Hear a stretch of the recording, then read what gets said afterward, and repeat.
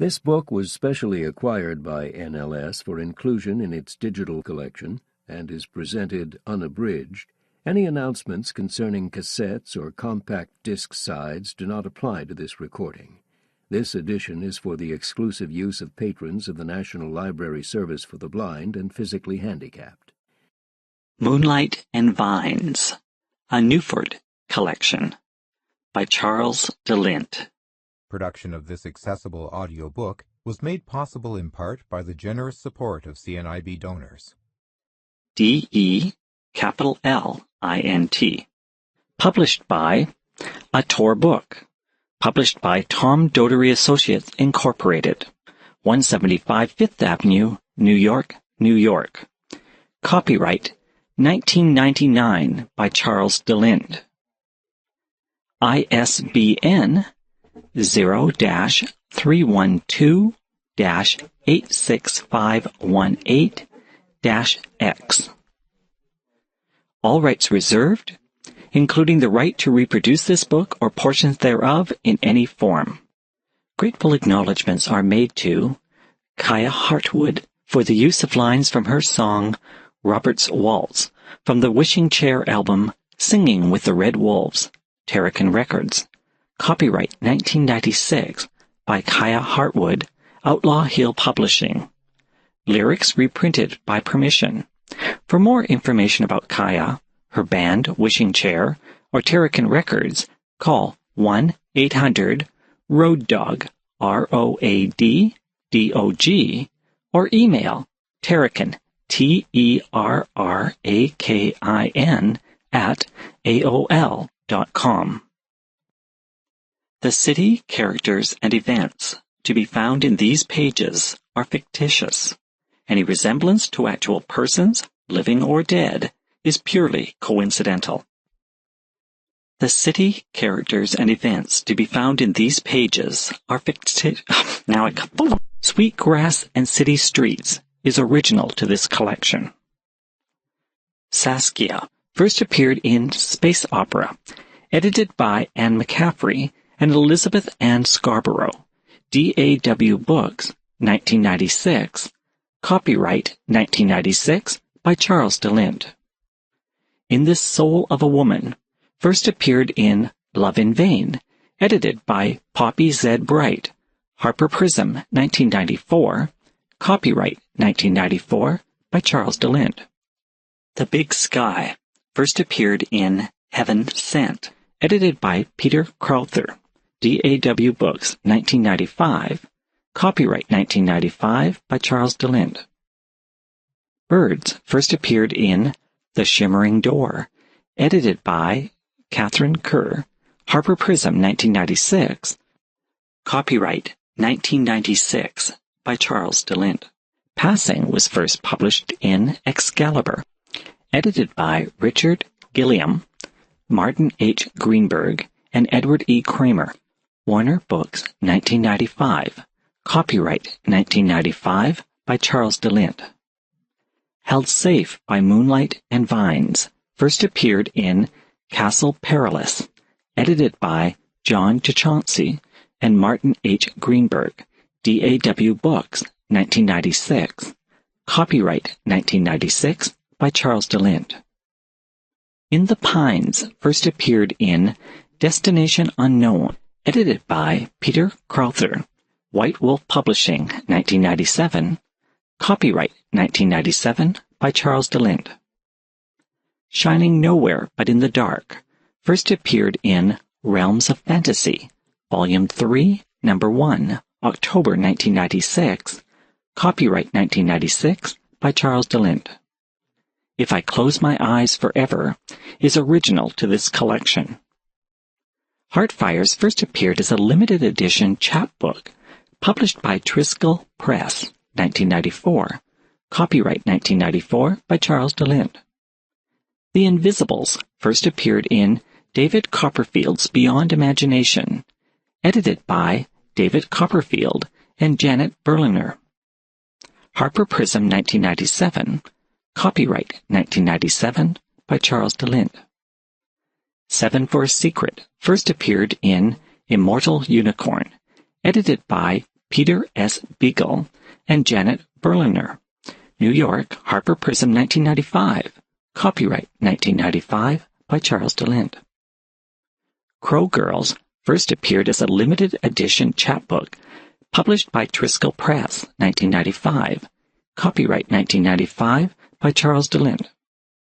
Wild Horses first appeared in Tarot Fantastic, edited by Martin H. Greenberg and Lawrence Schimmel. DAW Books 1997. Copyright 1997 by Charles de Lint. In the Land of the Unforgiven is original to this collection. My Life as a Bird first appeared as a limited edition chapbook, published by Triskel Press 1996, copyright 1996 by Charles de Lint. China Doll first appeared in The Crow, Shattered Lives and Broken Dreams, edited by James O'Barr and Edward E. Kramer. Del Rey, 1998, copyright 1998 by Charles de Lint. In the Quiet After Midnight first appeared in Olympus, edited by Bruce D. Arthurs and Martin H. Greenberg. DAW Books, 1998, copyright 1998 by Charles de Lint. The Pennymen first appeared in Black Cats and Broken Mirrors, edited by John Helfers and Martin H. Greenberg. DAW Books, 1998, copyright 1998 by Charles de Lint. Trois Corbies first appeared in 23, a miscellany, edited by Anna Hepworth, Simon Oxwell, and Grant Watson. Infinite Monkeys, Western Australian Science Fiction Foundation, 1998. Copyright 1998 by Charles de Lint. The Fields Beyond the Fields first appeared as a limited edition chapbook, published by Triskel Press 1997. Copyright 1997 by Charles de Lint. This book is contained on one CD. Narrated by Blair Seifert. Recorded by volunteers in the studios of the CNIB Library for the Blind, Winnipeg, exclusively for the use of individuals unable to read print due to a visual or physical handicap.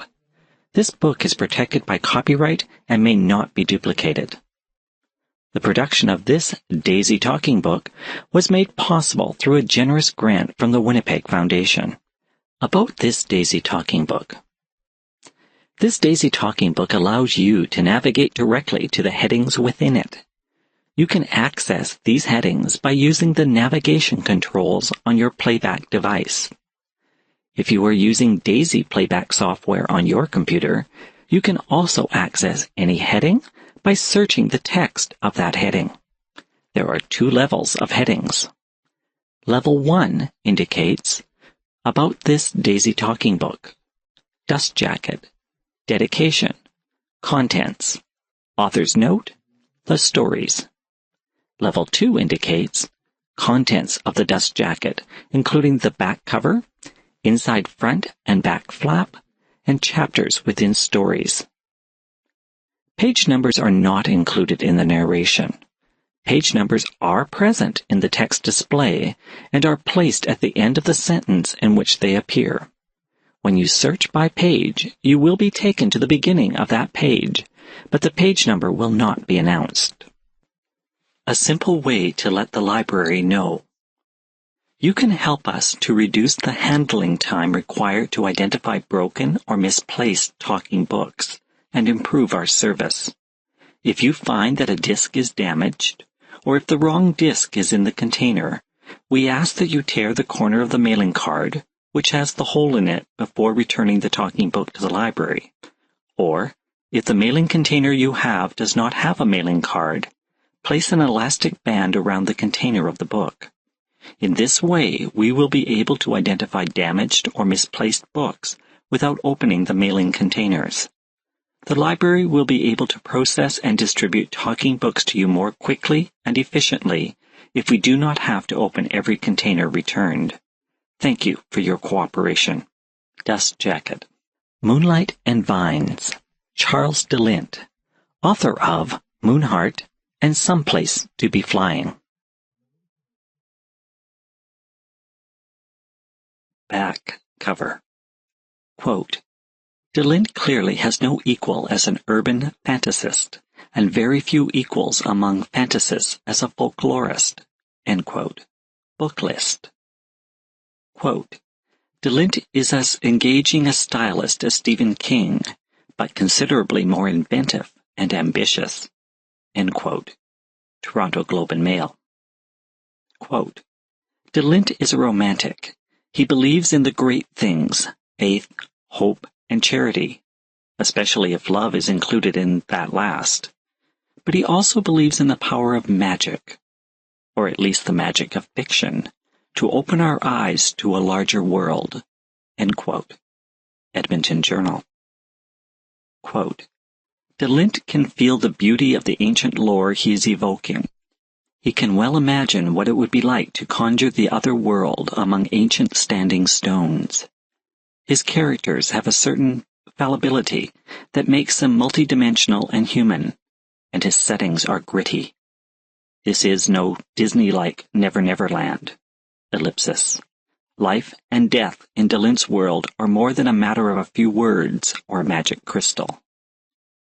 The Sidhe are beguiling, terrifying folk, and their other world a realm from which no mortal returns unchanged. De Lint knows that, regardless of what names he uses. End quote. Philadelphia Inquirer. Inside front flap. Quote, In the fictional city of Newford, replete with the brutal realities of modern urban life, De Lint's characters encounter magic in strange and unexpected places. Ellipsis. In De Lint's capable hands, modern fantasy becomes something other than escapism. It becomes folk song, the stuff of urban myth. End quote. The Phoenix Gazette. Moonlight and Vines. Familiar to Charles de Lint's ever-growing audience as the setting of the novels Memory and Dream, Traitor, and Some Place to Be Flying, Newford is the quintessential North American city, tough and streetwise on the surface, and rich with hidden magic for those who can see.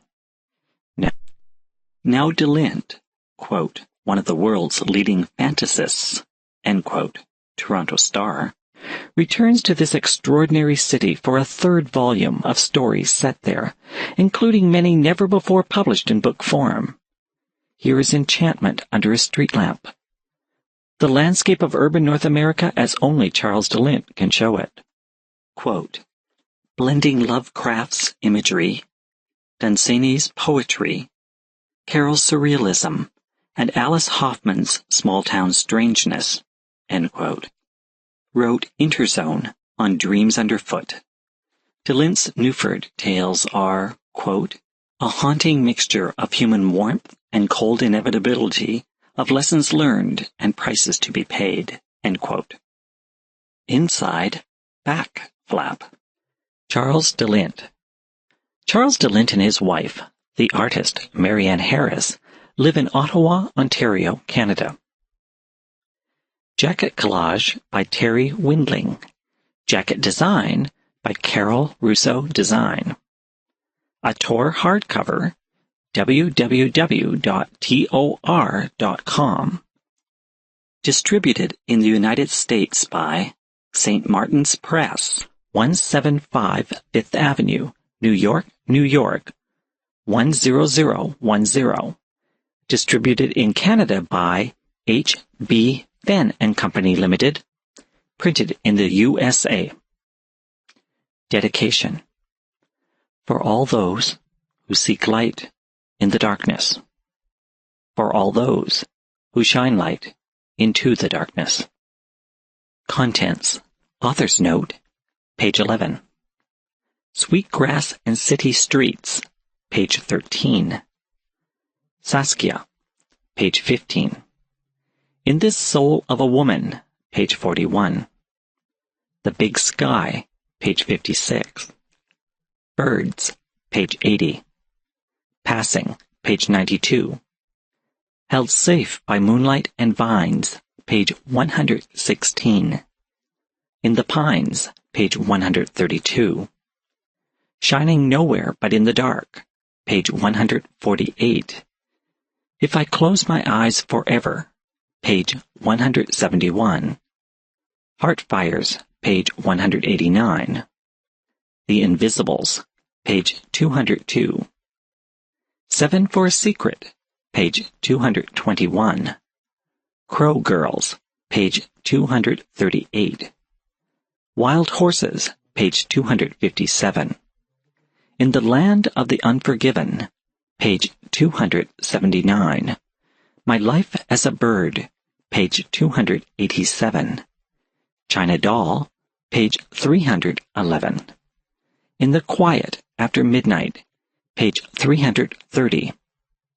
The Pennymen, page 346.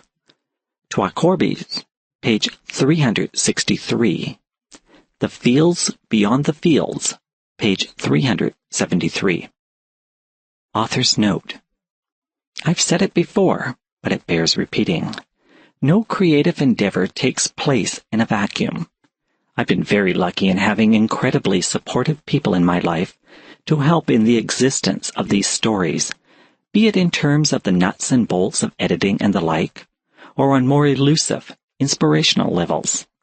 To name them all would be an impossible task, but I do want to mention at least a few. First, my wife Mary Ann, for fine-tuning the words, for asking the what if behind the genesis of many of the fictional elements, and for making the writing process so much less lonely. My longtime editor, Terry Windling, and all the wonderful folks at Tor Books, and at my Canadian distributor, H.B. Fenn, but particularly Patrick Nielsen Hayden, Jenna Felice, Andy Lercount, Suzanne Halsworth, and of course, Tom Doherty and Harold Fenn. Short story collections aren't exactly the bread and butter of the publishing industry these days, but the interest and support they have shown for my previous collections, Dreams Underfoot and The Ivory and the Horn, are what helped to make them the successes that they are. Friends such as Roger Turner, Lisa Wilkins, Pat Caven, Andrew and Alice Vosh, Charles Saunders, Charles Vess, Karen Schaefer, Bruce McEwen, and Paul Brandon, who are there to commiserate when I get whiny and cheer me on when things are going well. The individual editors who first commissioned these stories, Anne McCaffrey, Elizabeth Ann Scarborough, Poppy Z. Bright, Peter Crowther, Catherine Kerr, Richard Gilliam, Martin H. Greenberg, Edward E. Kramer, John DeChauncey, Daryl Schweitzer, Neil Gaiman, Shauna McCarthy, Joe Lansdale, David Copperfield, Janet Berliner, Peter S. Beagle, Lawrence Schimmel, Ed Gorman, James Abar, Bruce D. Arthurs, John Helfers, and Grant Watson. And last, though certainly not least, my readers, without whom these stories would only be soliloquies. From meeting many of you at various readings, signings, and other events, as well as the large amount of mail that arrives daily in my physical and virtual mailboxes, it's readily obvious that I'm blessed with a loyal readership, made up of those for whom taking the moment for a random act of kindness is as natural as breathing. Your continued support is greatly appreciated. If you are on the internet, come visit my homepage. The URL address is http://www.cyberus.ca/CDL. Charles de Lint, Ottawa, Spring 1998. Sweetgrass and City Streets. Bushes and briar, thunder and fire. In the ceremony that is night, the concrete forest can be anywhere, anywhen. In the wail of a siren, rising up from the distance, I hear a heartbeat, a drum beat, a dance beat. I hear my own heart, fire, beat. I hear chanting. Eagle feather, crow's caw, Coyote song, cat's paw, ya-hey-hey, hip-hop rapping, fiddle, jig, drumbeat tapping. Once upon a time. I smell the sweet smoke of smudge sticks, of tobacco, of sweet grass on the corner, where cultures collide and wisdoms meet. And in that moment of grace, where tales branch, bud to leaf, where moonlight mingles with streetlight, I see old spirits in new skins, bearing beadwork, carrying spare change and charms, walking dreams, walking large. They whisper to each other, with the sound of talking drums, finger pads brushing taut hides. They whisper, their voices carrying, deliberately, like distant thunder approaching, bushes and briar. Vendel Lesson.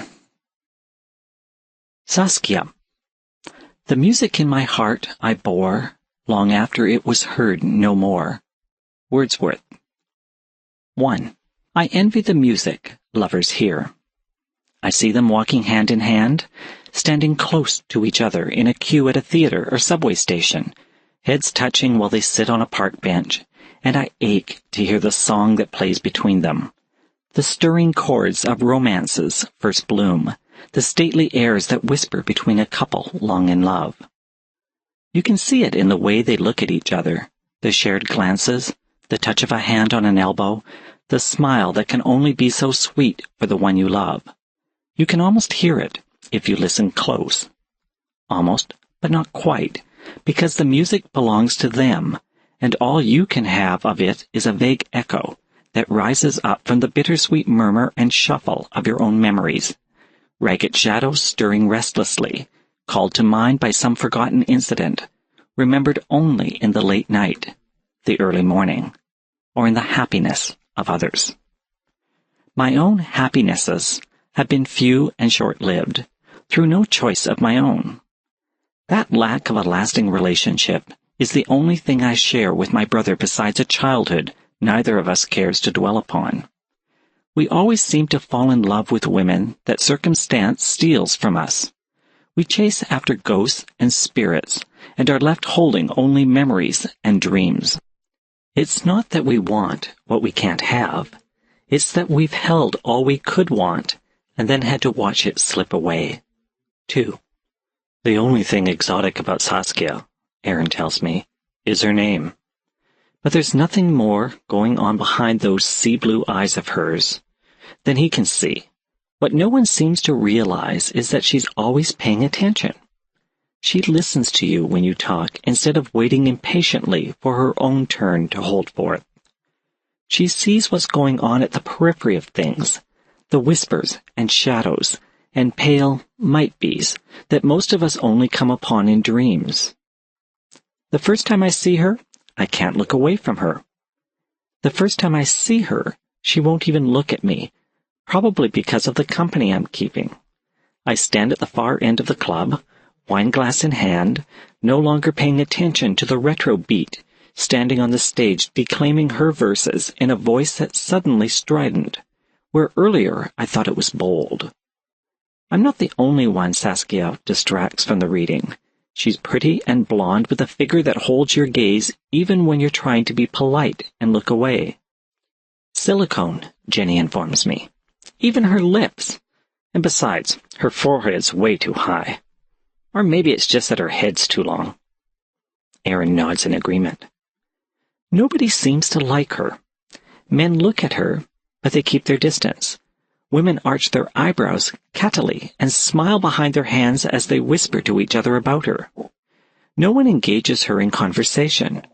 They treat her so strangely that I find myself studying her even more closely, wondering what it is that I'm missing. She seems so normal. Attractive? Yes. But then, there are any number of attractive women in the room, and none of them is being ostracized. If she's had implants, she's not the first to do so, and neither that nor the size of her forehead, which I don't think is too large at all, seems to have any bearing on the reaction she seems to garner. She's a poser, Aaron tries to explain. A pretender. Of what? I ask.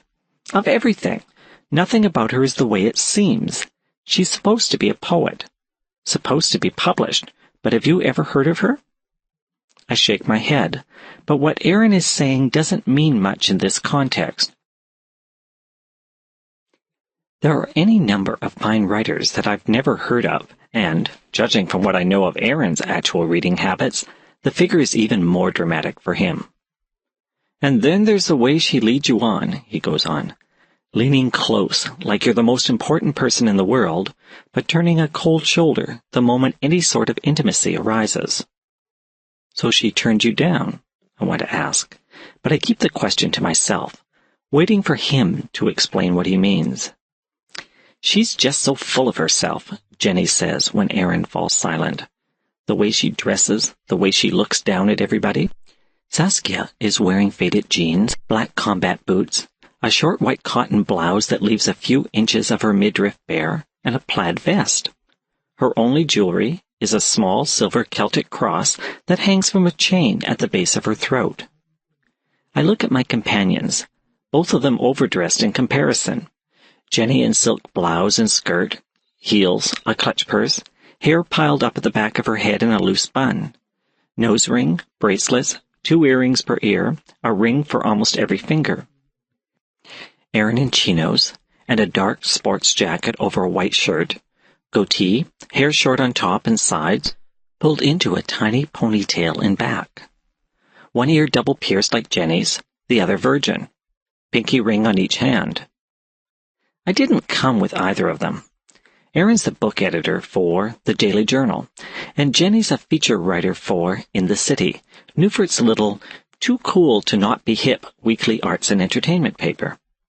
They have many of the personality traits they attribute to Saskia, and the only reason I'm standing here with them is that it's impolitic for a writer to make enemies with the press.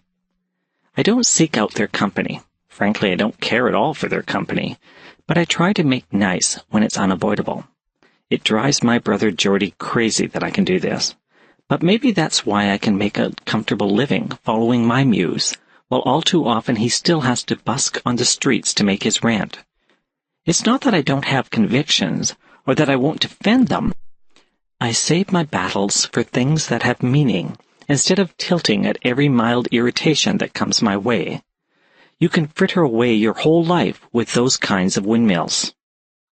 So no one likes her, I ask my companions. Why should they? Jenny replies. I mean, beyond the obvious, and that's got to wear thin once she opens her mouth. I don't know what to reply to that, so I say, I wonder why she comes around then. Why don't you ask her yourself? Aaron says with the same little smirk I see in too many of his reviews. I'm thinking of doing just that, but when I look back across the club, she's no longer there. So I return my attention to the woman on the stage. She's onto a new poem now, one in which she dreams about a butcher's shop, and I'm not sure if she really does, or if it's supposed to be a metaphor. Truth is, I'm not really listening to her anymore. Instead, I'm thinking of Saskia, and the way Aaron and Jenny have been sneering at her, physically and verbally, from the moment she walked in. I'm thinking that anyone who can call up such animosity from these two has got to have something going for her. The poet on stage dreams of cleavers and government-approved steaks. That night, I dream of Saskia, and when I wake up in the morning, the events of last night's reading in the club and my dream are all mixed up together. It takes the first coffee of the morning for me to sort them all out. 3. I have a friend who owns a bookstore just outside of the city and knows everything you'd ever want to know about literature, highbrow and low. She's the one who first turned me on to Michael Hannon and Jeanette Winterson. The first time I read Barry Lopez was because Holly sent me a copy of River Notes. We don't get together as much as either of us would like, but we've been corresponding for years, most lately by email, and talk on the phone at least once a week. She's in love with books and knows how to share that love so that when she tells you about a certain writer or book's merit, you immediately want to read it for yourself. More importantly, she's usually dead on the money. Holly's the only reason I still look at the Saturday book pages in the Daily Journal, since Erin took them over. With her expertise in mind, I call Holly up after breakfast to see if she knows anything about Saskia and her poetry. "What's her last name?" Holly asks. I can picture her sitting at the big old roll-top desk that doubles as a sales counter in her store. A small figure in jeans and a sweater, long dark red hair pulled back from her forehead with a pair of bobby pins, hazel eyes always bright with interest. You could come in looking for Les Miserables or a nurse romance, and she'd treat you with the same courtesy and respect. The store is crammed with books, literally, floor to ceiling. They gather like driftwood in tall stacks at the ends of bookcases, all around and upon her desk, in boxes and bags, filling the front window display except for the small cleared area where her Jack Russell Terrier, Snippet, lies watching the street when she's not ensconced on Holly's lap. The sign painted onto the window, Gothic lettering, paint flaking, simply reads, Holly Rue, used books. I think about what she's just asked me and realize I don't know. Well, Saskia is unusual enough, Holly tells me. Hang on while I go online. Holly and some friends have been creating this huge database they call the Wordwood somewhere out in the net, assuring themselves that the information highway will remember the old technologies. Books and printing presses were marvels of technological import in their day, after all, at the same time as it embraces the new. I don't know how many of them are involved in the project, but they've been working on it for years. The net connects them from every part of the world, each participant adding book titles, authors, bios, publishing histories, reviews, cross-references, and whatever else they might think is pertinent to this amazing forest of information they've cultivated. I tried logging on once when I was out visiting Holly, and lost an afternoon glued to the screen, following some arcane trail that started with a short story by Sherman Alexie that I was trying to track down, and ended up in a thicket of dissertations on Shakespeare's identity. Holly laughed at me when I finally came up for air. The Wordwood's like that, she tells me. One of these days I'm going to go in there and forget to come back. The way she talks about the place is as though she actually visits it. Got something, she tells me. Her last name's Madding, but she only uses her given name for a byline. We've got 3 titles listed.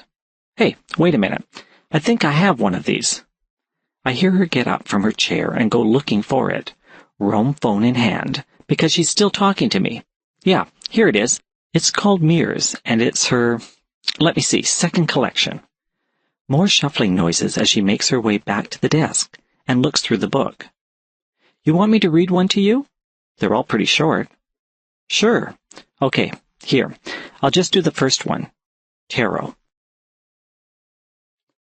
What she said. You turn from me as I turn from the cards, refusing to face what we see. Holly's got this amazing speaking voice, rough and resonant, like it's been strained through years of whiskey and cigarettes, though she doesn't smoke or drink. It gives the poem an edge that I'm not sure would be there if I'd just taken the words from the page. Nice, I say.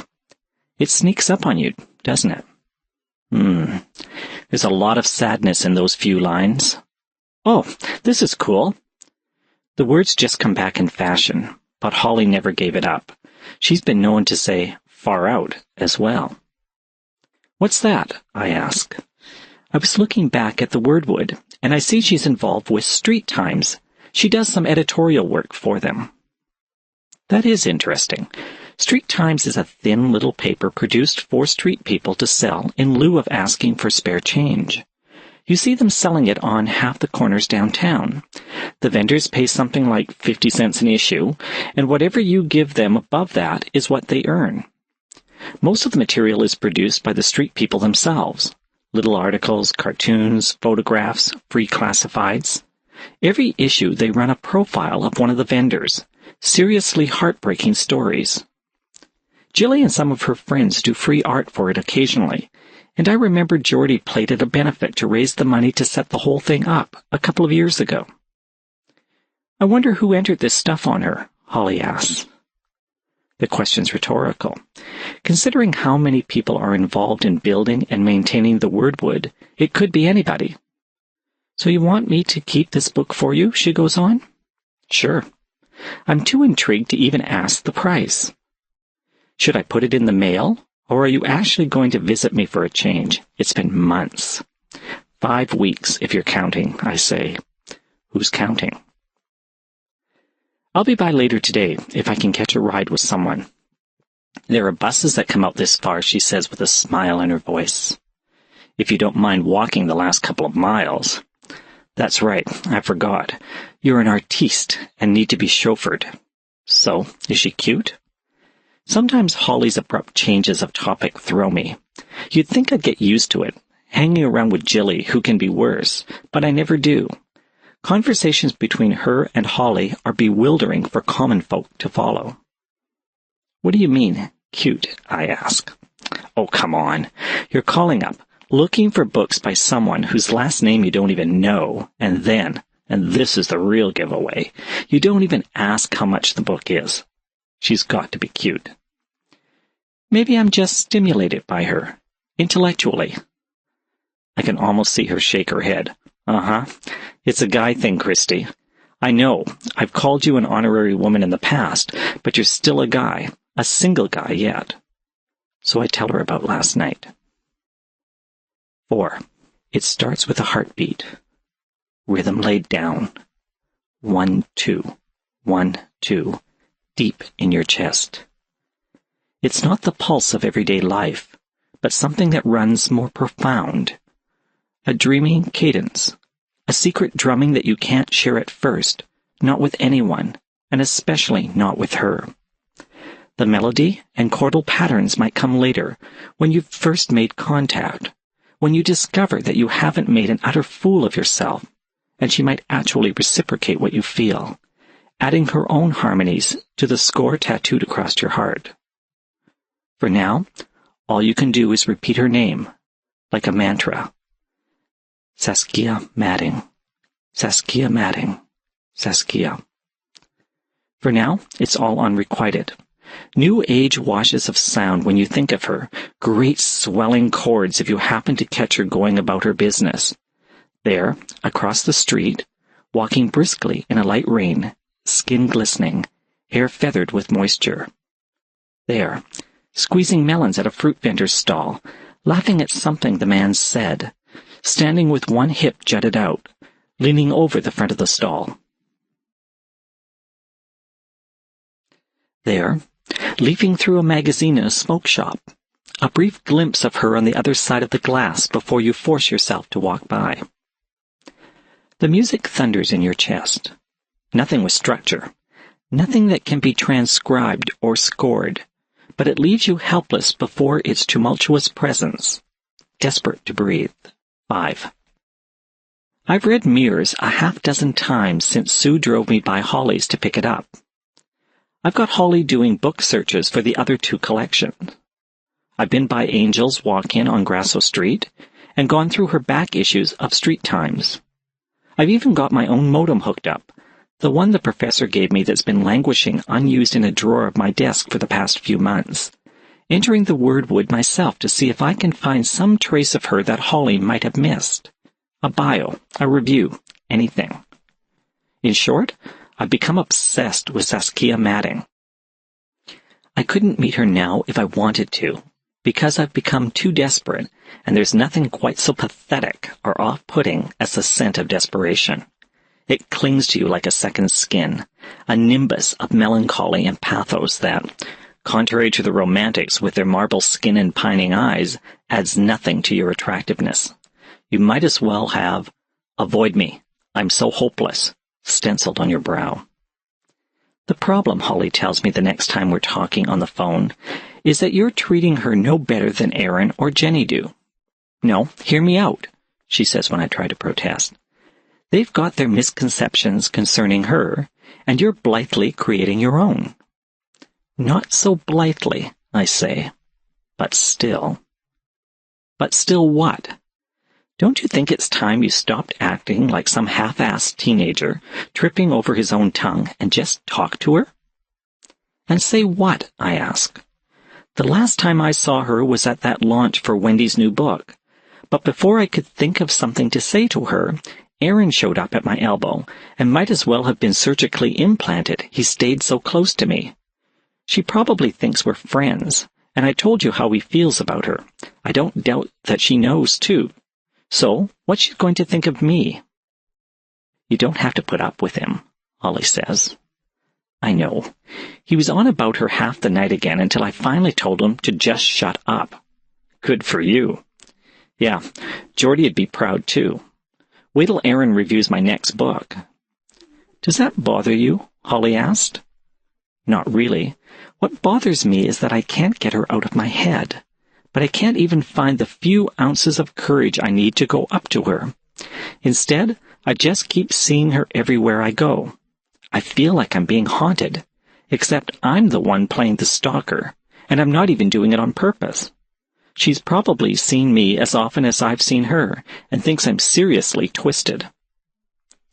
A dozen pieces of advice come to mind, Holly says, but they'd all sound trite. Try one on me anyway. I need all the help I can get. Sitting there in my apartment, receiver cradled against my ear, I can picture Holly at her desk in the bookshop. The image is so clear, I can almost see her shrug. Just go up to her, Holly tells me. Ask her if she wants to go for a coffee or something. The worst she can do is say no. 6. I love the poems in Mirrors. They're as simple as haiku and just as resonant. No easy task, I know. Every so often I turn from prose to verse. But under my direction, the words stumble and flail about on the page and never really sing. I sit there and stare at them, and I can't fix them. Give me a page full of the crappiest prose and some time, and I can whip it into shape, no problem. But I don't know where to begin with poetry. I know when it doesn't work. I even know what makes it work in someone else's lines. But I'm hopeless when it comes to trying to write it myself. Saskia's poems are filled with love and sadness, explorations of social consciousness, profound declarations, and simple lyric delights. The same small verse can make me smile and weep, all at the same time. But the one that haunts me the most, the one I return to again and again, is Puppet. The puppet thinks. It's not so much what they make me do as their hands inside me. In what shadows did those words grow? And why wasn't I there to help her? That makes me laugh. I can't even get up the nerve to approach her, and I expect to protect her from the dangers of the world. 7. In the end, it's my brother Geordie, of all people, who introduces her to me. We're sitting on the patio of the Rusty Lion on a Sunday afternoon, trying to do the familial thing that neither of us is much good at, but at least we try. Jilly always says the family we choose for ourselves is more important than the one we were born into, that people have to earn our respect and trust, not have it handed to them simply because of genetics. Well, blood ties aside, I'd still want Geordie as my brother, and I think he'd want me, but we've got so much weird history between us that our good intentions don't always play out the way we'd like them to. Every time we get together, I tell myself I'm not going to rag him. I'm not going to be the know-it-all big brother. I'm not going to tell him how to live his life, or even suggest that I know better. Trouble is, we know each other too well, know exactly which buttons to push to get under each other's skin, and we can't seem to stop doing so. Bad habits are the hardest to break. We immediately start off on a bad foot when he orders a beer, and I hear myself asking if he doesn't think a few minutes past noon is a little early for alcohol. So he orders a whiskey on the side, just to spite me, and says, "If you're going to have a cigarette, could you at least not blow the smoke in my face?" We're sitting there glowering at each other, and that's when Saskia comes walking by, looking like she stepped out of a Alma Tahima painting for all that she's wearing, jeans and a baggy blue sweater that perfectly matches her eyes. Geordie's face brightens. "Hey, Sass," he says. "How's it going?" I've had this mantra going through my head for weeks now. Saskia Madding. Saskia Madding. And all of a sudden I have to readjust my thinking. Her friends call her Sass? And how'd Geordie become one of them? She smiles back at my brother. "Taking the day off?" she asks. I have to give Geordie this. He works hard. He may play in a half-dozen bands and meet his rent and utilities by busking on street corners, but lazy he's not. Suddenly I want to tell him how I blew Aaron off the other night. I didn't care what it might mean about how I'd get reviewed in the journal in the future. I want to know if he's ever talked to Saskia about me, and if he has, what he said. I want to ask Saskia about Puppet, and a half-dozen other poems from Mir. Instead, I sit there like a lump with a foolish grin. Words are my stock and trade, but they've all been swallowed by the dust that fills my throat. I find myself wiping the back of my hand across my brow, trying to erase the "avoid me" I know is written there. Meanwhile, Geordie's completely at his ease, joking with her, asking her if she wants to join us. I wonder what their relationship is, and this insane feeling of jealousy rears up inside me. Then Saskia's on the patio, joining us. Geordie's introducing us. My throat's still full of dust, and I wish I'd ordered a beer as well instead of my café latte. "So that's who you are," Saskia says as she sits down in the chair between Geordie's and my own. "I keep seeing you around the neighborhood." "He's the original Bad Penny," Geordie says. A part of me feels as though I should be angry with him for saying that. I wonder, does he really mean it? Have we drifted that far apart? But another part of me feels this sudden absurd affection for him for being here to introduce Saskia and me to each other. Against the rhythm of my pulse, I hear the first strains of melody, and in that instant, everything is right with the world. The desperate feeling in my chest vanishes. My throat's still dry, but the dust is gone. My features feel a little stiff, but my smile is natural. "I've seen you too," I find myself saying. "I've been wanting to meet you ever since I read Mir's." Her eyebrows arch with curiosity. "You've actually read it?" she asks. "A number of times. I've tried to find your other two collections, but so far I haven't had any luck." Saskia laughs. "I don't believe this. Newford's own Jan Harald Brunvand not only knows my work, but likes it too?" It never occurred to me that she might have read any of my books. "Okay," Geordie says, "now that we've got the mutual admiration out of the way, let's just try to enjoy the afternoon without getting into a book-by-book rundown of everything the two of you have written." He seems as relaxed as I am, but I'm not surprised. We always do better in other people's company. It's not that we feel as though we have to put on good behavior. For some reason, we simply don't pick at each other when anybody else is around. He also reads voraciously and loves to talk about books. That's probably the one thing we really have in common, beyond the accident of our birth. So I know he's kidding us. I wish we could always be this comfortable with each other. We both love books, only I'm the one that writes them. We both love music, only he's the musician. That makes us something of a rarity in our family. It wasn't that our parents didn't care for culture. It's just that they didn't have time for it. Didn't have time for us either. I'm not sure why they had children in the first place, and I really don't know why they had 3 of us. You'd think they'd have realized that they weren't cut out to be parents after our older brother Paddy was born.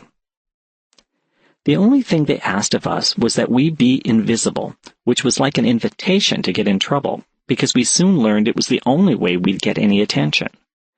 None of us did well in school.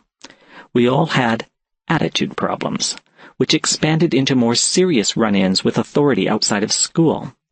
The police were forever bringing us home for everything from shoplifting, Geordie, and spray painting obscenities on an underpass, me, to the more serious trouble that Paddy got in, which eventually resulted in him pulling 10 to 15 in a federal pen. None of us talked to each other, so I don't know for sure why it was that Paddy hung himself in his cell after serving a couple of years hard time. But I can guess. It's hard to be alone. But that's all we ever knew how to be, walled off from each other and anybody else who might come into our lives. Geordie and I made a real effort to straighten ourselves out after what happened to Patty and tried to find the kind of connection with other people that we couldn't get at home. Geordie does better than I. He makes friends pretty easily, but I don't know how deep most of those friendships go. Sometimes I think it's just another kind of wall. Not as old or tall as the one that stands between us, but it's there all the same. 8. Holly looks up in surprise when I walk into her shop the next day. "What?" she asks. "2 visits in the same month? You sure you haven't got me mixed up with a certain blonde poet?" "Who?" I reply innocently. "You mean Wendy?" "You should be so lucky." She accepts the coffee and poppy seed muffin I picked up for her on my walk from the bus stop, and graciously makes room for me on her visitor's chair. By the simple expediency of sweeping all the books piled up on it into her arms and stacking them in a tottery pile beside the chair. Naturally, they fall over as soon as I sit down. "You know the rules," she says. "If you can't treat the merchandise with respect—" "I'm not buying them," I tell her. "I don't care how damaged they are." Holly pops the lid from her coffee and takes an appreciative sip before starting in on the muffin. She no sooner unwraps it than Snippet is on her lap, looking mournfully at every bite until I take a doggy bone out of my pocket and bribe her back onto the floor with it. I know enough to come prepared. Holly doesn't ask what I'm doing here, and for a long time I don't get into it. We finish our muffins, we drink our coffee. Snippet finishes her bone, then returns to Holly's lap to look for muffin crumbs. Time goes by. A comfortable passage of minutes. Silence that's filled with companionship. A quiet space of time untouched by a need to braid words into a conversation. We've done this before. There have been times we spent the whole afternoon together and not needed to talk or even react to each other's presence. Sometimes just being with a friend is enough. I've never been able to tell Holly how much I appreciate her being a part of my life, but I think she knows all the same. After a while, I tell her about finally meeting Saskia yesterday, how Geordie introduced us, how I'm going to be seeing her tonight. "So you're deliriously happy," Holly says, "and you've come by to rub it in on a poor woman who hasn't had a date in 2 months." Holly smiles, but I don't need to be told she's teasing me. "Something like that," I say. She nods. "So what's the real reason you're here?" "I logged onto the Wordwood last night, and something really weird happened to me," I tell her. "I wasn't really thinking about what I was doing and started to type a question to myself, the way I do when I'm writing and I don't want to stop and check a fact, and the program answered me." Holly makes an encouraging noise in the back of her throat to let me know she's paying attention, but that's it. I can't believe she's being this blasé, and figure she hasn't really understood me.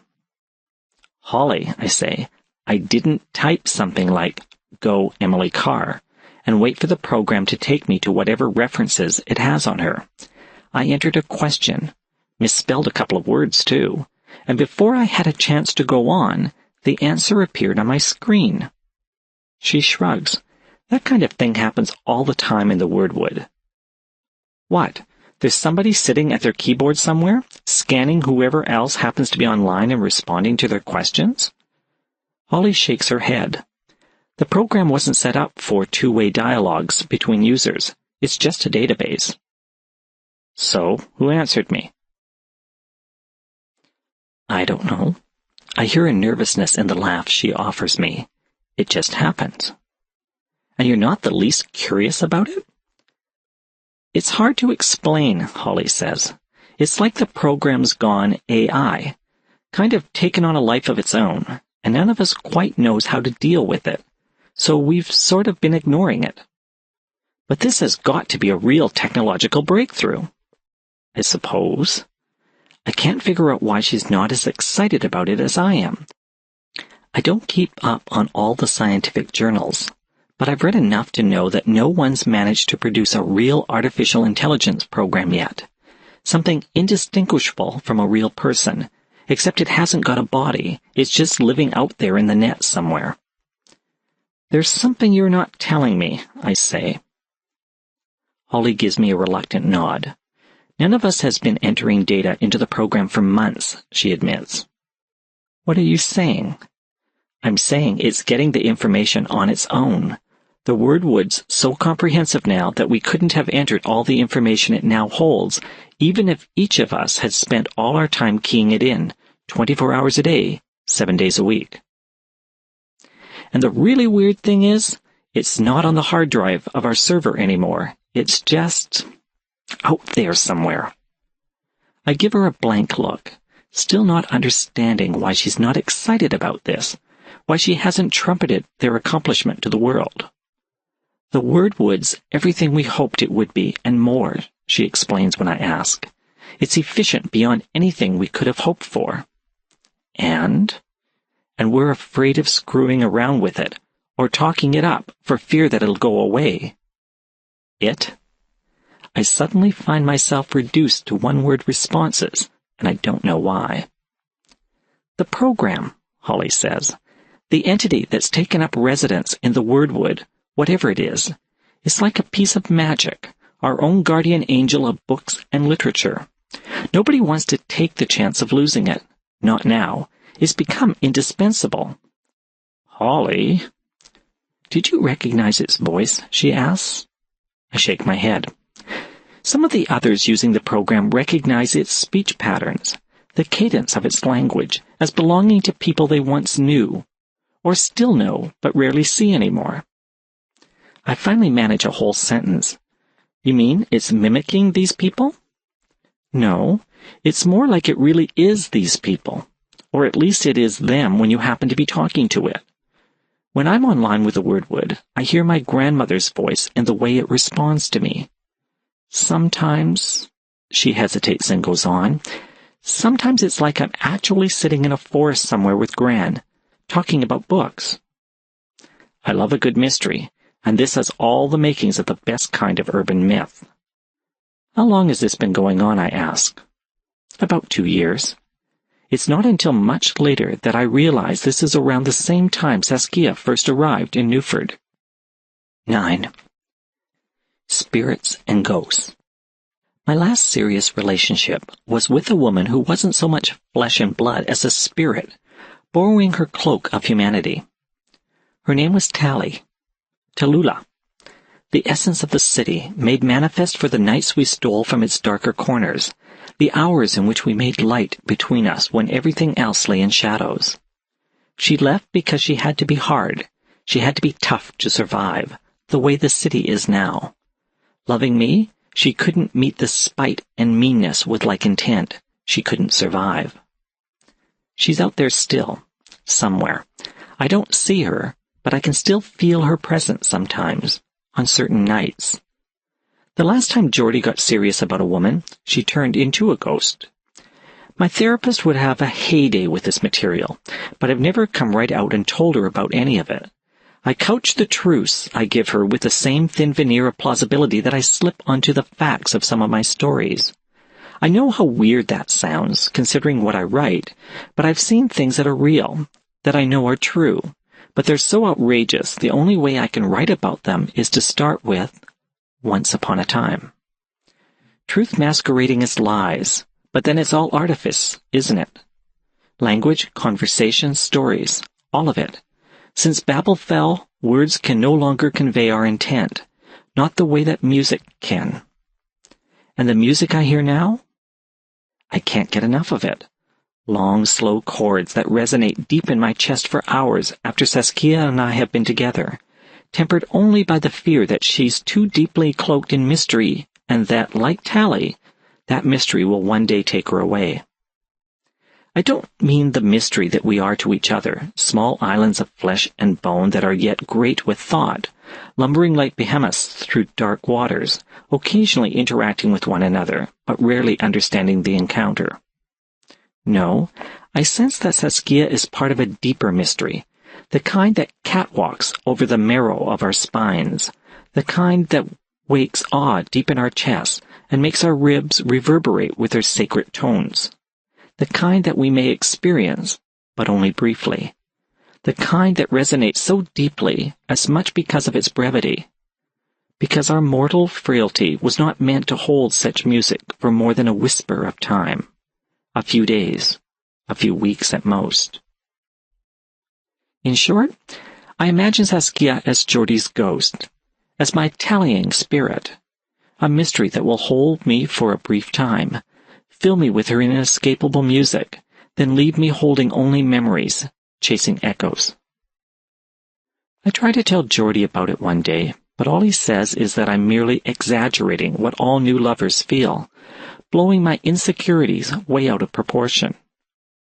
Like you're suddenly an expert, I say, frustrated. When was the last time you were even on a date?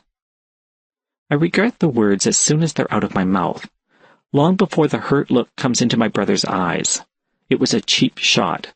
Neither of us has to be reminded of his deficiencies, least of all by each other. I'm sorry, I tell him. He knows it's true. He knows I mean it. But it doesn't change the fact that we're walking wounded, both of us. We've always been walking wounded. We've just learned how to hide it better than most. It's not simply the ghosts and spirits. It's the emotional baggage we've had to carry around with us ever since we were kids. Don't feel sorry for us. But don't pretend you understand either. I know you miss Tally, Geordie says to me, but... Saskia's not Tally, I say. Geordie nods. So what are you trying to tell me, I have to ask. Just remember that, he says. Take people as they are, instead of always trying to second-guess them. Have some faith in her. He smiles as he uses the word. We both know all about faith. How belief in something is a commodity that requires a coin that we usually find too dear to pay. What about music? I ask suddenly, changing the subject as abruptly as Jilly or Holly might. But it doesn't faze Geordie. He and Jilly see so much of each other that he's obviously used to it by now. What about it, he says. Where does it come from? Now he gives me a blank look. I mean, where does it originate for you, I say. When you write a tune, how do you hear it? Where does it come from? Geordie taps his ear. I just hear them. Faintly at first. There's always music going on in my ear, but every once in a while a tune becomes insistent and won't go away until I work it out or write it down. So you have something like a soundtrack going on inside your head all the time. No, he says, it's not like that. I guess the tunes are always there, a kind of background to whatever else I'm doing, but I have to pay attention to them to bring one of them out from the rest. And it's not as though I can't ignore them. I can. But if I do ignore them for too long, they just go away. Like when I don't play my fiddle or whistle for a while. The music kind of dries up inside me, and all I know is that I'm missing something, but I don't always know what. That's why I can't do the regular 9 to 5. I'm away from the music too long, and I end up carrying around this desert inside. I'd rather be broke, but with a forest of tunes in my head.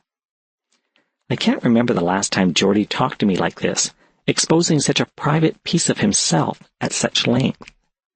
For me, it's like a soundtrack, I tell him. I can't write a tune, but I hear this music all the time, especially when I'm with somebody. Geordie smiles. So what do you hear when you're with me? Sad tunes, I tell him. Adagios. A bittersweet music on bowed cellos and piano that seems to hold a great promise that never quite had the chance to break through. Geordie's smile falters. He wants to think I'm kidding him, but he can tell I've given him an honest answer. One thing we've never been able to do is lie to each other. To ourselves, yes, but never to each other. I guess we should try harder, he says. We do try, Geordie. Look at us. We're here, talking to each other, aren't we? Have been for years. When was the last time you saw anybody else in our family? Our problem isn't a lack of trying. It's getting past all the crap we've let get in the way. He doesn't say anything for a long time, but his gaze holds mine for longer than I can ever remember him doing. And Saskia? He asks finally. I can't even begin to describe that music, I tell him. 10.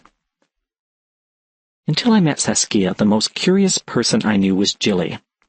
Everything interests Jilly. No object, no event, no person is exempt.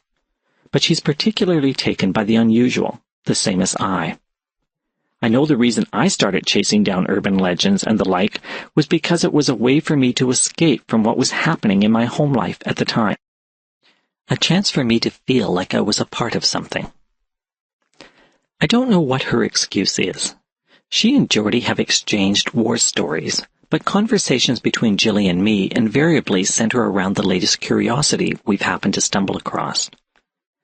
Saskia's inquisitiveness is more like Jilly's than mine, only multiplied 100-fold. She wants to see and hear and taste everything. Whenever we eat out, it has to be at a different ethnic restaurant from the one before. I've seen her try every kind of coffee in a cafe, every kind of beer in a tavern, every kind of pastry in a bakery. Not all in one day, of course. She simply keeps going back until she's had the chance to sample them all. She's entranced with music, and while she has very definite likes, opera, hip-hop, and flamenco, and dislikes, anything by Chopin, go figure, she approaches it in the same way she does food and drink. She wants to sample it all. Ditto, live theater, films, TV, how and where we make love, everything except for books. The odd thing is that while she's incredibly knowledgeable with the background of just about everything she experiences, she savors each experience as though coming upon it for the first time. It can be disconcerting, this juxtaposing of familiarity and ignorance, but I like it. It's like being in the company of a friend with a particularly up-to-date edition of Brewer's Phrase and Fable in the back of her head. What's less easy to accept is the negative reaction she garners from most people. Even complete strangers seem to go out of their way to be rude or impolite to her. Needless to say, it infuriates me, though it doesn't seem to bother Saskia at all, or at least not so she ever lets on. Who knows how she really feels about it? It's not exactly the kind of question I feel comfortable bringing up this early in our relationship. What if she's never noticed it? I asked Holly about it when I dropped by the store, almost a month to the day I made my last visit. This time I come bearing fresh slices of banana bread with the usual coffees and doggy bone for Snippet. So now you've met her, I say. Saskia and I ran into Holly at the opening for a new show by Sophie last night and went for drinks afterward. What do you think? Holly takes a sip of coffee to wash down the last of her banana bread and smiles. I think she's lovely. Me too. I pause for a moment, then ask, did you notice anything unusual about her? Holly hesitates. Well, she seems to know an awful lot about brandies for someone who says she's never had one before. Besides that, Holly shakes her head. The way other people reacted to her in the bar? I prompt. Holly strokes the fur on Snippet's shoulders. The dog, having hopped up on Holly's lap when she finished her own treat, is now looking for possible holdouts in the folds of Holly's skirt. Holly glances at her computer screen. I recognize the Wordwood menu.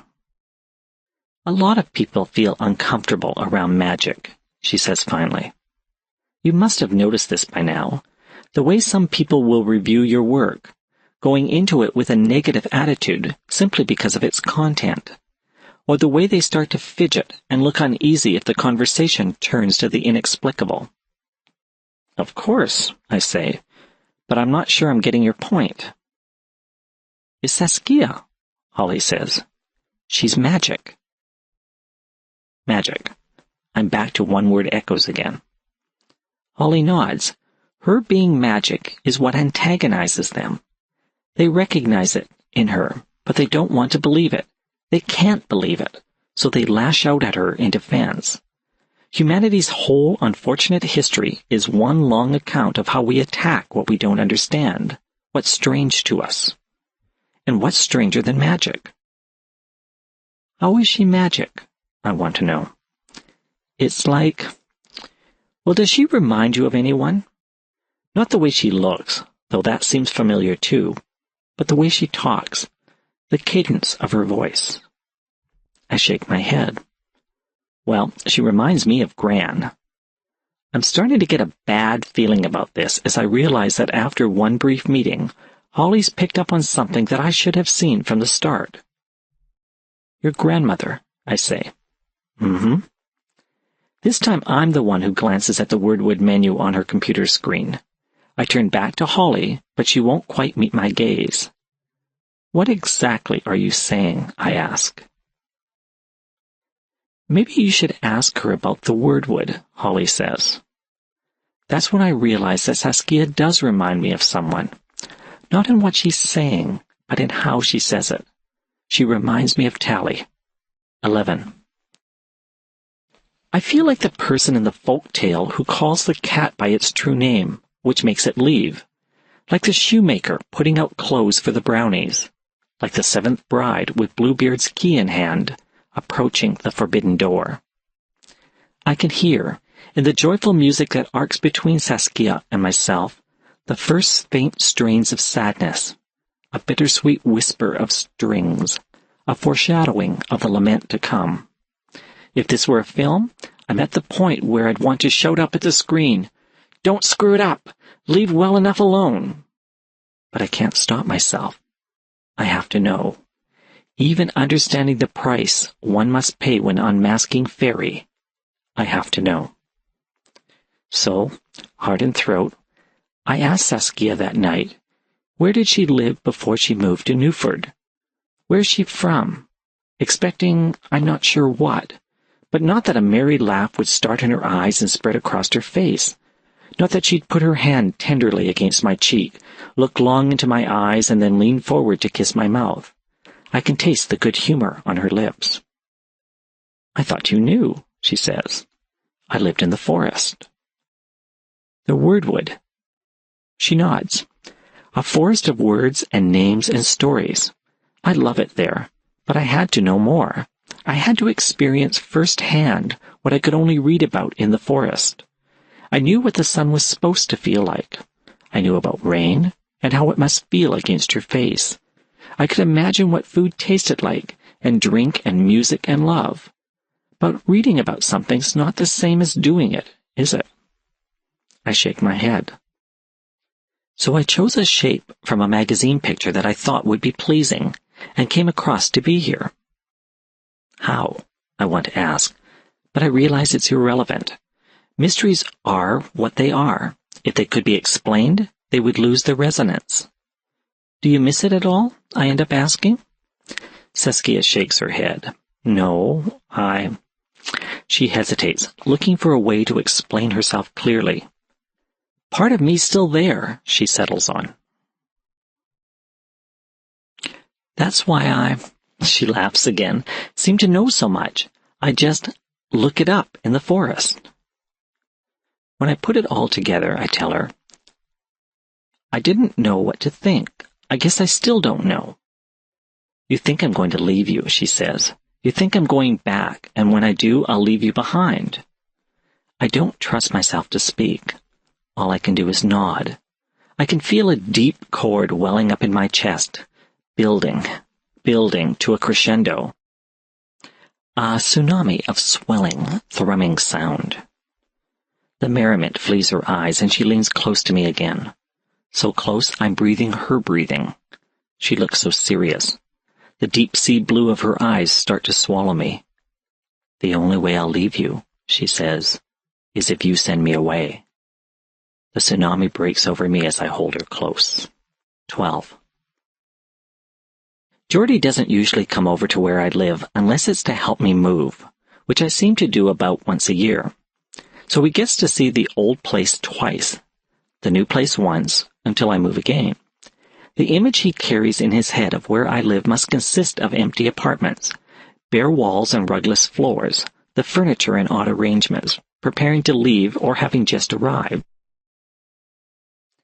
And then there are all the boxes of books and papers and what have yous. Sometimes I think I just live out of boxes. But we're in my study this evening, and I'm not in the middle of a move, neither coming nor going, although there are still a half-dozen boxes of books in one corner, left over from the previous move. Geordie's standing by my desk, reading a poem called Arabesque, that's taped to the wall beside my computer. The artist closed her book, returning it to the shelf that stored the other stories of her life. When she looked up, there were no riddles in her gaze, only knowing. "Don't make of us more than what we are," she said. "We hold no great secret except this. We know that all endeavor is art, when rendered with conviction.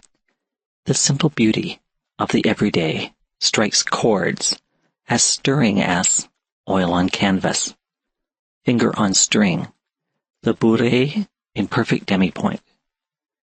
The difference is, we consider it art. The difference is, we consider art. When it consumes us, what consumes us is art. An invisible city we visit with our dreams.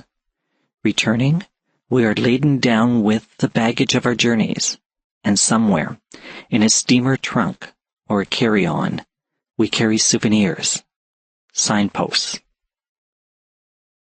guidebooks, messages from beyond. Some are merely more opaque than others." Geordie stands there, whiskey in hand, and reads it through a couple of times before coming back to join me on the other side of the room. I have 2 club chairs there with a reading lamp and a table set between them. Geordie places his whiskey glass on the table and sits down. "Did you write that?" he asks. I shake my head. "No, it's one of Saskia's. I couldn't write a piece of verse if my life depended on it." I've got a roast in the oven, with potatoes baking in a circle around it. Saskia was making a salad, but she ran out to the market to get some lemons just before Geordie arrived. "I like it," Geordie says, "especially that bit about art being like an invisible city from which we bring things back. It reminds me of Sophie's Serial Dreams." Saskia moved in a couple of months ago, setting up her own study in what was my spare bedroom. It's a bright, airy room with a thick oriental carpet on the floor, tons of pillows, a shelf filled with knickknacks running along one wall, and all sorts of artwork on the others. She writes at a small mahogany desk by the window that stands so short it won't take a chair. She sits on one of the pillows when she writes at it. There aren't any books in the room, but then she doesn't need them. She's got her own reference library in her head, or wherever it is that she connects with the wordwood. Now that I know about the forest of words, how she grew up in the shelter of its storied trees, she doesn't remind me of Tally anymore. I can't remember how she ever did, though Holly still hears her gran, and I suppose other people hear who they expect to hear. I don't know how, exactly, she crossed over from the wordwood in the first place, but the longer she stays here, in this world, the more she becomes a part of it, and the less she rattles people. Which is a good thing since it means no more unwarranted frowns and catty remarks directed her way. "You guys seem pretty happy," Geordie says. I smile. We are. Who'd have thought I'd ever settle down? Ever since Saskia moved in, we've had Geordie over for dinner at least once every couple of weeks, but this is the first time we've been alone in the apartment. "You know," I say, "there are things we never talk about back when." I don't have to explain back when to him. Back when we lived at home. Back when Patty was still alive. Back when we hid from each other as much as from our parents. Back when we shut each other out, because that was the only way we knew how to deal with people. The only way we knew to relate to anybody. Stand back. Give me room. "You don't have to say anything," Geordie tells me. "But I do," I say. "I want to explain something. You know how sometimes you want something so badly, all you can do is drive it away? You keep looking for the weak link, so that you can point at it and say, 'There it is. I knew this wouldn't work out. I knew this was too good to be true.'" He looks a little confused. "You're talking about what you went through with Saskia now, aren't you?" "I went through that with Saskia," I agree. "But she was patient, and waited me out instead of walking away. What's that got to do with us? Geordie wants to know. I just want you to know that I'm not simply going through the motions here, that it's not only Saskia who wants to see you. I want to see you too. I should have been there for you when we were kids. I was your older brother. I shouldn't have let you grow up alone the way I did. But we were just kids. I nod. But you had to resent me for not being the big brother you needed. I know I sure as hell resented Patty. It's taken me a long time to work through that. But now that I finally have, it's way too late to tell him. I don't want the same thing to lie there between us. I never hated you, Geordie says. I just didn't understand why things had to be the way they were. I know. But we've had that lying between us for all these years. The knowing that we weren't there for each other then, and maybe we won't be there for each other in the future, sometime when it really matters. It's the same self-fulfilling prophecy. You don't trust something to be true, so you push it to the point when it isn't true. That'll never happen, Geordie says. But I can see it's something he wants to believe, not something he really believes. We can't let it happen, I say. So that's why I'm telling you now what Saskia said to me. The only way I'll leave you is if you send me away. 13. I don't envy the music others hear anymore. I'm too filled with my own now, the strains that connect me to Saskia and my brother and the other people I love in my life. I'm not saying my world's suddenly become perfect. I've still got my ups and downs. You should see the review that the Daily Journal gave my last book, Aaron Block, at his vitriolic worst. But whenever things get bad, all I do is slow down. I stop and listen to the music, and then I can't help but appreciate what I do have. It's funny what a difference a positive attitude can have. When you go out of your way to be nice to people, or do something positive for those who can't always help themselves. The way Saskia does with her editorial work on Street Times, it comes back to you. I don't mean you gain something personally. It's just that the world becomes a little bit of a better place. The music becomes a little more upbeat. And how can you not gain something from that? See, when you get down to the basics of it, everything's just molecules vibrating. Which is what music is, what sound is, vibrations in the air. So we're all part of that music, and the worthier it is, the more voices we can add to it, the better off we all are. Sure beats the silence that's threatening to swallow us otherwise. 14. Tell me a story, Saskia says that night, after Geordie's gone home. I turn my face toward her, and she snuggles close so that my mouth is right beside her ear. Once upon a time, I say, there was a boy who lost his ability to sing, and the only person who could find it for him lived in a forest of words, but he didn't meet her until he was much, much older. In the soul of a woman. If I were a man, I can't imagine it would have turned out this way. I will say no more except what I have in my mind, and that is that you will find the spirit of Caesar in this soul of a woman. From the letters of Artemisia Gentileschi, 1593 to circa 1652. 1. Eddie wants to see you. What's he want? Nita asked. Another blowjob? Probably. I think he's tired of the new girl. Well, fuck Eddie, and fuck you too. Christ, Nita, you on the rag or what? I'm just passing along a message. Nita didn't turn to look at Jennifer. She stared instead at her reflection in the mirror, trying to find even one familiar feature under the makeup. Even her eyes were wrong, surrounded by a thick crust of black eyeshadow, the irises hidden behind tinted red contacts. From beyond the dressing room came the thumping bass line of whatever David Lee Roth song Candy used in her act. That meant she had 10 minutes before she was up again. Lilith, mistress of the night. Black leather and lace over gothic pale skin, the only spots of color being the red of her eyes, her lips, and the lining of her cape. Nita's gaze dropped from her reflection to the 9-foot-long whip that lay coiled like a snake on the table in front of her. "Fuck this," she said. The dressing room smelled of cigarettes and beer and cheap perfume, which just about summed up her life. She swept her arm across the top of the table and sent everything flying. Whip and makeup containers, a glass, half full of whiskey, cigarettes, lighter in the ashtray with butts spilling out of it, a small bottle filled with uppers. The crash of breaking glass was loud in the confined quarters of the dressing room. Jennifer shook her head. "I'm not cleaning that shit up," she said. Nita looked up from the mess she'd made. The rush of utter freedom she'd felt clearing the tabletop had vanished almost as quickly as it had come. "So who asked you to?" she asked. Jennifer pulled a chair over from one of the other tables and sat down beside her. "You want to talk about it?" Nita bit back a sharp retort. Jennifer wasn't her friend. She didn't have any friends. But unlike 99.9% of the world, Jennifer had always treated her decently. Nita looked away, wishing she hadn't sent her shot of whiskey flying off the table with everything else.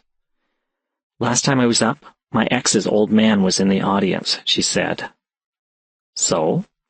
"So the only way I could keep my visitation rights with Amanda was by promising I'd get a straight job." Jennifer nodded, understanding. The old bad influence line. Like she's old enough to know or even care what her old lady does for a living, Nita was really missing that drink now. It's so fucking unfair. I mean, it's okay for this freak to come into a strip joint with his buddies and have himself a good time, but my working here's the bad influence. Like we even want to be here. "I don't mind that much," Jennifer says. "It beats hooking." "You know what I mean. He's going to run straight to a judge and have them pull my visiting rights." "That sucks," Jennifer agreed. She leaned forward and gave Nita a quick hug. "But you gotta hang in there, Nita. At least we've got jobs." "I know. And you'd better go see Eddie, or maybe you won't even have that." Nita shook her head. "I can't do it. I can't even go out on the stage again tonight." "But," Jennifer began, then she sighed. "Never mind, we'll figure out a way to cover for you." "And Eddie?" Jennifer stood up and tugged down on the hem of her miniskirt. "That's one you're going to owe me, girl." 2. When Nita stepped out the back door, the chic cheeks in her street clothes, all that remained of her stage persona was the shock of jet black hair that fell halfway down her back in a cascade of natural curls. She was wearing faded blue jeans that were tucked into cowboy boots. The jeans had a hole in the left knee, through which showed the black fabric of her body stocking. Over top of it was a checked flannel shirt, buttoned halfway up, the tails hanging loose. Her purse was a small khaki knapsack that she'd picked up at the Army surplus over on Yours Street. Her stage makeup was washed off, and all she wore now was a hint of eyeshadow and a dab of lipstick. She knew she looked about as different from Lilith in her leathers and lace as could be imagined. So Nita was surprised to be recognized when she stepped out into the alleyway behind the club. "Lilith?" Nita paused to light a cigarette, studying the woman through a wreath of blue-gray smoke.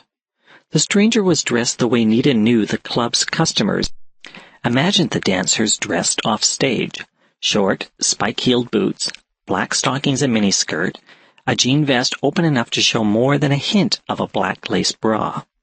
She wore less makeup than Nita had on at the moment, but then her fine-boned features didn't need it.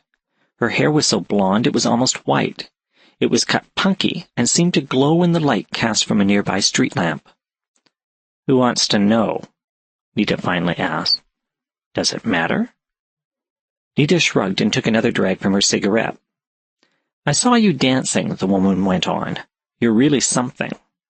Now she got it. "Look," Nita said, "I don't date customers and, no offense, but I don't swing your way. You should go back inside and ask for Candy. She's always looking to make a little something on the side.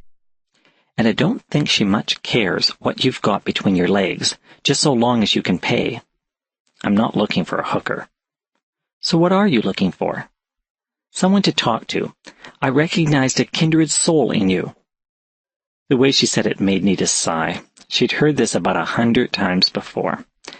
Everybody thinks we're dancing just for them, she said. But you know, we're not even thinking about you sitting out there. We're just trying to get through the night. So you don't feel a thing? Okay, so maybe I get a little buzz from the attention, but it doesn't mean I want to fuck you. I told you, that's not what I'm looking for. Yeah, I know.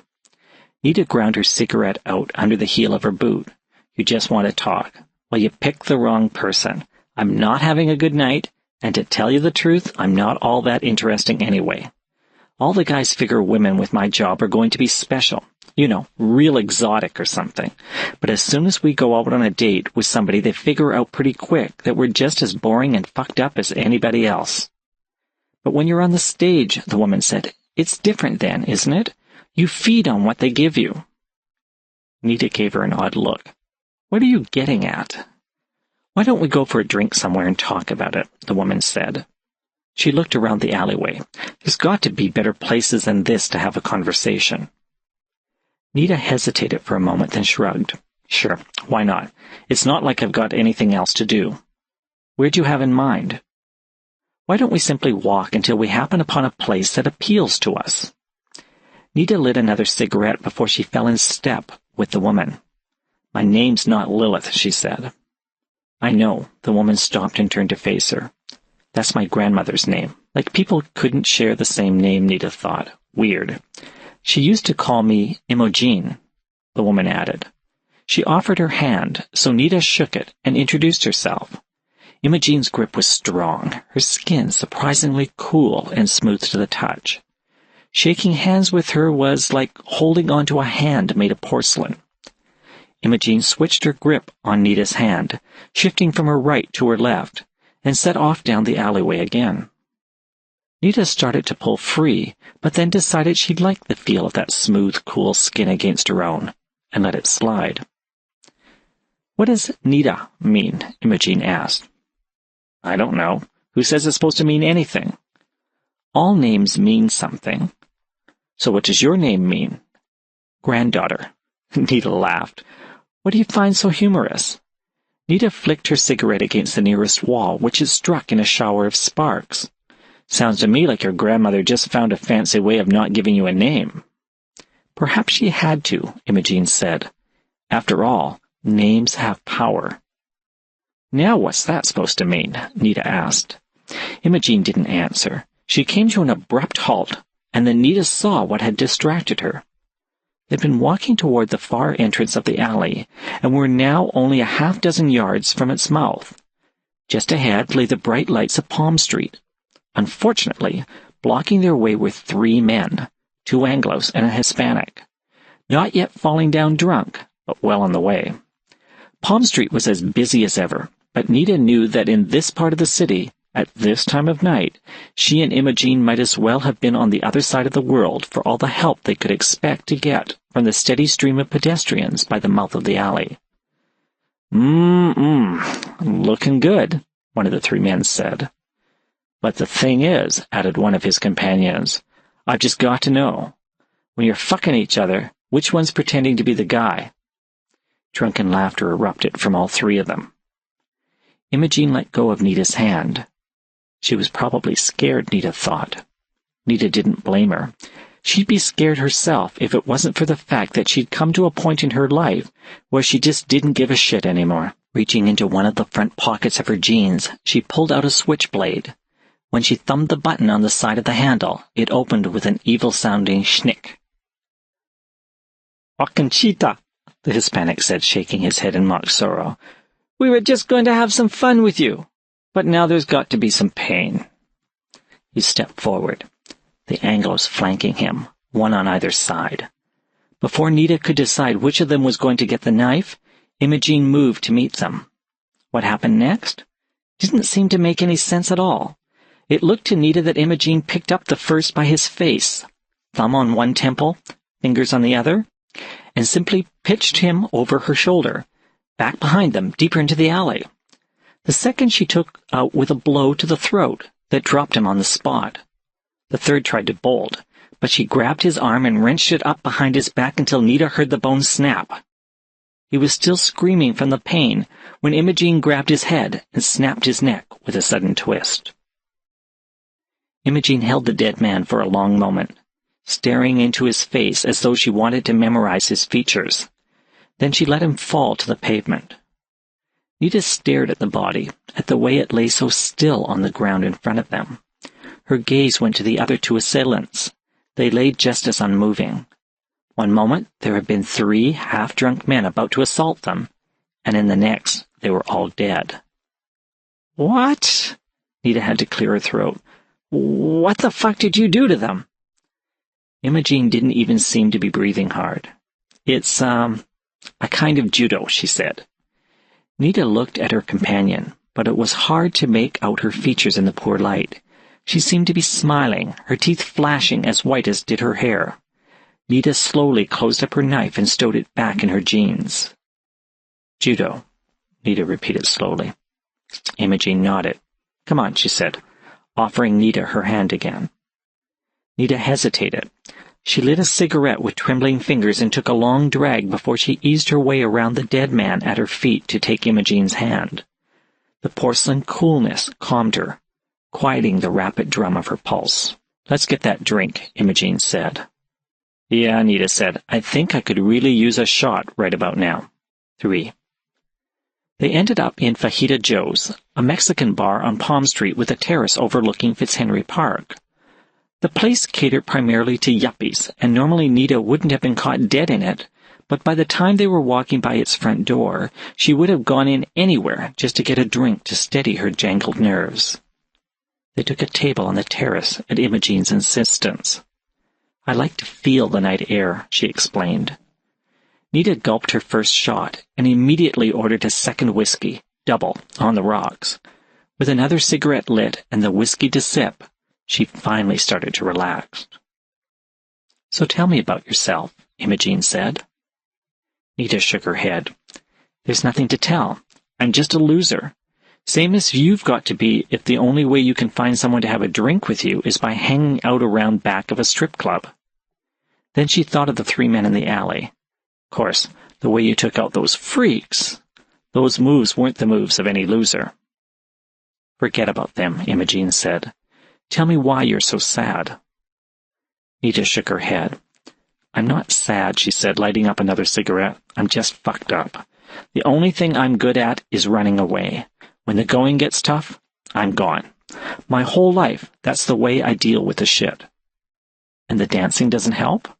"Give me a break. That's not dancing. It's shaking your ass in a meat market. Maybe some of the girls convince themselves they're in show business, but I'm not that far out of touch with reality." "But you still get something from it, don't you?" Nita butted out her cigarette. "I'll tell you the truth. I always wanted to be up on a stage, but I can't sing, and I can't play a guitar, and the only way I can dance is doing a bump and grind. When you've got no talent, your options get limited real fast." "Everyone has a talent." "Yeah, well, mine's for fucking up. I work with women who are dancing to put themselves through college, single mothers who are feeding their families, a writer who's supporting herself until she can sell her first book. The only reason I'm dancing is that I couldn't make that kind of money doing anything else except hooking, and I'm not that hard up yet." "Perhaps you've set your sights too high," Imogene said. "It's hard to attain goals when they seem utterly beyond your reach. You might consider concentrating on smaller successes, and then work your way up from them." "Yeah? Like what?" Imogene shrugged. "Breathing's a talent." "Oh, right. And so's waking up in the morning." "Feel this," Imogene said. She caught Nita's wrist and started to bring it toward her chest. "Hey," Nita said, embarrassed. "I told you I'm not like that." She was sure everybody on the terrace was staring at them, but when she tried to pull free, she couldn't move her hand. She might as well have been trying to move the building under them. Imogene brought Nita's palm through the open front of her jean vest and laid it against the cool, smooth skin between her breasts. In the light cast from the terrace lanterns, her eyes gleamed like a cat's caught in a car's head beams. "What do you feel?" Imogene asked. "Look, why don't you—" "Just get out of my face," was what Nita was going to say, except, as her palm remained on Imogene's skin, she suddenly realized You're not breathing, she said. Imogene released Nita's wrist. Nita rubbed at the welt that the grip of Imogene's fingers had left on her skin. I'm sorry, Imogene said. I didn't mean to hurt you. How can you not breathe? Imogene smiled. It's a talent I don't have, she said. This was seriously strange, Nita thought. She was way, way out of her depth. So, she began. She had to stop to clear her throat. Her mouth felt as though it was coated with dry dust. She took a gulp of whiskey and fumbled another cigarette out of her package. So what are you? She finally managed. Imogene shrugged. Immortal. Undead. That moment in the alley flashed in Nita's mind. The three men, dispatched so quickly, and Imogene not even out of breath. The vice-like strength of her fingers. The weird gleam in her eyes. The cool touch of her skin. The fact that she really didn't breathe. Nita tried to light her cigarette, but her hand shook too much. She flinched when Imogene reached out to steady it, but then accepted the help. She drew the smoke in deeply and held it. Exhaled. Took another drag. Okay, she said. So what do you want from me? No more than I told you earlier. Company. Company. Imogene nodded. When the sun rises this morning, I'm going to die. I just didn't want to die alone. You want me to die with you? Not at all.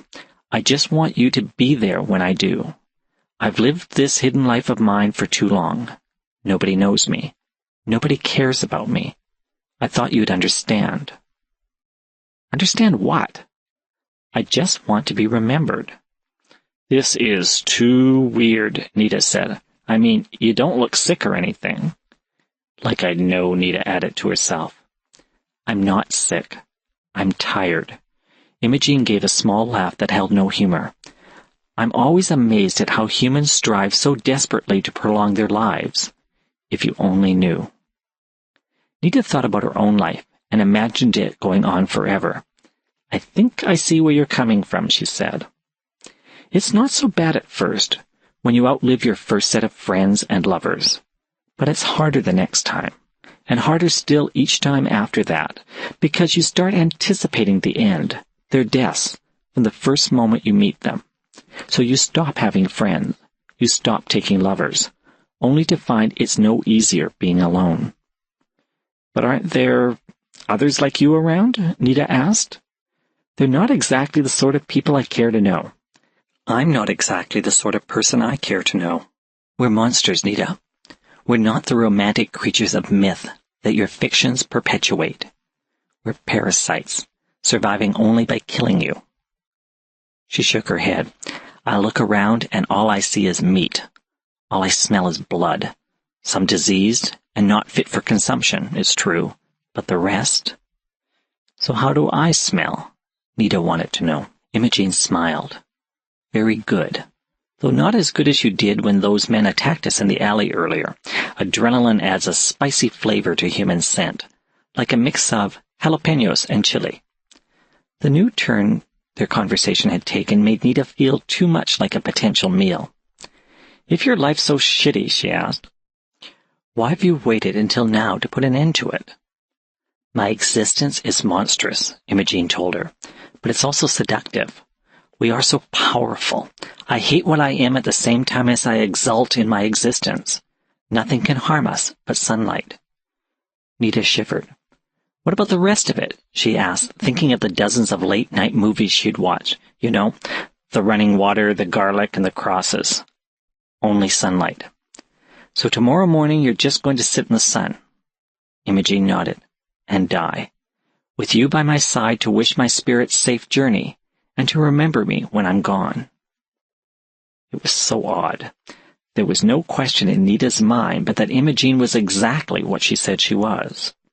The strange thing was how readily she accepted it.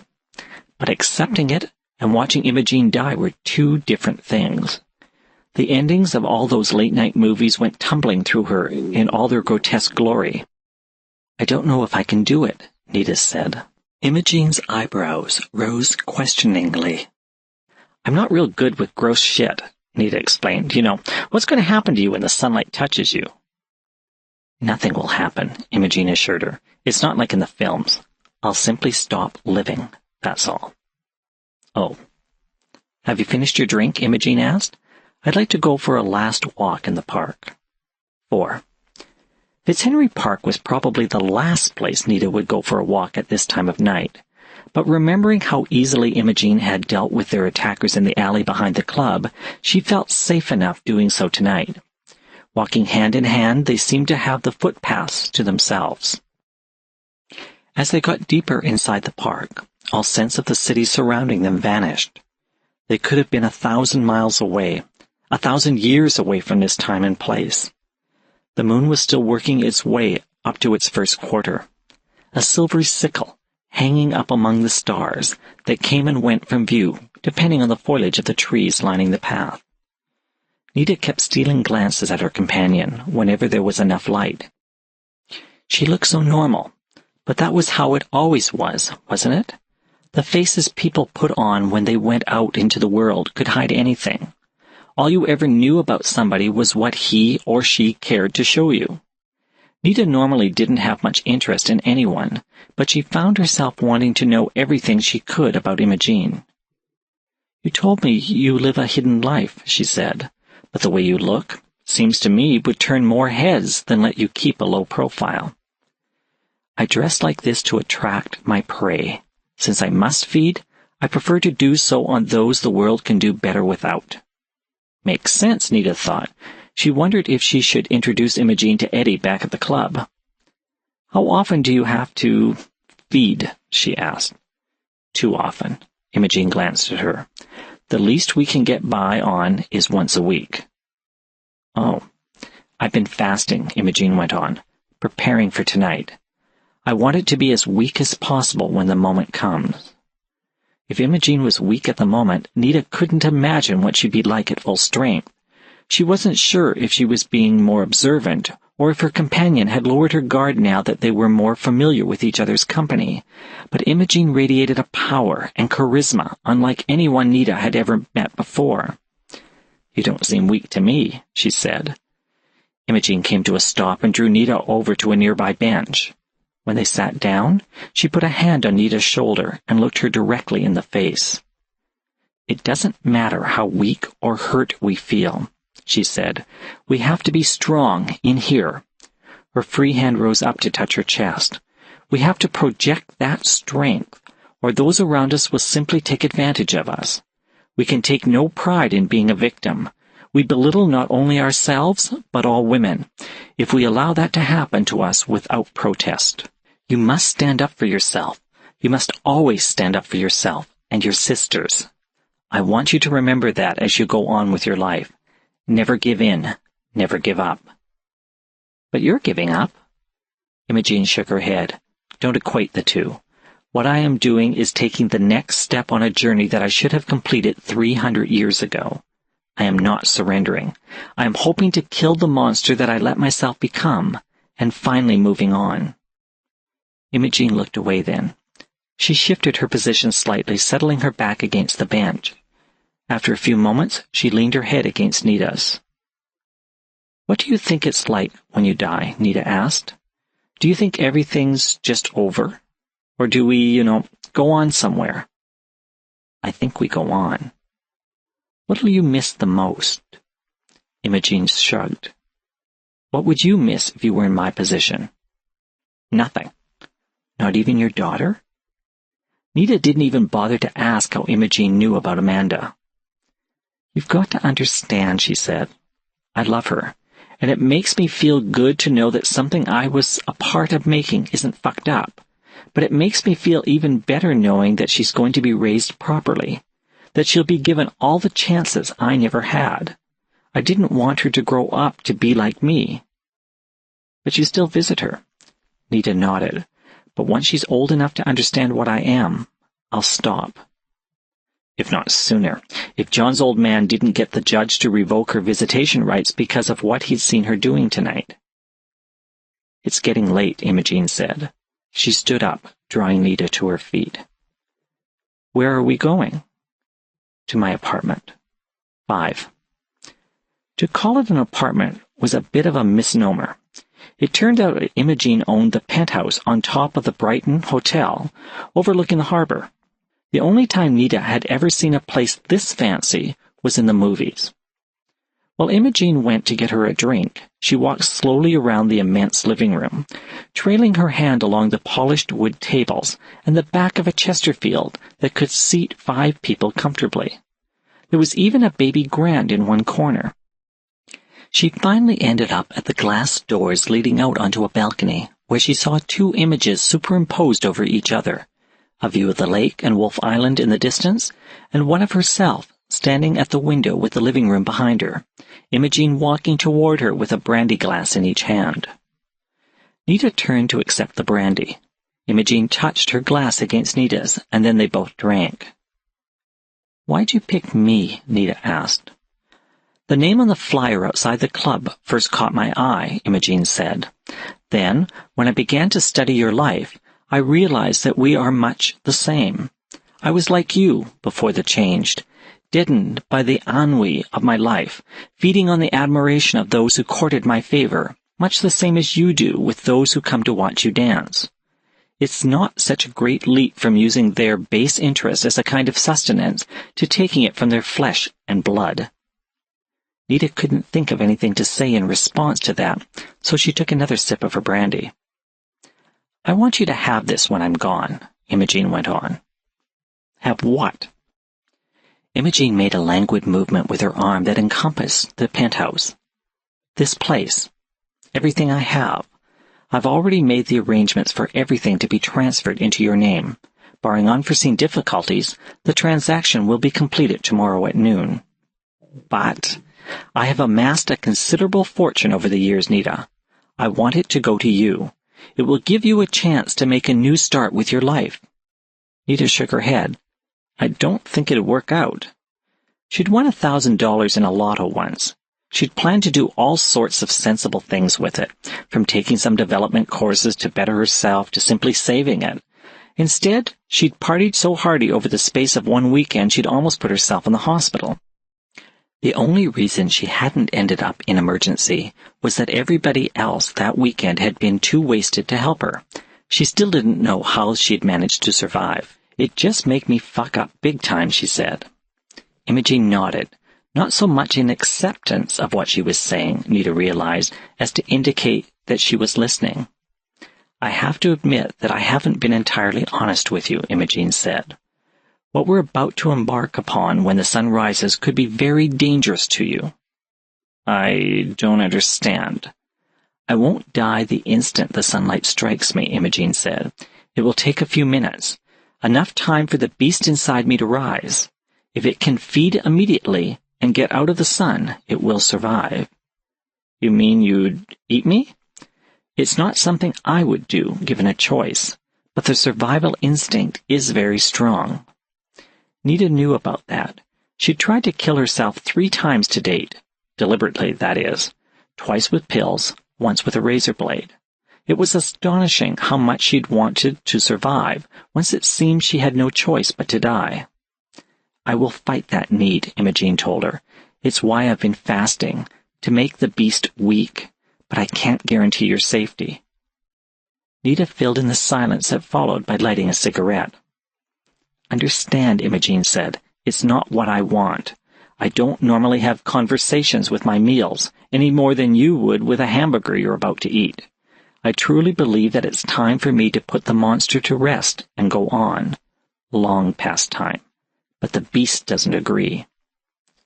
"You've tried this before, haven't you?" Nita asked. Imogene nodded. "What happened?" "I'm still here," Imogene said. Nita shivered. She silently finished her cigarette, then butted it out in an ornate silver ashtray. "I'll understand if you feel you must leave," Imogene said. "You'd let me go?" "Even with everything I now know?" Imogene gave her a sad smile. "Who'd believe you?" Nita lit another cigarette. She was surprised to see that her hands weren't even shaking. "No," she said, "I'll do it. But not for the money or this place." "It will still be in your name," Imogene said. Unspoken between them lay the words, If you survived the dawn. Nita shrugged. Whatever. Imogen hesitated, then it seemed she had to ask. Is it that you care so little about your life? No, Nita said. No matter how bad shit gets. Whenever it comes down to the crunch, I always surprise myself at how much I want to live. Then why will you see this through? Nita smiled. Because of you. Because of what you said about us having to be strong and stand up for each other. I won't say I'm not scared, 'cause I am, but... She turned to the glass doors that led out onto the balcony. I guess it's time, huh? We'd better get to it before I bail on you. She put down the glass and butted out her cigarette after taking a last drag. Imogen stepped forward. She brushed Nita's cheek with her lips. Then hand in hand they went out onto the balcony to meet the dawn. The big sky. We need death to be a friend. It is best to have a friend as a traveling companion when you have so far to go together. Attributed to Jean Cocteau. 1. She was sitting in John's living room when he got home from the recording studio that night, comfortably ensconced on the sofa, legs stretched out, ankles crossed, a book propped open on her lap, which she was pretending to read. The fact that all the lights in the house had been off until he turned them on didn't seem to faze her in the least. She continued her pretense, as though she could see equally well in the light or dark, and it made no difference to her whether the lights were on or off. At least she had the book turned right side up, John noted. How did you get in? He asked her. She didn't seem to present any sort of a threat, beyond having gotten into his locked house, of course. So he was more concerned with how she'd been able to enter than for his own personal safety. At the sound of his voice, she looked up in surprise. She laid the book down on her lap, finger inserted between the pages to hold her place. You can see me? She said. Jesus. John shook his head. She certainly wasn't shy. He set his fiddle case down by the door. Dropping his jacket down on top of it, he went into the living room and sat down in the chair across the coffee table from her. What do you think? He went on. Of course I can see you. But you're not supposed to be able to see me. Unless it's time, and that doesn't seem right. I mean, really, I'd know if anybody whether or not it was time. She frowned, gaze fixed on him, but she didn't really appear to be studying him. It was more as though she was looking into some unimaginably far and unseen distance. Her eyes focused suddenly, and he shifted uncomfortably under the weight of her attention. Oh, I see what happened, she said. I'm so sorry. John leaned forward, resting his hands on his knees. Let's try this again. Who are you? I'm your watcher. Everybody has one. My watcher. She nodded. We watch over you until your time has come. Then if you can't find your own way, we take you on. They call us the Little Deaths, but I've never much cared for the sound of that. Do you? John sighed. He settled back in his chair to study his unwanted guest. She was no one he knew, though she could easily have fit in with his crowd. He put her at about 20-something, a slender 5'2", pixie features made more fey by the crop of short blonde hair that stuck up from her head, with all the unruliness of a badly mowed lawn. She wore black combat boots, khaki trousers, baggy with 2 or 3 pockets running up either leg, a white t-shirt that hugged her thin chest like a second skin. She had little in the way of jewelry, a small silver ring in her left nostril and another in the lobe of her left ear, and no makeup. Do you have a name? He tried. Everybody's got a name. John waited a few heartbeats. And yours is? He asked when no reply was forthcoming. I don't think I should tell you. Why not? Well, once you give someone your name, it's like opening the door to all sorts of possibilities, isn't it? Any sort of relationship could develop from that, and it's just not a good idea for us to have an intimate relationship with our charges. I can assure you, John told her, we're in no danger of having a relationship, intimate or otherwise. Oh, she said.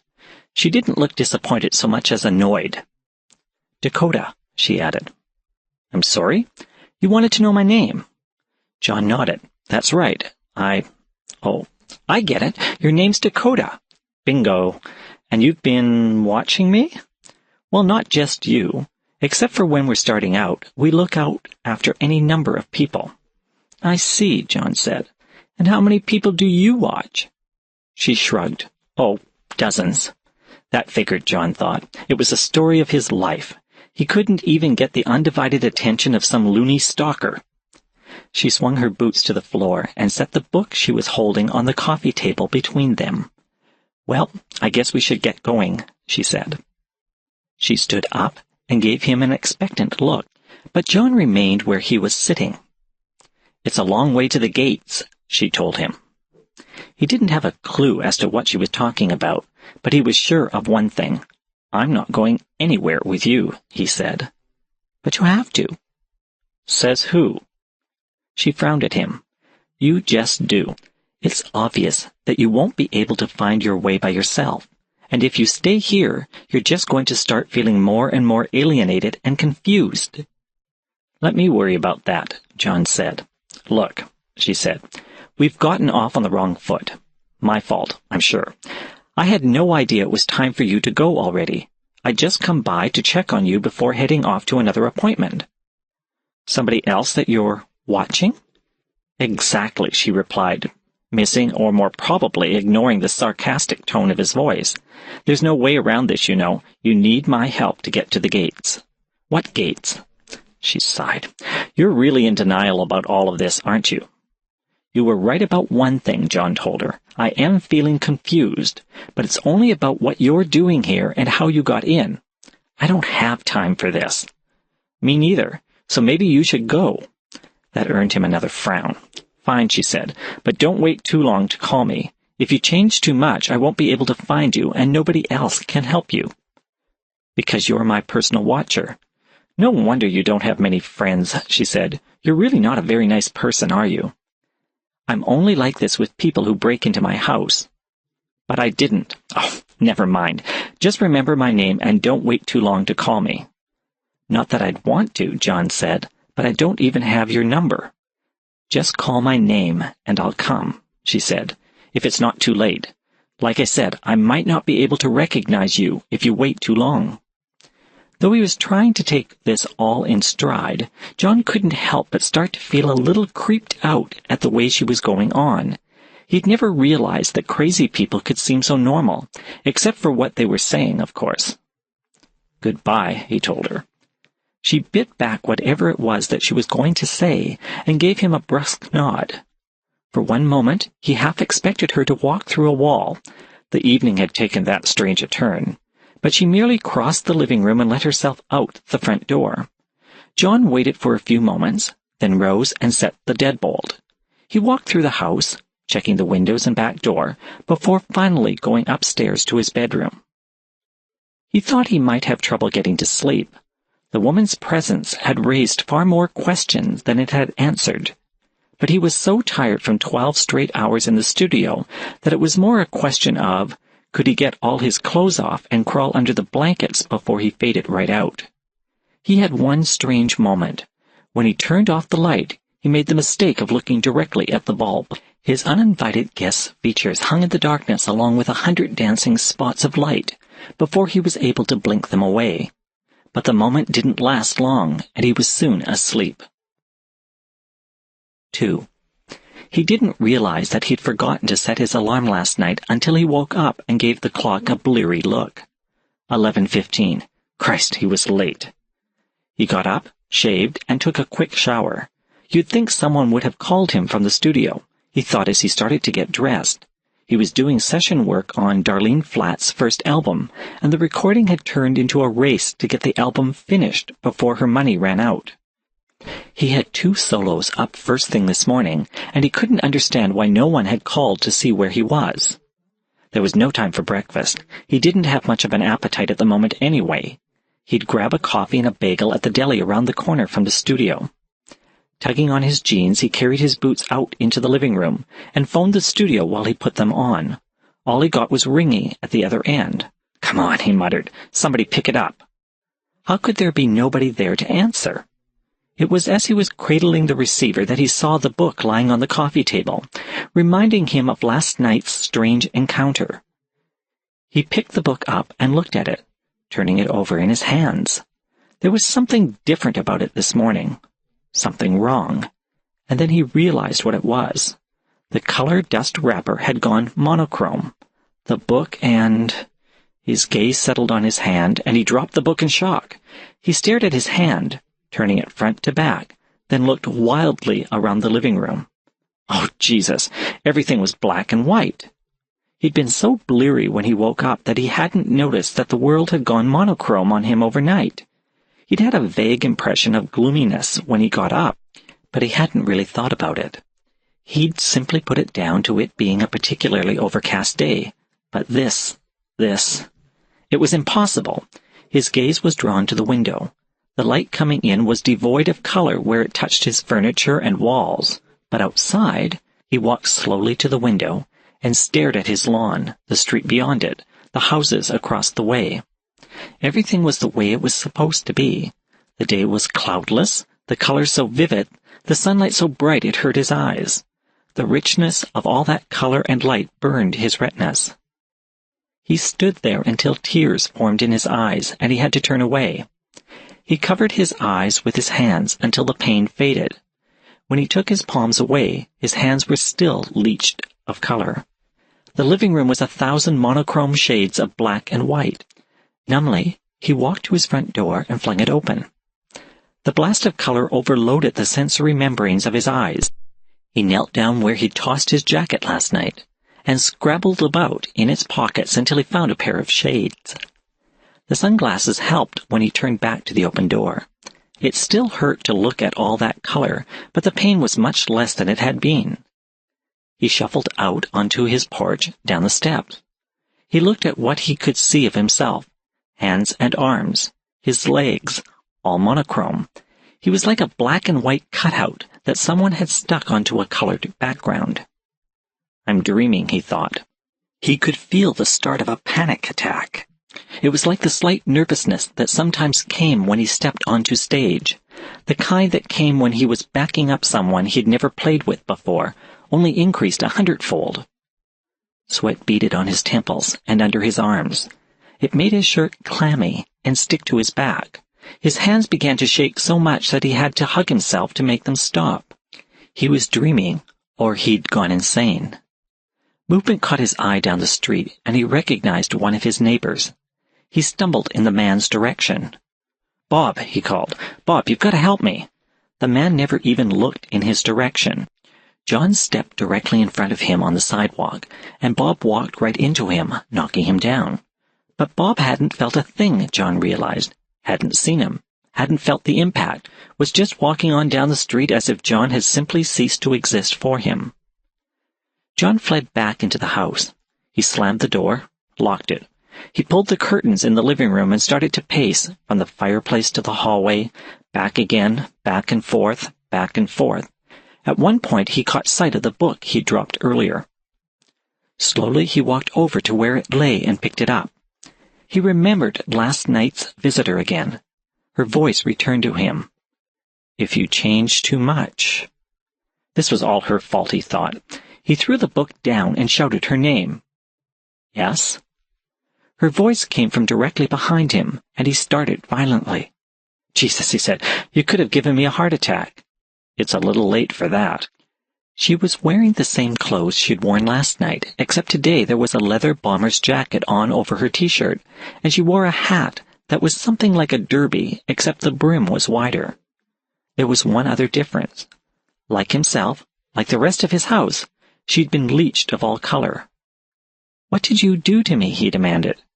She reached out and took his hand to lead him over to the sofa. He tried to pull free from her grip, but she was stronger than she looked. "Sit down," she said, "and I'll try to explain." Her voice was soothing and calm, the way one would talk to an upset child or a madman. John was feeling a little bit like both at the moment, helpless as a child and out of his mind. But the lulling quality of her voice and the gentle manner of her touch helped still the wild drumming of his pulse. "Look," he said, "I don't know what you've done to me. I don't know how you've done this to me or why, but I just want to get back to normal, okay? If I made you mad last night, I'm sorry, but you've got to understand. It was pretty weird to find you in my house the way I did." "I know," she said. "I didn't realize you could see me at first, or I would have handled it differently myself, but you took me by surprise."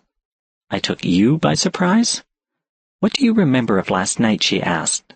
"I came home and found you in my living room." "No, before that." "I was at High Lonesome Sounds, working on Darlene's album." She nodded.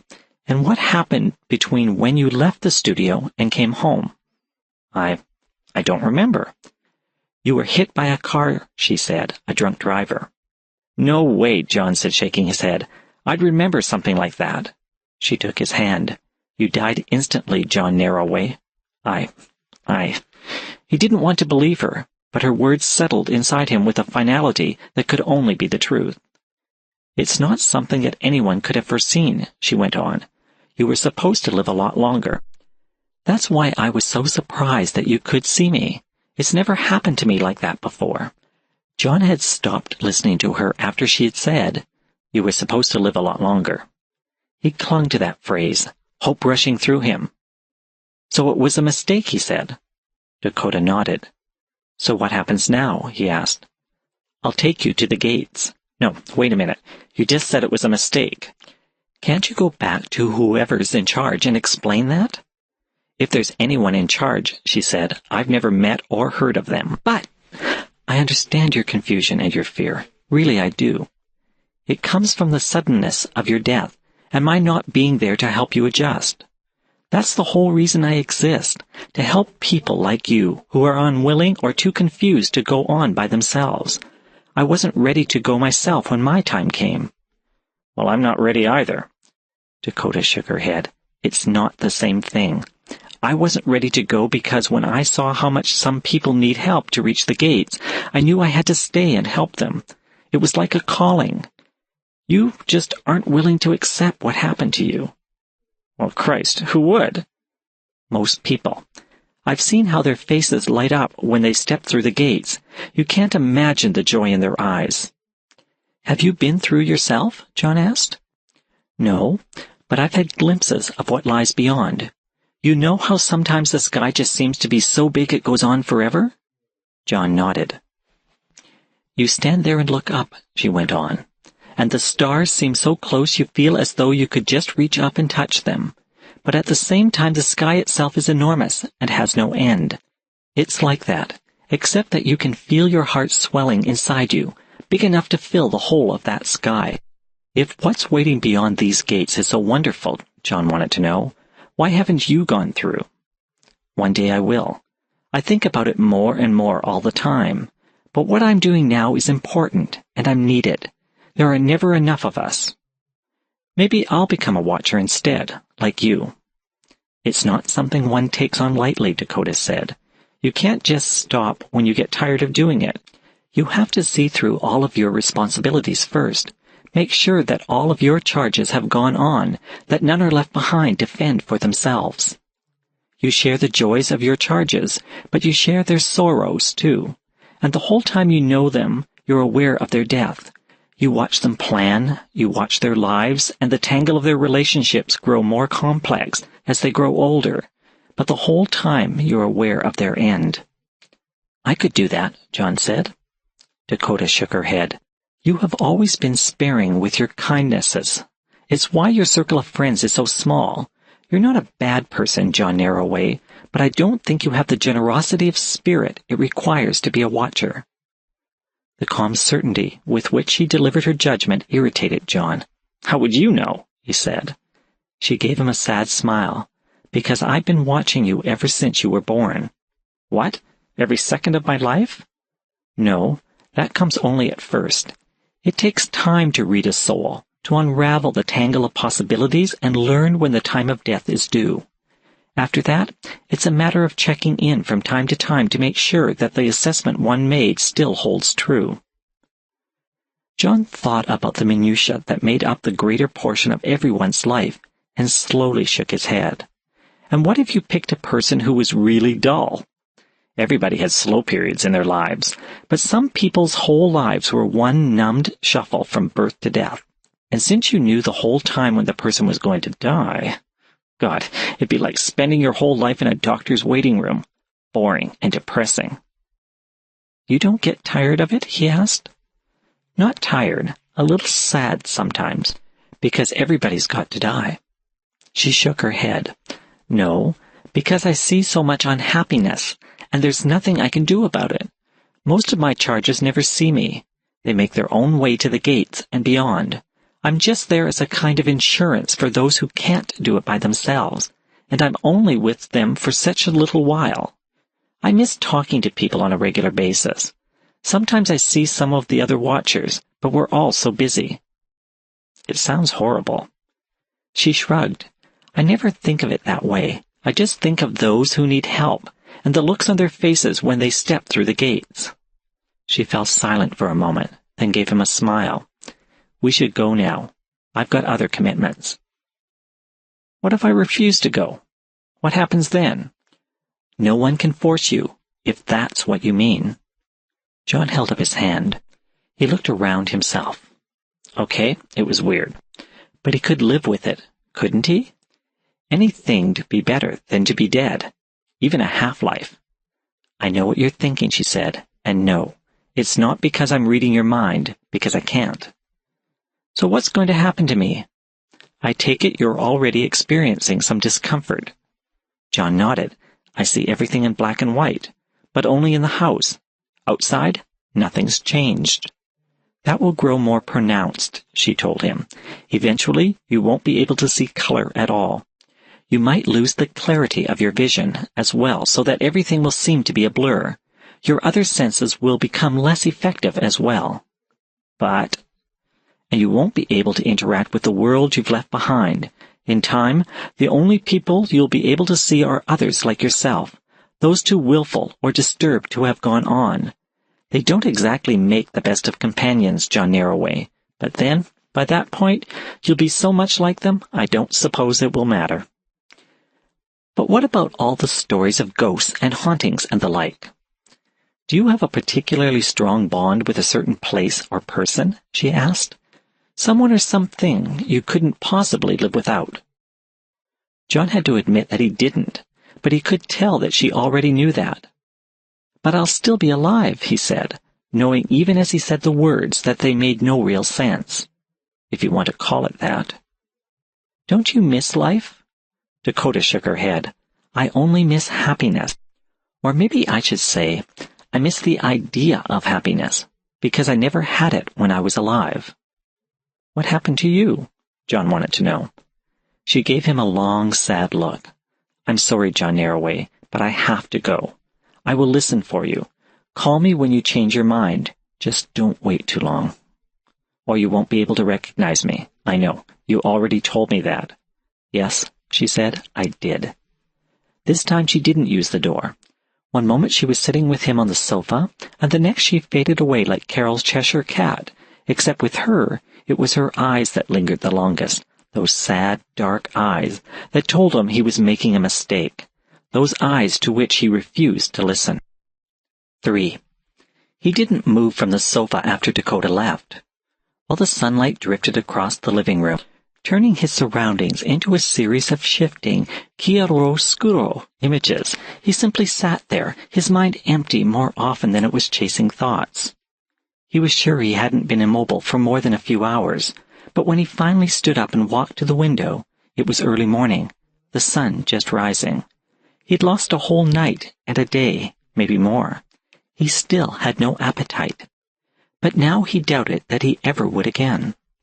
He didn't seem to need sleep either, but it scared him that he could lose such a big chunk of time like that. He turned back to the living room and switched on the television set to make sure that all he'd lost had been the one day. All he got on the screen was snow. White noise hissed from the speaker grill. Fine, he thought, remembering how he'd been unable to put a call through to the recording studio yesterday morning. So now the TV wouldn't work for him. So he couldn't interact with the everyday mechanics of the world anymore. Well, there were other ways to find out what he needed to know. He picked up his fiddle case out of habit, put on his jacket, and left the house. He didn't need his shades once he got outside, but that was only because his whole street was now delineated in shades of black and white. He could see the color start up at the far ends of the block on either side.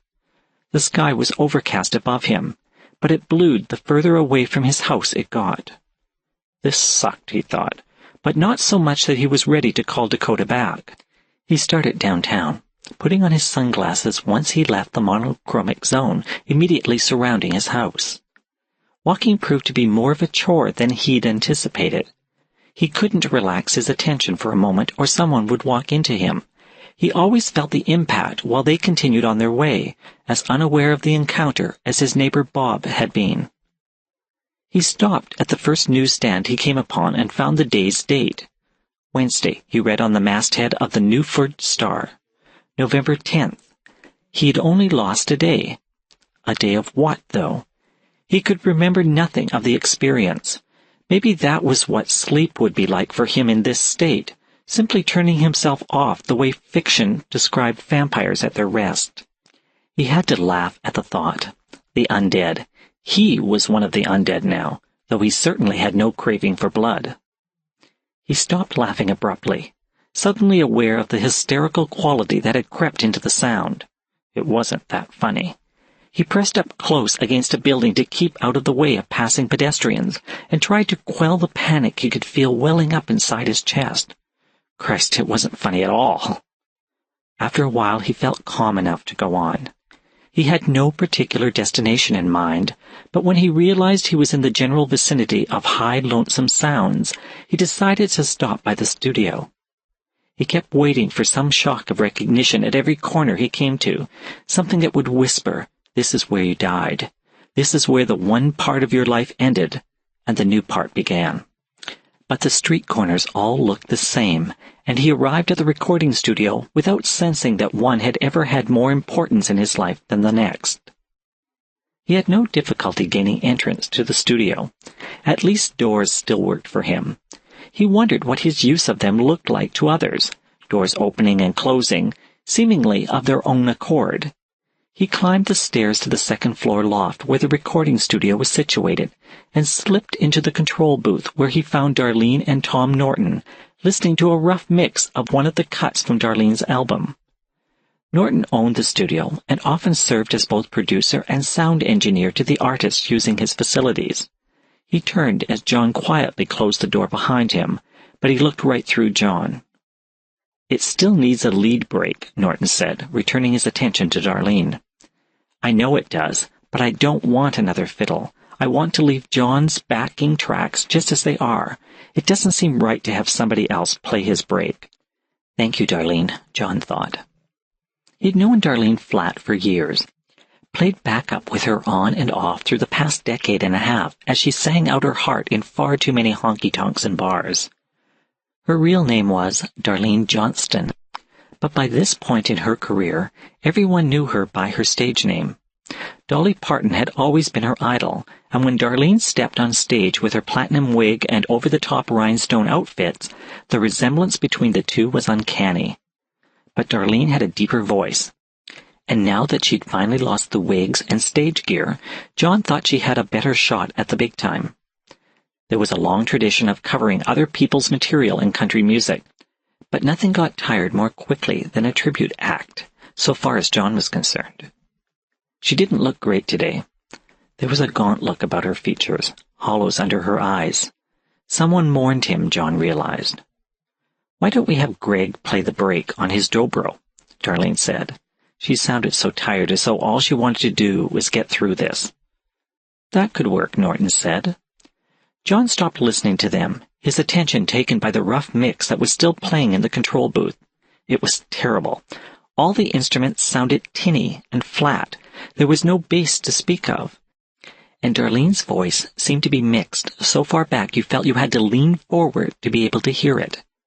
He winced, listening to his own fiddle playing.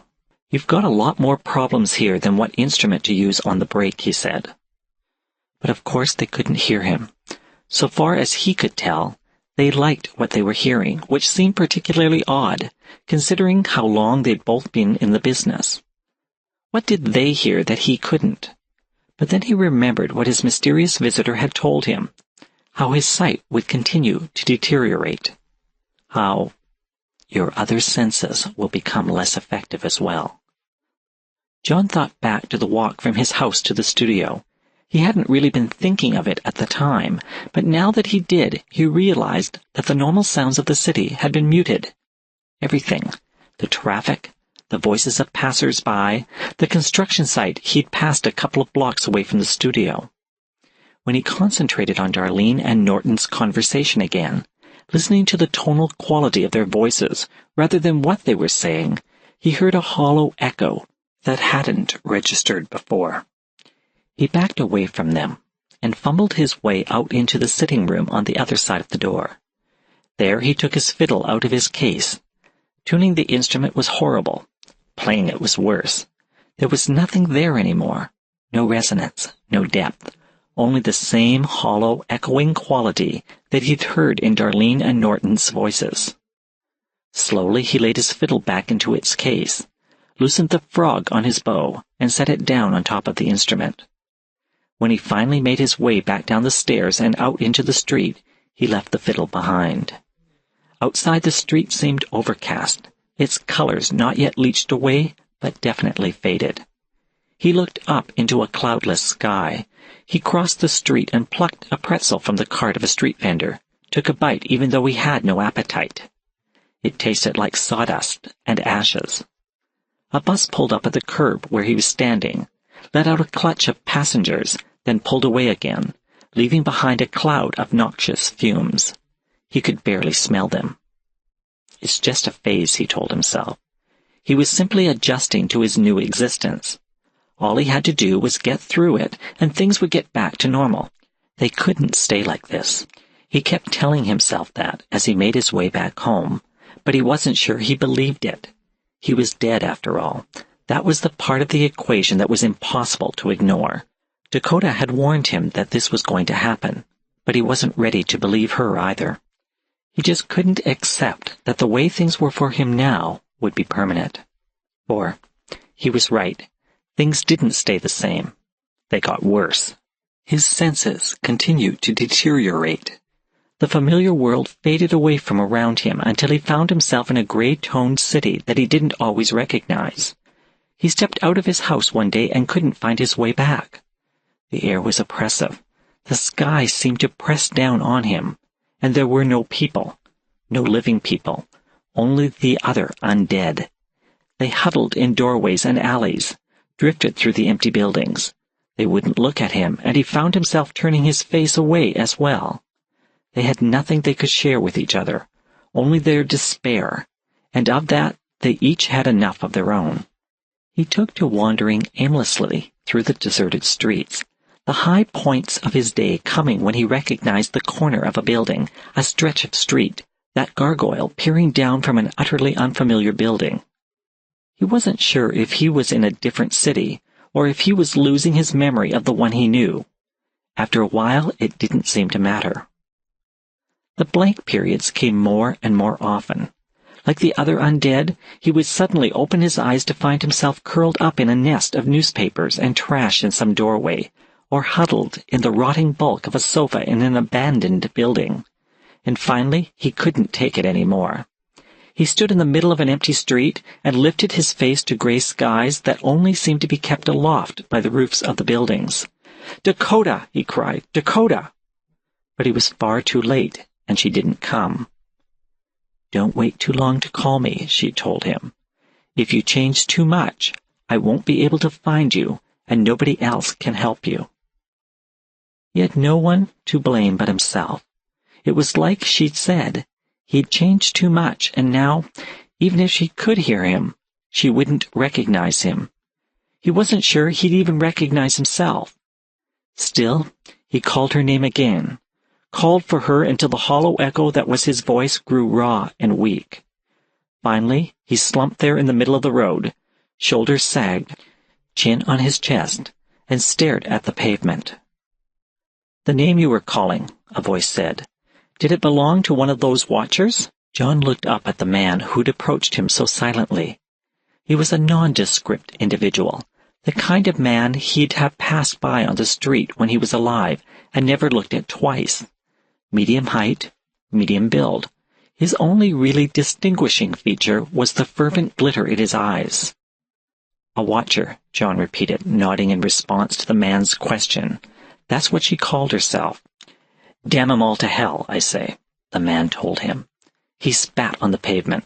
Except that'd put 'em on these same streets, and Franklin T. Clark don't ever want to look into one of their stinkin' faces again, not unless I've got my hands around one of their necks. I'd teach 'em what it's like to be dead. I think they're dead too, John said. That's what they'd like you to believe. But tell me this, if they're dead, how come they're not here like us? How come they get to hold onto a piece of life like we can't? Because they're helping people. Clark spat again. Interference, more like it. The dark light in his eyes seemed to deepen as he fixed his gaze on John. Why were you calling her name? I can't take this anymore. And you think it's going to be better where they want to take us? How can it be worse? They can take away who you are, Clark said. They can try, but they'll never get Franklin T. Clark, I'll tell you that. They can kill me. They can dump me in this stinkin' place, but I'd rather rot here in hell than let 'em change me. Change you how? John wanted to know. You go through those gates of theirs, and you end up part of a stew. Everything that makes you who you are, it gets stole away, mixed up with everybody else. You become a kind of fuel. That's all, just fuel. Fuel for what? For 'em to make more of us. There's no goddamn sense to it. It's just what they do. How do you know this? John asked. Clark shook his head. You gotta ask? You're not worth the time I'm wasting on you.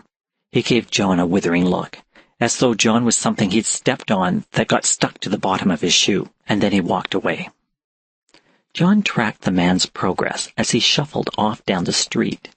When Clark was finally out of sight, he lifted his head again to stare up into the oppressive sky that hung so close to his face. Dakota, he whispered. But she still didn't come. 5.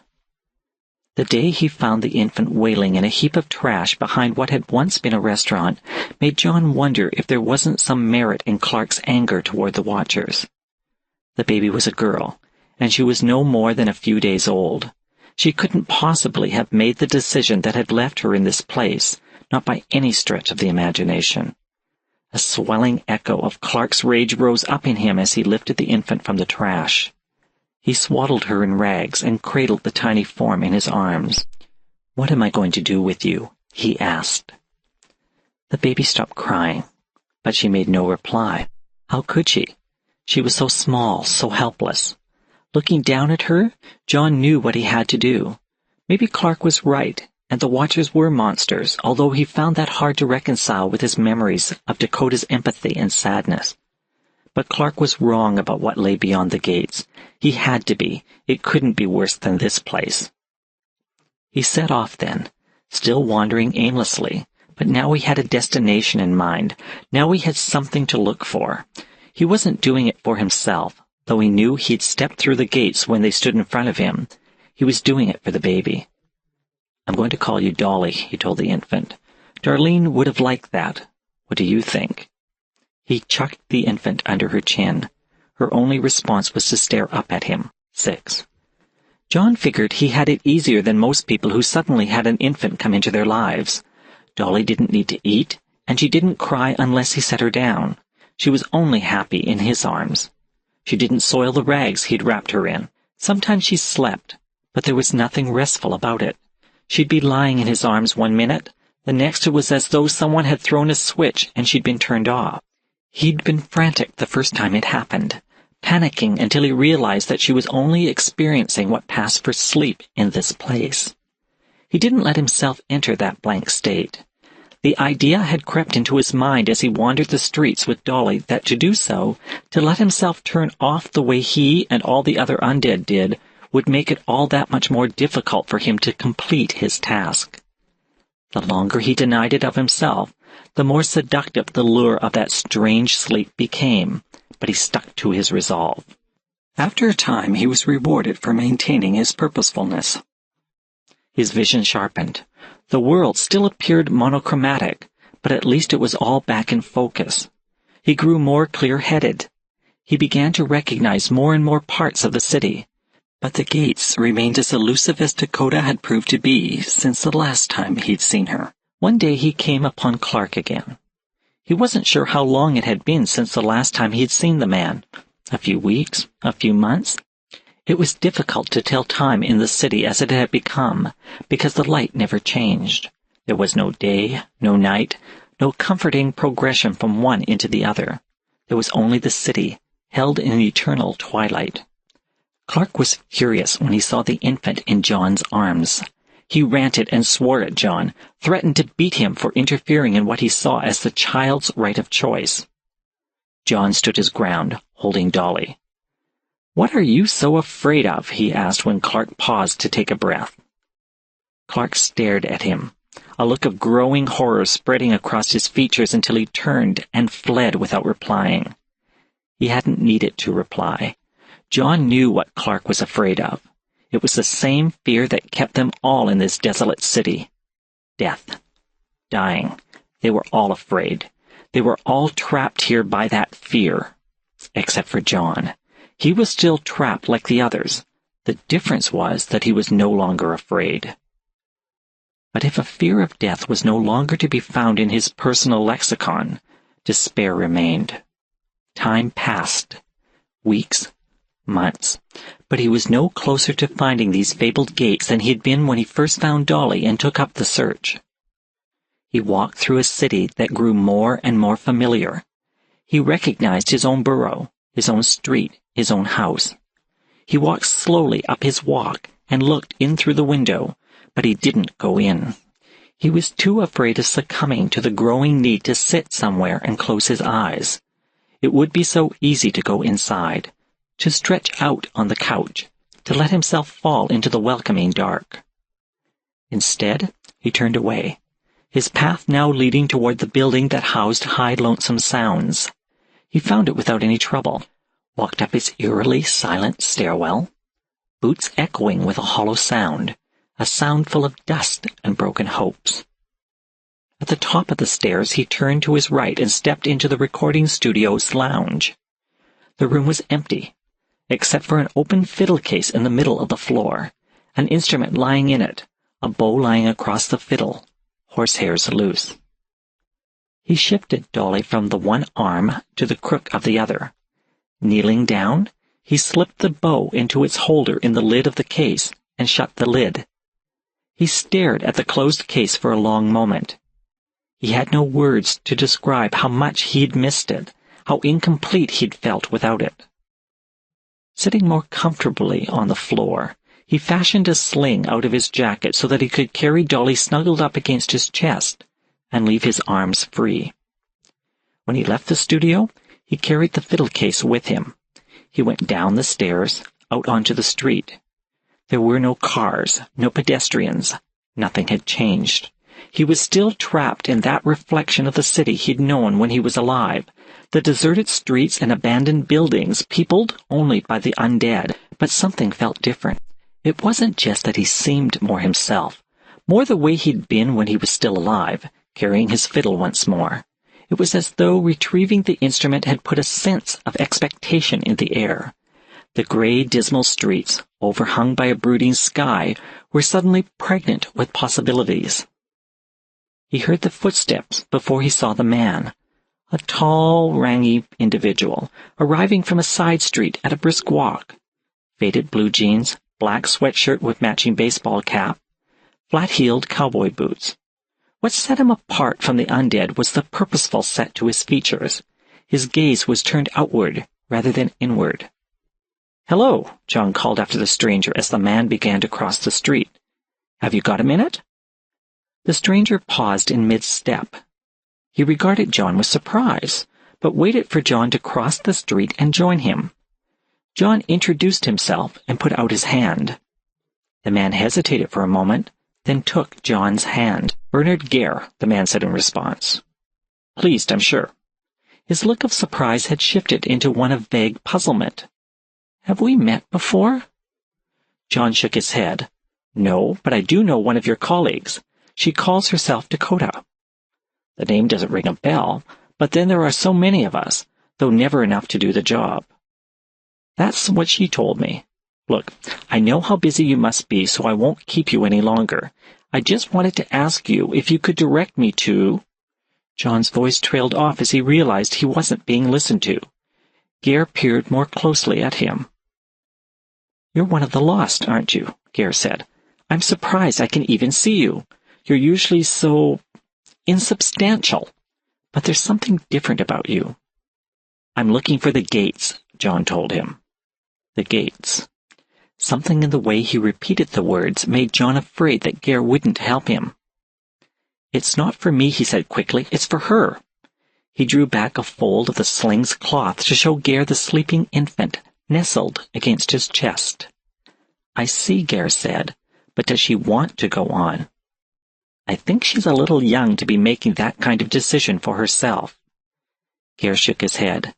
"Age makes no difference to a spirit's ability to decide such a thing. Infants can cling as tenaciously to life as do the elderly, often more so, since they have had so little time to experience it." "I'm not asking you to make a judgment," John said. "I'm just asking for some directions. Let the kid decide for herself once she's at the gates and can look through." Gare needed time to consider that before he finally gave a slow nod. "That could be arranged," he allowed. "If you could just give me directions," John said. Gare pulled up the left sleeve of his sweatshirt so that he could check the time on his wristwatch. "Let me take you instead," he said. 7. Even with directions, John couldn't have found the gates on his own. The journey, Gare explained, doesn't exercise distance so much as a state of mind.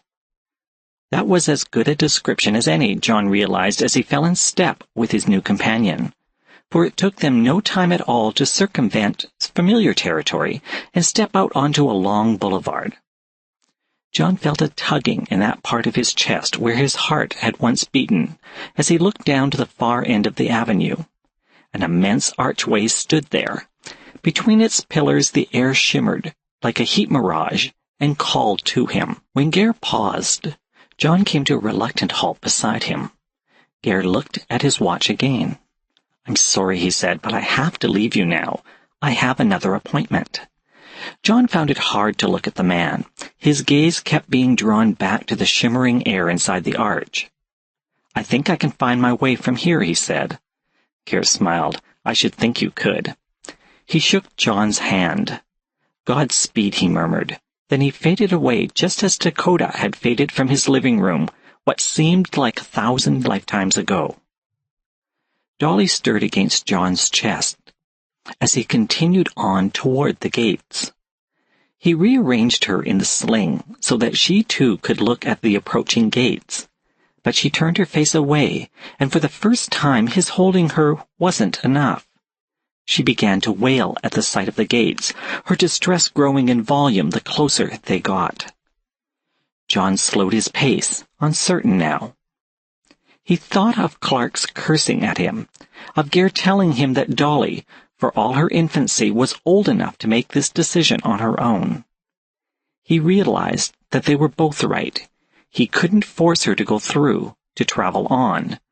But what would he do if she refused? He couldn't simply leave her behind either. The archway of the gates loomed over him now. The heat shimmer had changed into a warm golden light that washed out from between the pillars, dispelling all the shadows that had ever taken root in John's soul. But the infant in his arms wept more pitifully, howled until he covered her head with part of the cloth, and let her burrow her face against his chest. She whimpered softly there until John thought his heart would break. With each step he took, the sound she made grew more piteous. He stood directly before the archway, bathed in its golden light. Through the pulsing glow he could see the big sky Dakota had described. It went on forever. He could feel his heart swell to fill it. All he wanted to do was step through, to be done with the lies of the flesh, The lies that had told him this one life was all, the lies that had tricked him into being trapped in the city of the undead. But there was the infant to consider, and he couldn't abandon her. Couldn't abandon her, but he couldn't explain it to her. That there was nothing to fear, that it was only light and an enormous sky. And peace.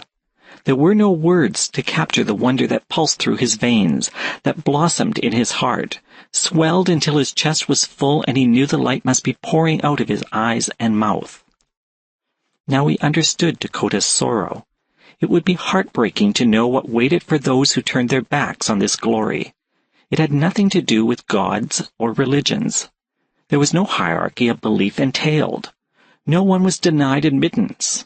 It was simply the place one stepped through so that the journey could continue.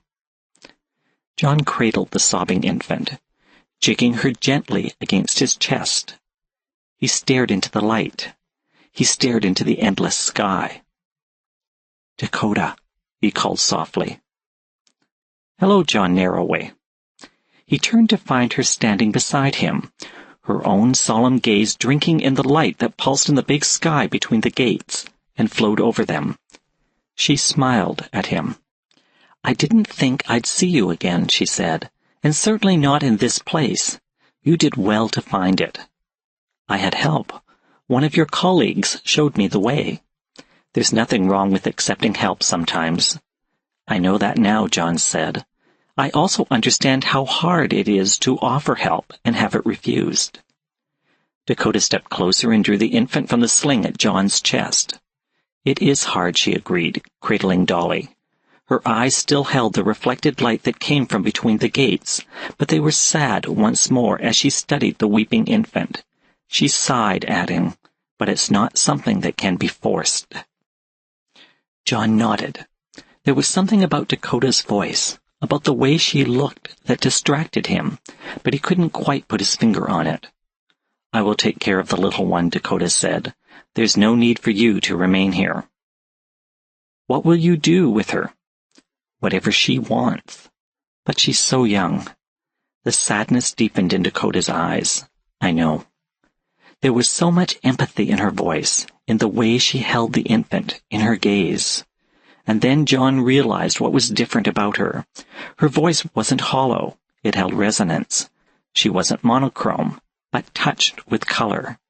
There was only a hint, at first, like an old tinted photograph, but it was like looking at a rainbow for John. As it grew stronger, he drank in the wonder of it. He wished she would speak again, just so that he could cherish the texture of her voice, but she remained silent, solemn gaze held by the infant in her arms. "I find it hardest when they're so young," she finally said, looking up at him. "They don't communicate in words, so it's impossible to ease their fears." But words weren't the only way to communicate, John thought. He crouched down to lay his fiddle case on the ground, took out his bow, and tightened the hair.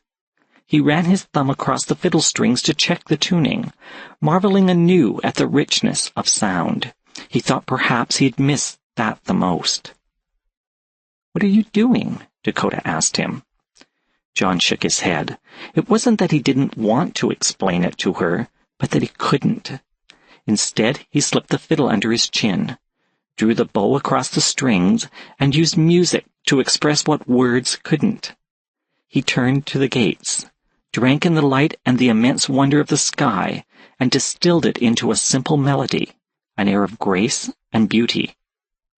Warm, generous notes spilled from the sound holes of his instrument, grew stronger and more resonant in the light of the gates, gained such presence that they could almost be seen, touched, and held with more than the ear.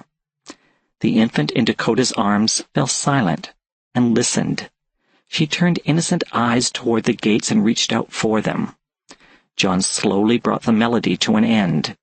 He laid down his fiddle and bow and took the infant from Dakota, walked with her toward the light.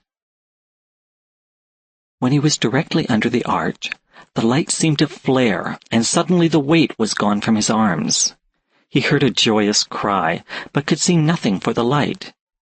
He felt a beating in his chest as though he was alive once more, pulse drumming. He wanted to follow Dolly into the light more than he'd ever wanted anything before in his life. But he slowly turned his back on the light and stepped back onto the boulevard. "John Narroway," Dakota said. "What are you doing?" "I can't go through," he said. "Not yet. I have to help the others, like you do. But—" "It's not because I don't want to go through anymore," John said. It's... He didn't know how to explain it, and not even fiddle music would help him now. All he could think of was the despair that had clung to him in the city of the undead, the same despair that possessed all those lost souls he'd left there, wandering forever through its deserted streets, huddling in its abandoned buildings, denying themselves the light.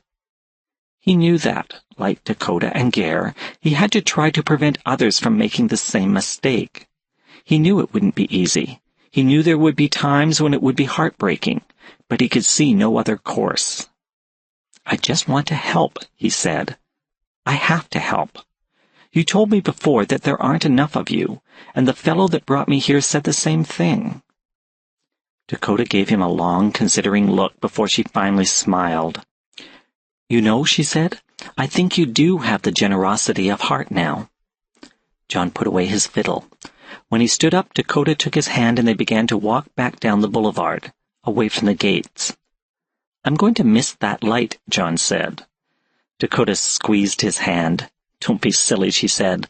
"The light has always been inside us." John glanced back. From this distance, the light was like a heat mirage again, shimmering between the pillars of the gates, but he could still feel its glow, see the flare of its wonder and the sky beyond it that went on forever. Something of it echoed in his chest, and he knew Dakota was right. "We carry it with us wherever we go," he said. "Learn to play that on your fiddle, John Narroway," she said. John returned her smile. "I will," he promised. "I surely will." Birds. Isn't it wonderful? The world scans. Nancy Willard from Looking for Mr. Ames. 1. When her head is full of birds, anything is possible. She can understand the slow language of the trees, the song of running water, the whispering gossip of the wind. The conversation of the birds fills her until she doesn't even think to remember what it was like before she could understand them. But sooner or later the birds go away, one by one, find new nests, new places to fly. It's not that they tire of her, it's simply not in their nature to tarry for too long. But she misses them, misses their company, the flutter of wings inside her head, and their trilling conversations, misses the possibilities, the magic. To call them back she has to approach them as a bride, dressed in white with something old and something new, something borrowed and something blue. And a word, a new word, from another's dream, a word that has never been heard before. 2. Katja Farrow was out later than she thought safe, at least for this part of town, and at this time of night. The minute hand of her old-fashioned wristwatch steadily climbing up the last quarter of her watch face to count the hour. 3 a.m. That late. From early evening until the clubs close, Gracie Street is a jumbled clutter of people, looking for action, looking for gratification, or just out and about, hanging, gossiping with their friends. There's always something happening, from Lee Street all the way across to Williamson. But tag on a few more hours, and Clubland becomes a frontier. The lights advertising the various cafes, clubs, and bars begin to flicker and go out. Their patrons and staff have all gone home, and the only people out on the streets are a few stragglers, such as Katja tonight, and the predators. Purple combat boots scuffing on the pavement, Katja felt adrift on the empty street. It seemed like only moments ago she'd been secure in the middle of good conversation, laughter and espressos. Then someone remarked on the time. The cafe was closing, and suddenly she was out here, on the street, by herself, finding her own way home. She held her jean jacket closed at her throat. The buttons had come off one by one, and she kept forgetting to replace them, and listened to the swish of her long flowered skirt, the sound of her boots on the pavement, listened as well for other footsteps, and prayed for a cab to come by. She was paying so much attention to what might be lurking behind the shadowed mouths of the alleyways that she almost didn't notice the slight figure curled up in the doorway of the pawn shop on her right. The sight made her pause. She glanced up and down the street before crouching down in the doorway. The figure's features were in shadow, the small body outlined under what looked like a dirty white sheet, or a shawl. By its shape, Katja could tell it wasn't a boy. "Hey, are you okay?" she asked. When there was no response, she touched the girl's shoulder and repeated her question.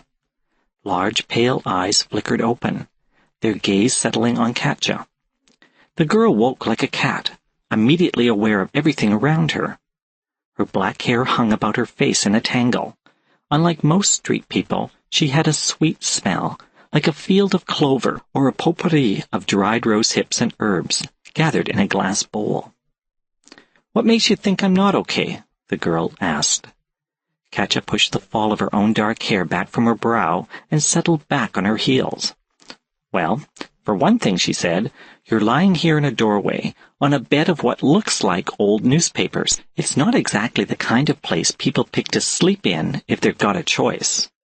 She glanced up and down the street again as she spoke, still wary of her surroundings and their possible danger, still hoping to see a cab. "I'm okay," the girl told her. "Yeah, right." "No, really." Katja had to smile.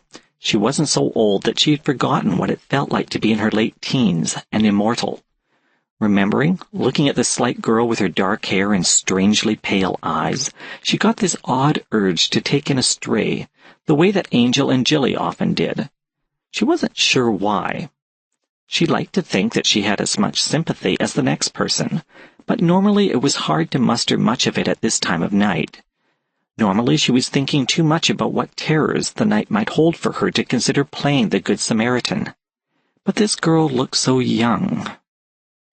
"What's your name?" she asked. "Teresa. Teresa Lewis." Katja offered her hand as she introduced herself. Teresa laughed. "Welcome to my home," she said, and shook Katja's hand. "This a regular squat?" Katja asked. Nervous as she was at being out so late, she couldn't imagine actually sleeping in a place like this on a regular basis. "No," Teresa said. "I meant the street." Katja sighed. Immortal. "Look, I don't have that big a place, but there's room on my couch if you want to crash." Teresa gave her a considering look. "Well, I know it's not the Harbor Ritz," Katja began. "It's not that," Teresa told her. "It's just that you don't know me at all. I could be loco, for all you know. Get to your place and rob you." "I've got a big family," Katja told her. "They track you down and take it out of your skin." Teresa laughed again. It was like they were meeting at a party somewhere, Katja thought. Drinks in hand, no worries, instead of on Gracie Street at 3 a.m. "I'm serious," she said. "I've got the room." Teresa's laughter trailed off. Her pale gaze settled on Katja's features. "Do you believe in magic?" she asked. "Say what?" "Magic. Do you believe in it?" Katja blinked. She waited for the punchline, but when it didn't come, she said, "Well, I'm not sure. My friend Jilly sure does, though maybe magic's not quite the right word. It's more like she believes there's more to this world than we can always see or understand. She sees things." Katja caught herself. How did we get into this, she thought. She wanted to change the subject. She wanted to get off the street before some homeboys showed up with all the wrong ideas in mind. But the steady weight of Teresa's intense gaze wouldn't let her go. "Anyway," Katja said, "I guess you could say Jilly does. Believes in magic, I mean. Sees things. But what about you? Have you seen things?" Katja shook her head. "Only old, unhappy, far-off things, and battles long ago," she said. Wordsworth, she added, placing the quote when Teresa raised her eyebrows in a question. "Then I guess you couldn't understand," Teresa told her. "See, the reason I'm out here like this is that I'm looking for a word." 3. I can't sleep. I lie in bed for what feels like hours. staring up at the shadows cast on the ceiling from the streetlight outside my bedroom window. Finally, I get up. I pull on a pair of leggings and a t-shirt and pad quietly across the room in my bare feet. I stand in the doorway and look at my guest. She's still sleeping, all curled up again, except her nest is made up of a spare set of my sheets and blankets now, instead of old newspapers. I wish it wasn't so early. I wish I could pick up the phone and talk to Jilly. I want to know if the strays she brings home tell stories as strange as mine told me on the way back to my apartment. I want to know if her strays can recognize the egret, which is a deposed king. If they can understand the gossip of bees and what crows talk about when they gather in a murder. If they ever don the old woman wisdom to be found in the rattle and cough cry of a lonesome gull, and wear it like a cloak of story. I want to know if Jilly's ever heard of bird brides, because Teresa says that's what she is, what she usually is, until the birds fly away. To gather them back into her head takes a kind of a wedding ritual that's sealed with a dream word. That's what she was doing out on Gracie Street when I found her, worn out from trying to get strangers to tell her a word that they'd only ever heard before in one of their dreams. I don't have to tell you how helpful the people she met were. The ones that didn't ignore her or call her names just gave her spare change instead of the word she needs. But I can't say as I blame them. If she'd come up to me with her spiel, I don't know how I'd have reacted. Not well, probably. Wouldn't have listened. Gets so you can't walk down a block some days without getting hit up for change 5 or 6 times. I don't want to be cold, but when it comes down to it, I've only got so much myself. I look away from my guest, my gaze resting on the phone for a moment, before I turn around and go back into my room.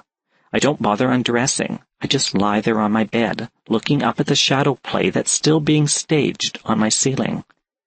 I know what's keeping me awake. I can't decide if I brought home some poor, confused kid or a piece of magic. It's not the one or the other that's brought on my insomnia. It's that I'm seriously considering the fact that it might be one or the other. Or, no, I have a place to live, Teresa said the next morning. They were sitting at the narrow table in Katja's kitchen that only barely seated the two of them comfortably, hands warming around mugs of freshly brewed coffee. I live in a bachelor in an old house on Stanton Street. Katja shook her head. Then why were you sleeping in a doorway last night? I don't know. I think because the people on Gracie Street in the evening seem to dream harder than people anywhere else. They're just more desperate to have a good time, Katja said. I suppose. Anyway, I was sure I'd find my word there, and by the time I realized I wouldn't, at least last night, it was so late and I was just too tired to go home. But weren't you scared? Teresa regarded her with genuine surprise. Of what? How to explain, Katja wondered. Obviously, this girl sitting across from her in a borrowed t-shirt, with sleep still gathered in the corners of her eyes, was fearless, like Jilly. Where did you start enumerating the dangers for them? And why bother? Teresa probably wouldn't listen any more than Jilly ever did. Katja thought sometimes that people like them must have guardian angels watching out for them and working overtime. I feel like I'm always scared, she said. Teresa nodded. I guess that's the way I feel, when the birds leave and all I have left in my head are empty nests and a few stray feathers. Kind of lonely and scared that they'll never come back. That wasn't the way Katja felt at all. Her fear lay in the headlines of newspapers and the sound bites that help fill newscasts. There was too much evil running loose. Random, petty evil, it was true, but evil all the same. Ever present, and all around her so that you didn't know who to trust anymore. Sometimes it seemed as though everyone in the world was so much bigger and more capable than her. Too often, confronted with her confidence, she could only feel helpless. Where did you hear about this thing with the birds? She said instead. The way you can bring them back. Teresa shrugged. I just always knew it. But you have all these details. Borrowed from bridal folklore, Katja added to herself, all except for the word she had to get from somebody else's dream. The question she really wanted to ask was, why those particular details? What made their borrowed possibilities true? Katja didn't want to sound judgmental. The truth, she had to admit if she was honest with herself, wasn't so much that she believed her house guest as that she didn't disbelieve her. Hadn't she woken up this morning searching the fading remnants of her dreams, looking for a new word that only existed beyond the gates of her sleeping mind? Teresa was smiling at her. The wattage behind the expression seemed to light the room, banishing shadows and uncertainties, and Katja basked in its glow. "I know what you're thinking," Teresa said. "They don't even sound all that original except for the missing word, do they? But I believe any of us can make things happen, even magical, impossible things. It's a matter of having faith in the private rituals we make up for ourselves." "Rituals you make up?" "Uh-huh. The rituals themselves aren't all that important on their own, though once you've decided on them, you have to stick to them, just like the old alchemists did. You have to follow them through." "But if the rituals aren't that important," Katja asked, "then what's the point of them?" "How they help you focus your will, your intent. That's what magic is, you know. It's having a strong enough sense of self and what's around you to not only envision it being different, but to make it different." "You really believe this, don't you?" "Of course," Teresa said. "Don't you?" "I don't know. You make it sound so logical." "That's because it's true. Or maybe," that smile of Teresa's returned, warming the room again, "because I'm willing it to be true." "So would your ritual work for me?" "If you believe in it. But you should probably find your own, a set of circumstances that feels right for you." She paused for a moment, then added, "And you have to know what you're asking for. My birds are what got me through a lot of bad times. Listening to their conversations and soliloquies let me forget what was happening to me." Katja leaned forward. She could see the rush of memories rising in Teresa, could see the pain they brought with them. She wanted to reach out and hold her in a comforting embrace, the same kind of embrace she'd needed so often but rarely got. "What happened?" she asked, her voice soft. "I don't want to remember," Teresa said. She gave Katja an apologetic look. "It's not that I can't. It's that I don't want to." "You don't have to talk about it if you don't want to," Katja assured her. "Just because I'm putting you up doesn't mean you have to explain yourself to me." There was no sunshine in the smile that touched Teresa's features now. It was more like moonlight playing on wild rose bushes, the cool light glinting on thorns. Memories could impale you just like thorns. Katja knew that all too well. "But I can't not remember," Teresa said. "That's what's so sad. For all the good things in my life, I can't stop thinking of how much I hurt before the birds came." 5. I know about pain. I know about loneliness. Talking with Teresa, I realized that these are the first real conversations I've had with someone else in years. I don't want to make it sound as though I don't have any friends, that I never talk to anyone, but sometimes it feels like that all the same. I always seem to be standing on the outside of a friendship, of conversations, never really engaged. Even last night, before I found Teresa sleeping in the doorway, I was out with a bunch of people. I was in the middle of any number of conversations and camaraderie, but I still went home alone. I listened to what was going on around me. I smiled some, laughed some, added a sentence here, another there. But it wasn't really me that was partaking of the company. The real me was one step removed, watching it happen, like it seems I always am. Everybody I know seems to inhabit one landscape that they all share, while I'm the only person standing in the landscape that's inside of me. But today it's different. We're talking about weird, unlikely things, but I'm there with Teresa. I don't even know her. There are all sorts of people I've known for years, known way better, but not one of them seems to have looked inside me as truly as she does. This alchemy, this magic she's offering me, is opening a door inside me. It's making me remember. It's making me want to fill my head with birds so that I can forget. That's the saddest thing, isn't it? Wanting to forget. Desiring amnesia. I think that's the only reason some people kill themselves. I know it's the only reason I've ever seriously considered suicide. Consider the statistics. 1 out of every 5 women will be sexually traumatized by the time they reach their 20s. They might be raped. They might be a child preyed upon by a stranger. They might be abused by the very people who are supposed to be looking out for them. But the thing that statistic doesn't tell you is how often it can happen to that one woman out of 5. How it can happen to her over and over and over again. But on the statistical sheet, she's still only listed as 1 woman in 5. That makes it sound so random, the event an extraordinary moment of evil when set against the rest of her life, rather than something that she might have faced every day of her childhood. I'd give anything for a head full of birds. I'd give anything for the noise and clamor of their conversation to drown out the memories when they rise up inside of me. 6. Long after noon came and went, the 2 women still sat across from each other at the kitchen table. If their conversation could have been seen as well as heard, the spill of words that passed between them would have flooded off the table to eddy around their ankles in ever-deepening pools. It would have made for profound, dark water that was only bearable because each of them came to understand that the other truly understood what they had gone through, and sharing the stories of their battered childhoods at least reminded them that they weren't alone in what they had undergone, even if it didn't make the burden easier to bear.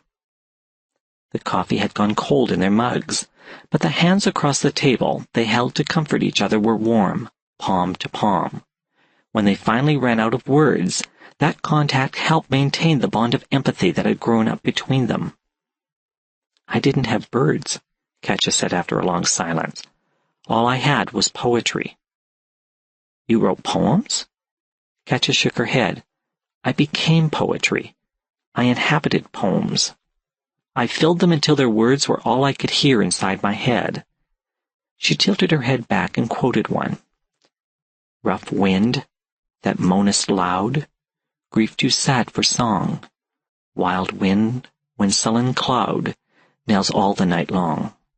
Sad storm, whose tears are vain, bare woods whose branches strain. Deep caves and dreary main wail for the world's wrong." "That's so sad. What's it called?" Teresa asked. "A Dirge.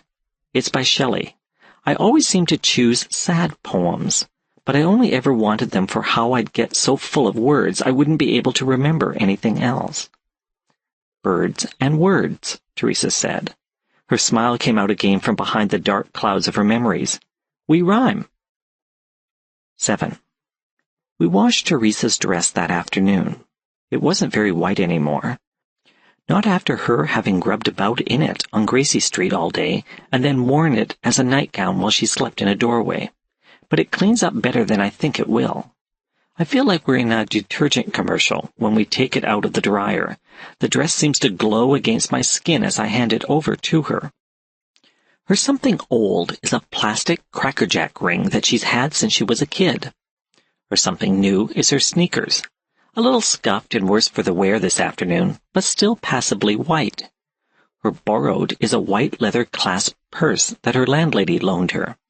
Her blue is a small clutch of silk flowers, forget-me-nots, tied up with a white ribbon that she plans to wear as a corsage. All she needs is that missing word. I don't have one for her, but I know someone who might. Jilly always likes to talk about things not quite of this world, things seen from the corner of the eye or brought over from a dream. And whenever she talks about dreams, Sophie Etoile's name comes up because Jilly insists Sophie's part fairy, and therefore a true dreamer. I don't know Sophie all that well, certainly not well enough to guess her genealogy, improbable or not as the case may be. But she does have an otherworldly, pre-Raphaelite air about her that makes Jilly's claims seem possible. At least they seem possible considering my present state of mind. And there's no one else I can turn to, no one I can think of.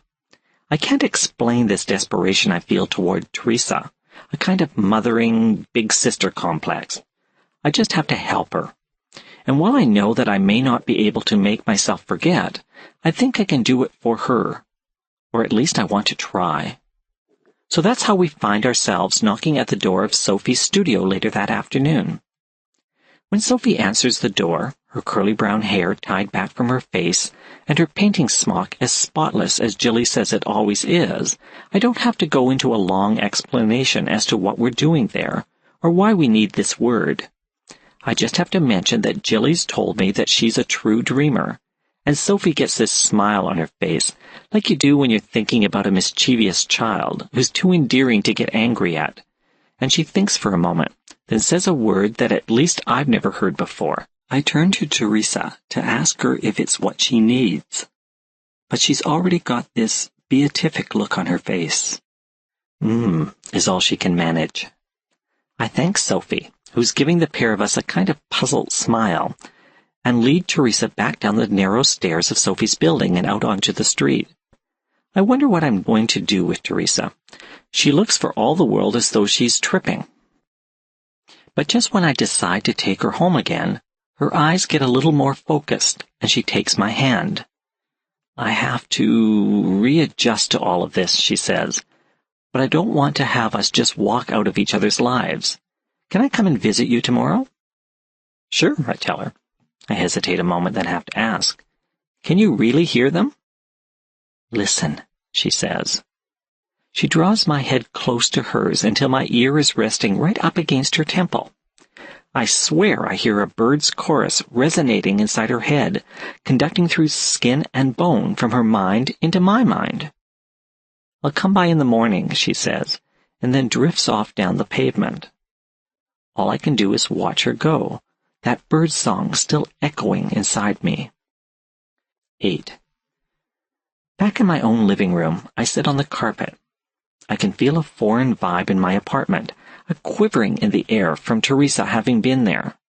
Everything in the room carries the memory of her, the knowledge of her gaze, how she handled and examined them with her attention.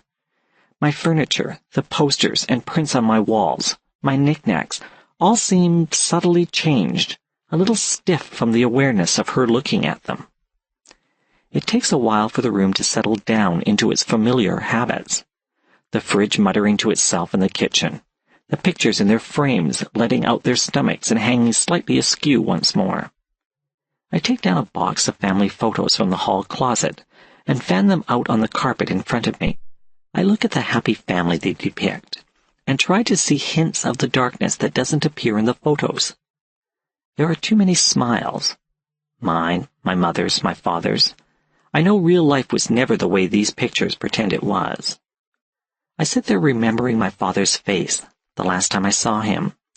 We were in the courtroom, waiting for him to be sentenced. He wouldn't look at me. My mother wouldn't look at me. I sat at the table with only a lawyer for support, only a stranger for family. That memory always makes me feel ashamed, because even after all he'd done to me, I didn't feel any triumph. I felt only disloyalty. I felt only that I was the one who'd been bad, that what had happened to me had been my fault. I knew back then it was wrong to feel that way, just as I know now that it is, but I can't seem to help myself. I squeeze my eyes shut, but the moments locked in my brain, just like all those other memories from my childhood that put a lie to the photographs fanned out on the carpet around me. Words aren't going to blot them out for me today. There aren't enough poems in the world to do that, and even if I could gather birds into my head, I don't think they would work for me. But I remember what Teresa told me about rituals and magic. It's having a strong enough sense of self and what's around you to not only envision it being different, but to make it different. I remember the echoing sound of the birds I heard gossiping in her head, and I know that I can find peace too. I just have to believe that I can. I just have to know what it is that I want and concentrate on having it, instead of what I've got. I have to find the ritual that'll make it work for me. Instinctively, I realize it can't be too easy.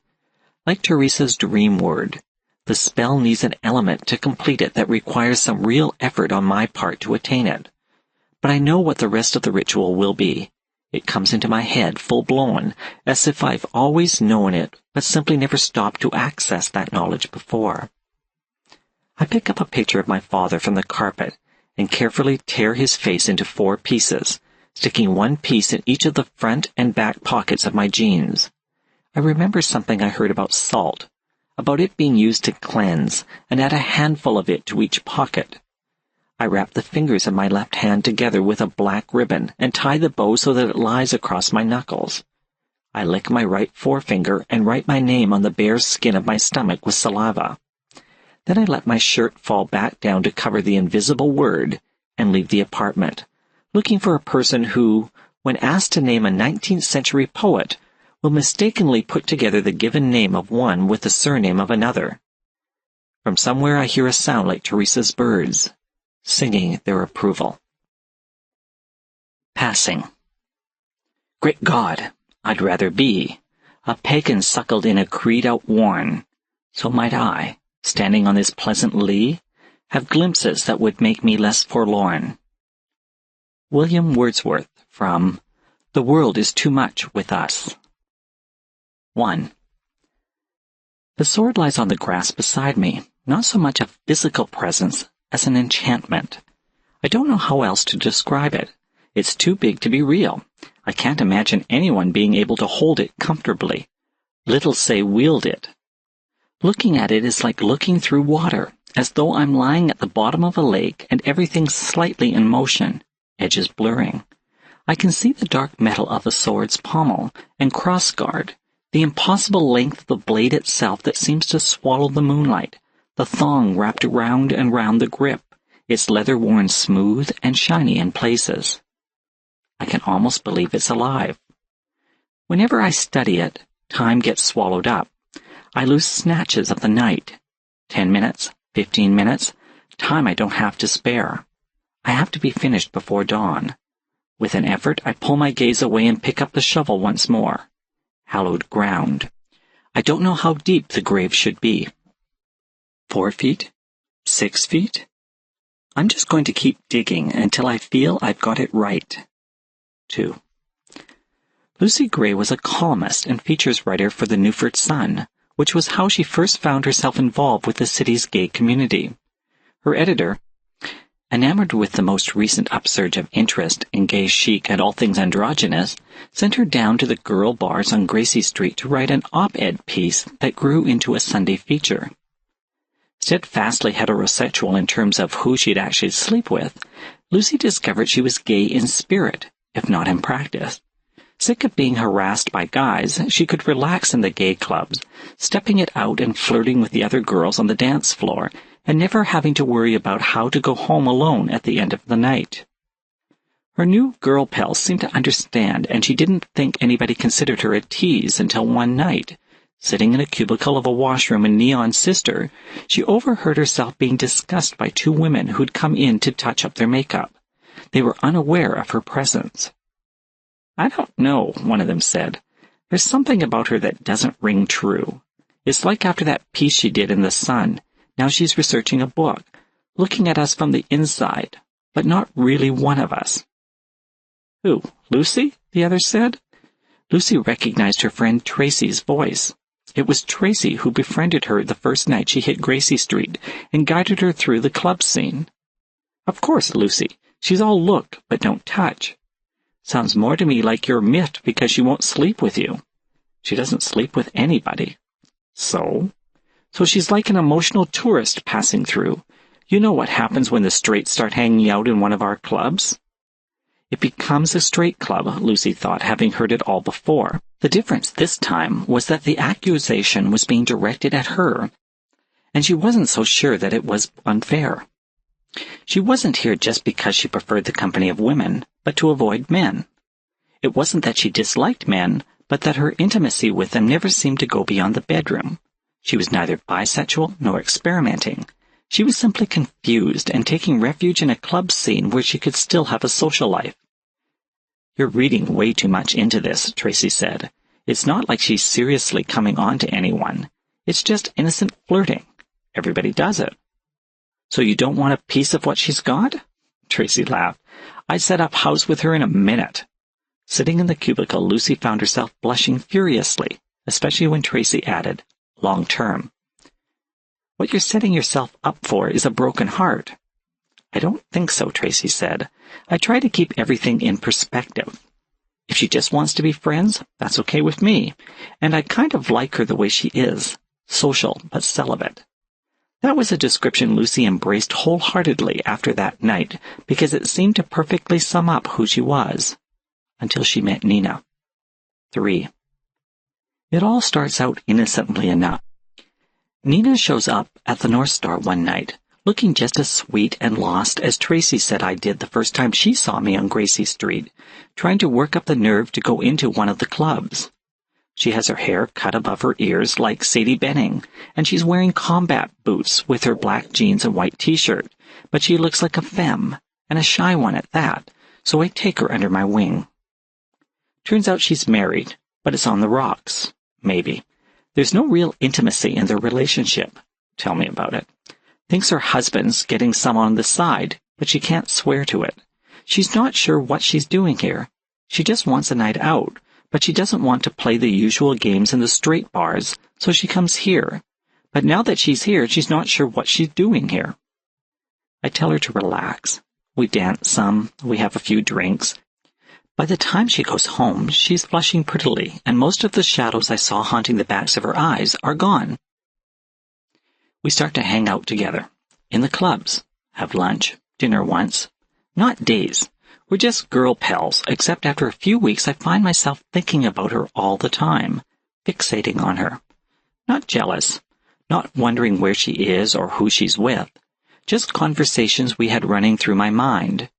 Her face a familiar visitor to my mind's eye, her trim body. Is this how it starts, I wonder?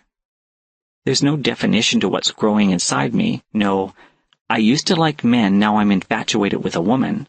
It's just this swelling desire to be with her, to touch her, to bask in her smile, to know she's thinking of me. One night I'm driving her home, and I don't know how it happens, but we pull up in front of her apartment building and I'm leaning toward her, and then our heads come together, our lips, our tongues. It's like kissing a guy, only everything's softer, sweeter somehow. We're wrapped up against each other, hands fumbling. I'm caressing her hair, her neck, her shoulder, until suddenly she pulls away, breathless, like me, a surprised look of desire in her eyes, like me, but there's something else there, too. Not shame. No, it felt too good. But confusion, yes, and uncertainty for sure. I'm sorry, I say. I know she's been passing just like me. Gay in spirit, we've talked about it lots of times. Don't be, she says. It felt nice. I don't say anything. I'm on pins and needles, not understanding the intensity of these feelings I have for her, for another woman, not wanting to scare her off, but knowing I want more. Nice doesn't even begin to describe how it felt to me. Nina sighs. It's just confusing. This I understand. But it feels wrong, I ask. She nods. Only not for the reason you're probably thinking. It's just, if I was sure Martin was cheating on me, that our marriage was over, I think it would be different. I wouldn't feel like I was betraying him.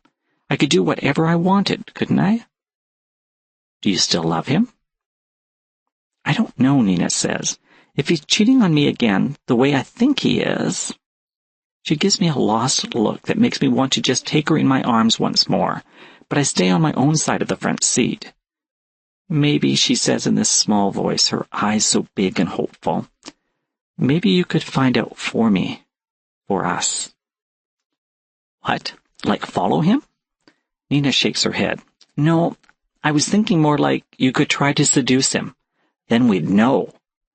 I don't like the way this is going at all, but there's a promise in Nina's eyes now. A promise that if I do this thing for her, she'll be mine. Not just for one night, but forever. You wouldn't actually have to do anything, she says. You know, like sleep with him. We'd only have to take it far enough to see if he's cheating on me. I don't know, I tell her, doubt in my voice, but I can already feel myself giving in. She nods slowly. I guess it's a pretty stupid idea, she says. She looks away embarrassed.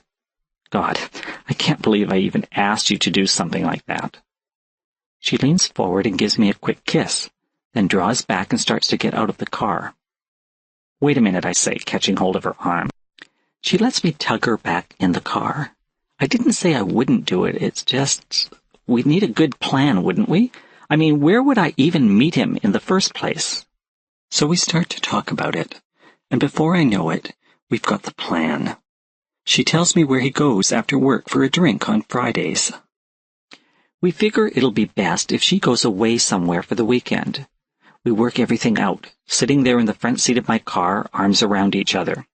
We kiss again before she finally leaves, a long, deep kiss that has my head swimming, my body aching to be naked against hers. I don't even consider second thoughts until I wake up alone in my own apartment the next morning and begin to realize what I've gotten myself into. I remember the last thing she said before she got out of the car. If he is cheating on me, and he takes you to our apartment, could you do something for me before you leave? What's that? There's a sword hanging on the wall over the mantel. Could you take it with you back to your place? A sword. She nodded. Because if it's over, I'm not ever going back to that place. I won't ever want to see him again. But... She gave me a look that melted my heart. The sword's the only thing I'd want to take away with me. It used to belong to my mother, you see. I lie there in bed thinking about it until I have to get up to have a pee. When I'm washing my face at the basin, I study my reflection looking back at me, water dripping from her cheeks. Lucy, I say to her, what have we gotten ourselves into this time? 4. It was a quiet night at Neon's sister, but it was still early, going on to 11. Lucy saw Tracy sitting by herself in one of the booths beside the dance floor. She was easy to spot with her shoulder-length dreadlocks, her coffee-colored skin accentuated by the white of her t-shirt. Lucy waited a moment to make sure Tracy was alone, then crossed the dance floor and slid into the booth beside her. She ordered a drink from the waitress, but wasn't in the mood to do more than sip from it after it arrived. There was always something about being in Tracy's calm, dark-eyed presence that made Lucy want to open up to her. She didn't know what it was that usually stopped her, but tonight it wasn't there. I'm not really gay, you know, she said when the small talk between them died. Tracy smiled. I know. You do? Tracy nodded. But you're not sure you're straight either. You don't know who you are, do you? I guess, except now I'm starting to think maybe I am gay. Has this got something to do with Nina? Is it that obvious? We've all been there before, Lucy. Lucy sighed. So I think I'm ready to find out who I really am, but I don't think Nina is. Welcome to that club as well. Lucy took another sip of her drink and looked out at the dance floor. An hour had passed and the club was starting to fill up. She brought her gaze back to Tracy. Were you ever in love with a guy? She asked. Tracy hesitated for a moment, then gave a reluctant nod. A long time ago. Does it feel any different? I mean, with a woman? You mean inside? Lucy nodded. It doesn't feel different, Tracy confirmed. She studied Lucy, her dark gaze more solemn than usual before going on. Straights always think it's hard for us to come out to the world, but it's harder to come out to ourselves. Not because there's anything wrong with what we are, but because we're made to feel it's wrong. I used to think that with the strides in gay rights over the past few years, it wouldn't be like that anymore. But society still feeds us so much garbage that nothing much seems to have changed. You know what kept going around and around in my head when I was trying to figure myself out? Lucy shook her head. That old The Children's Hour with Shirley MacLaine from the 60s. The one where she finds out she's a lesbian and she kills herself. I was so ashamed of how I felt. Ashamed and confused. I don't feel ashamed, Lucy said. But you do feel confused. Lucy nodded. I don't know what to do. Well, here's my 2 cents. Don't be in a rush to work it out. Be honest, to yourself as well as to Nina, but take it slow. And if I lose her, then it was never meant to be. Tracy gave her a wry smile. Pretty lame, huh? But there's always a grain of truth. even in populist crap like that. You want to dance? Lucy thought about the night she'd overheard Tracy and another woman discussing her in the washroom, thought about what Tracy had said about her, thought about what she herself was feeling for Nina. Didn't matter the combination of genders, she realized. Some things just didn't change. She gave Tracy a smile. Sure, she said. It was a slow dance. She and Tracy had danced together many times before, but it felt different tonight. Tonight Lucy couldn't stop focusing on the fact that it was a woman's body moving so closely to hers, a woman's arms around her. But then ever since kissing Nina last night, everything had felt different. Gay or straight, Tracy said, her voice soft in Lucy's ear. The hurt feels the same. Lucy nodded, then let her head rest against Tracy's once more. They were comforting each other, Lucy realized, but while Tracy was offering more, the dance was all that Lucy had to give. 5. So I go ahead and do it. I meet Martin in Huxley's, that yuppie bar across from Fitzhenry Park, and I flirt outrageously with him. Picking him up is so easy. I wish there was a prize for it. I'd collect big time. By the time we've had dinner, I've got enough on him to take back to Nina. But I'm curious now, about him, about where they live, and I can't seem to break it off. Next thing I know, I'm in their apartment, the same one I sat outside of a few nights ago, necking with his wife in the front seat of my car. Now I'm here with him, sitting on their couch, watching him make us drinks at the wet bar in the corner of the living room. He comes back with a drink in each hand and gives me one. We toast each other, take a sip. This is seriously good brandy. I like it. I like him, too. Not a man-woman kind of thing, but he seems like a nice guy. Except he cheats on his wife, whom I'm trying to get into my own bed. It's time to go, I realize. Way past time to go. But then he floors me. So when did you meet Nina? He asks. I look at him, unable to hide my surprise. How did you... I break off before I get in too deep and take a steadying breath to try to regain my composure. It's not easy with that pale blue gaze of his wryly regarding me. Earlier, it reminded me of Tracy, kind of solemn and funny, all at the same time, like hers, but now there's something unpleasant sitting in back of it, the same place the hurt sat in Nina's eyes the night I first met her. She sent other people to get the sword, you know. I've been trying to avoid looking at it all night, but now I can't stop my gaze from going to it. I remember thinking how big it was when I first stepped into the living room and stole a glance at it. No way it was going to fit into my handbag. I'd given up the idea of walking out with it pretty quick. What story did she tell you? Martin went on. That it belonged to her grandmother, and it's the only thing she's got left to remind her of the old bag? Not grandmother, I think. Mother. But I don't say anything. One of the things I've learned working on the paper, if you can keep quiet, 9 out of 10 times the person you're with will feel obliged to fill the silence. You'd be surprised the kinds of things they'll tell you. Or did she tell you about the family curse? He asks. And how the sword has to be sheathed for it to end. I still say nothing. Or did she tell you the truth? This time he plays the waiting game until I finally ask, so what is the truth? Well, it's all subjective, isn't it?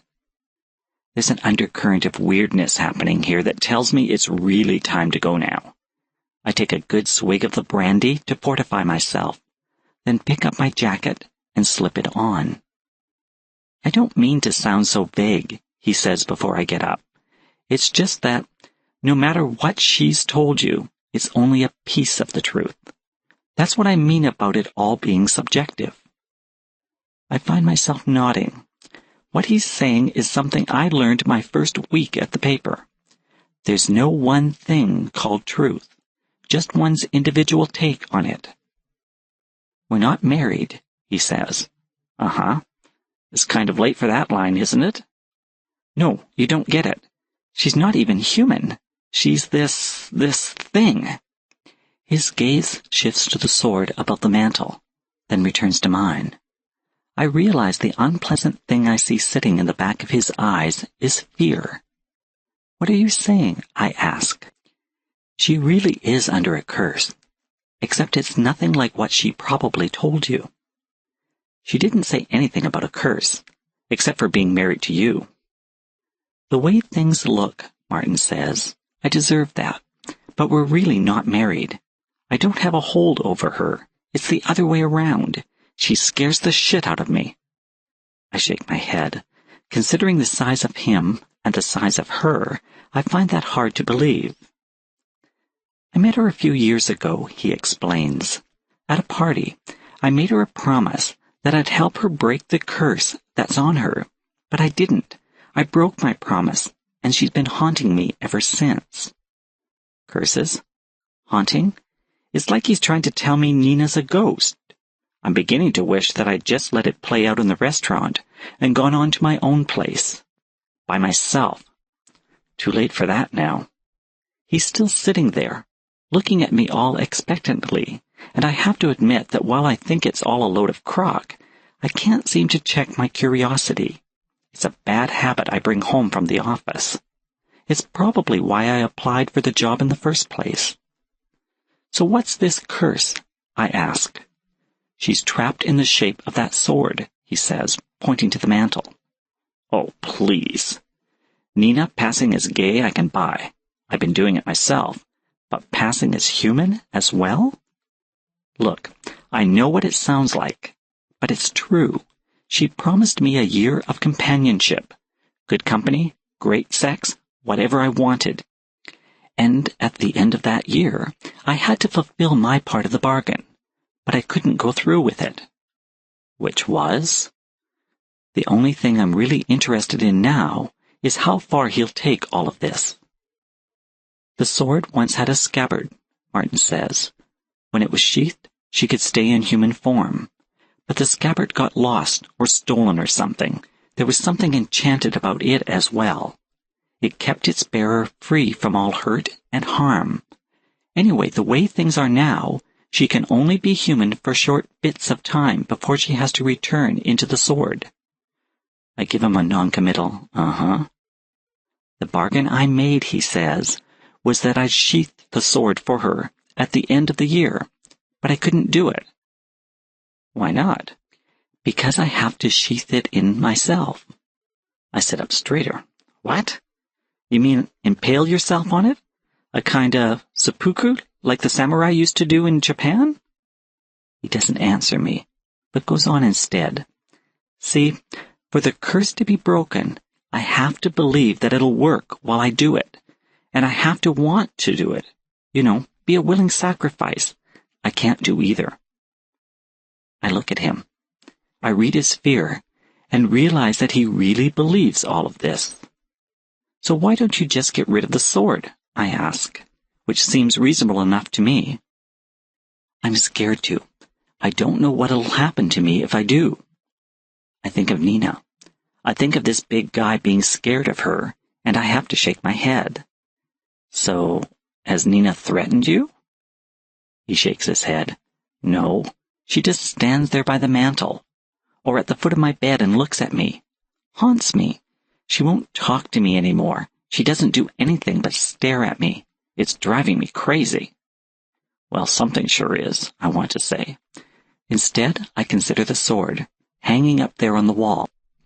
I try to imagine Nina's, spirit? Essence? Trapped in that long length of blade. I can't even work up the pretense of belief. So give it to me, I say. He blinks in confusion, then shakes his head again. No, I can't do that. Something horrible will happen to me if I do. I don't think so, I tell him. Nina specifically asked me to take the sword with me when I left. You say she sent other people to get it. Doesn't it seem obvious that all she wants is a sword? Give it to me, and we'll all be out of your life.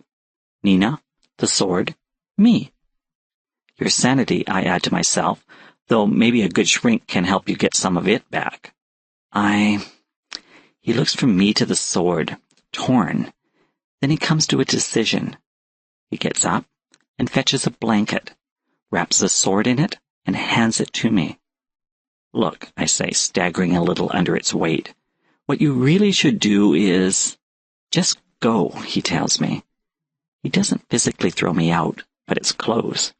Truth is, he looks so freaked about what he's doing that I'm happy to put as much distance as I can between us. I end up hauling the sword down to the street to where I parked my car. It won't fit in the trunk, so I put it on the back seat. I look up at the window of the apartment above me. Martin's turned all the lights off. It's weird, I think, sliding into the driver's seat. He seemed so normal when I first picked him up in Huxley's, but then he turned out to be loopier than anyone I've ever met on this side of the Zabrowski Institute's doors. It just goes to show you, no wonder Nina wanted to leave him.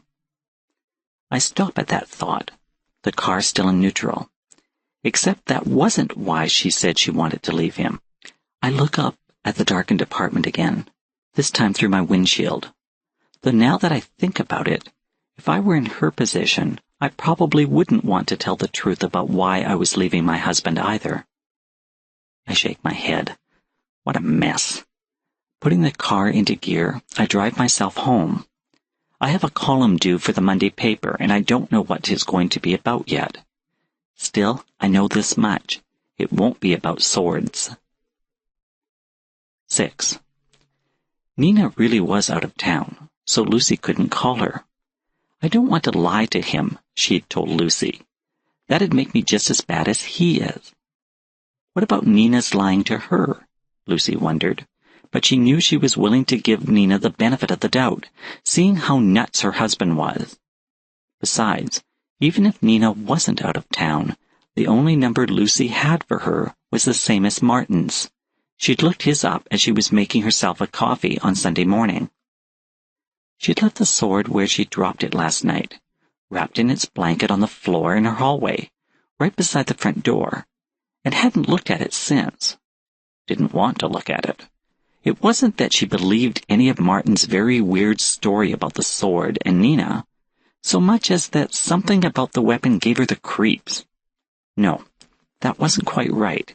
It was more that thinking about it made her feel odd, as though the air had grown thicker, or the hardwood floor had gone slightly spongy underfoot. Better not to think of it. Saturday, she did some grocery shopping, but she stayed in with a video on Saturday night. Sunday afternoon, she went into the office and worked on Monday's column, deciding to do a piece on cheap sources for fashion accessories. She finished it quickly and then spent a couple of hours trying to straighten out the mess on her desk without making any real noticeable progress. It was the story of her life. Sunday night, Nina called.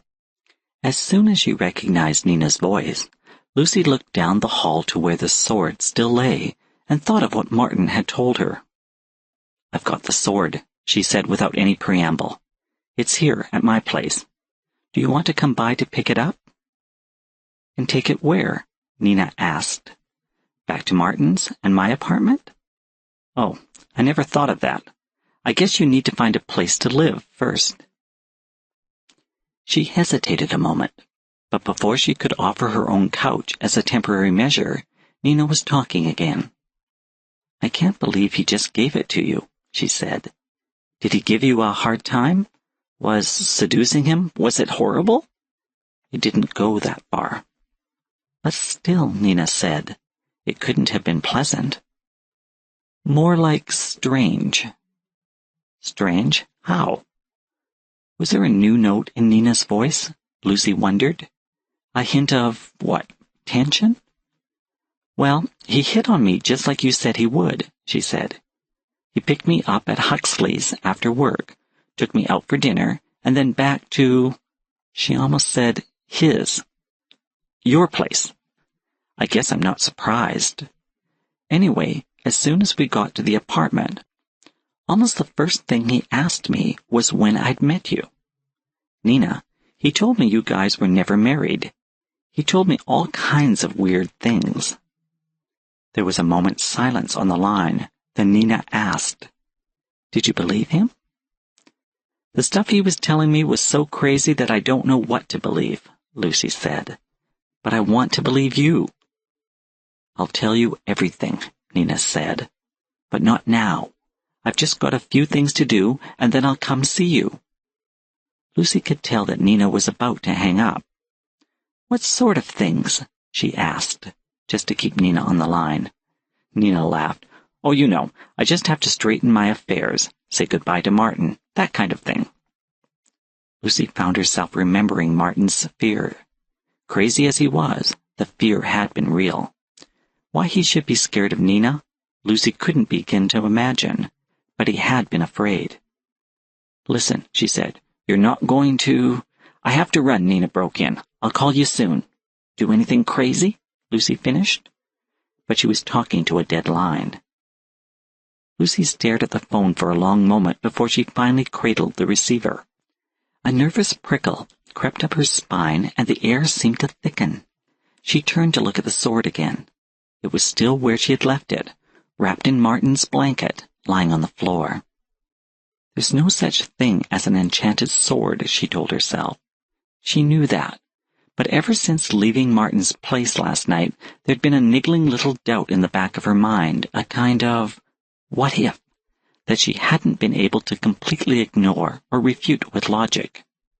She couldn't shake the feeling that something was about to happen, and whatever it was connected to the sword and Martin, and to Nina. She stood up quickly and fetched her car keys from the coffee table. Maybe it was stupid, worrying the way she was, but she had to know. Had to be sure that the boundaries of what could be and what could not still existed as they always had. She left so quickly she was still buttoning up her jacket when she reached the street. It took her 15 minutes to get to the apartment where Nina and Martin lived. She parked at the curb across from the building and studied their place on the 3rd floor. The windows were all dark. There was no one on the street except for a man at the far end of the block who was poking through a garbage can with a stick. Lucy sat there for 5 minutes before she reluctantly pulled away. She cruised slowly through the neighborhood, looking for Nina's familiar trim figure. Eventually, the only thing left to do was drive back to her own apartment and wait for Nina to call. She sat up in bed with the telephone on the quilt beside her leg, trying to read because she knew she wouldn't be able to sleep. After a while, she phoned Tracy, nervous the whole time that Nina was trying to get through while she was tying up the line. She told Tracy everything, but it made no more sense to Tracy than it did to her. "Weird," Tracy said at last. "Am I blowing this way out of proportion?" Lucy wanted to know. She could almost feel Tracy's smile across the telephone line. "Well, it is a bit much," Tracy said. "All this business with the sword and Nina. But I've always been one to trust my intuition. If you feel there's something weird going on, then I'm willing to bet that there is. Something on a more logical level than curses and hauntings, mind you. So what do I do?" Tracy sighed. "Just what you're doing. Wait. What else can you do?" "I know, it's just—" "You want some company?" Tracy asked. What Lucy wanted was Nina. She wanted to know that Martin had nothing to fear from her, that Nina wasn't about to do something that was going to get her into serious trouble. But Tracy couldn't help her with any of that. "No," she told her friend, "I'll be okay. Call me tomorrow." "I will." Finally, she drifted off with the lights on, sitting up against the headboard, the book still open on her lap. She dreamed that the sword lay on the other side of the bed, talking to her in a low, murmuring voice that could have belonged to anybody. When she woke, she couldn't remember what it had told her. 7. By 9 o'clock Monday morning, I'm a mess. Punchy from the weird dreams and getting so little sleep. Sick with worry. Nina still hasn't called, and I'm thinking the worst. It kind of surprises me that the worst I imagine isn't that she's done something to Martin, but that she doesn't want to see me anymore. I'm already late for work. I consider phoning in sick, but I know I can't stay at home. I'm already bouncing off the walls, so I go into the office. I know I can check my machine for messages from there, and at least I'll be able to find something to keep me busy. I have this habit of going over the police reports file when I first get in. It's kind of a gruesome practice, reading the list of break-ins, robberies, rapes, and the like that occurred the night before, but I can't seem to shake it. It's not even my beat. I usually get assigned the soft stories. I think maybe the reason I do it is that it's a way of validating that, okay, so the city's going down the tubes, but I'm still safe. I'm safe. The people I know and love are safe. This kind of horrible thing goes on, but it doesn't really touch me. It's fueled by the same impulse that makes us all slow down at accidents and follow the news. Sometimes I think we don't so much want to be informed as have our own security validated. This morning there's a report of an apparent suicide on a street that sounds familiar. They don't give the victim's name, but the street's all I need. Shit, it's Martin. It says Caucasian male did a jump from his third-story apartment window, but I know it's Martin. The coroner's still waiting for the autopsy report. The cops are pretty much ruling out foul play. But I know better, don't I? Martin himself told me what had happened if he got rid of the sword, and he looked so terrified when I left his place Friday night. But I still can't believe it of Nina. I can't believe all this crap he told me about her and the sword.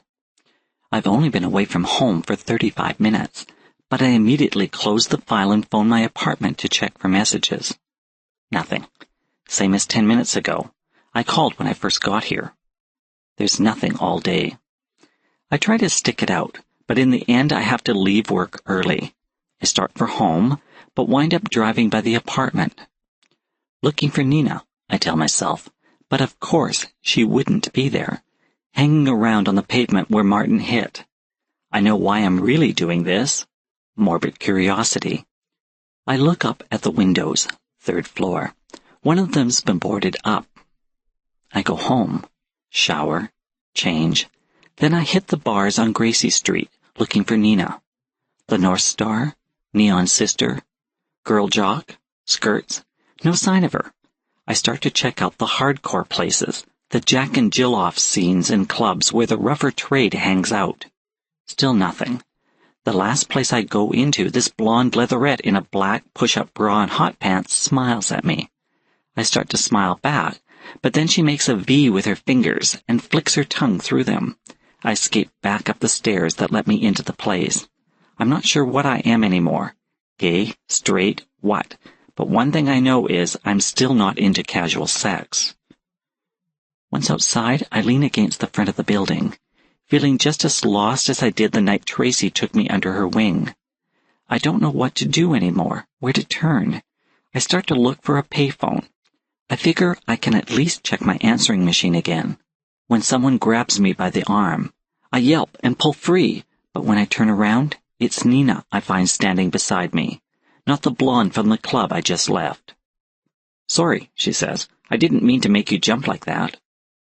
She's smiling, but I can see she really means it. She leans forward and gives me a kiss on the lips.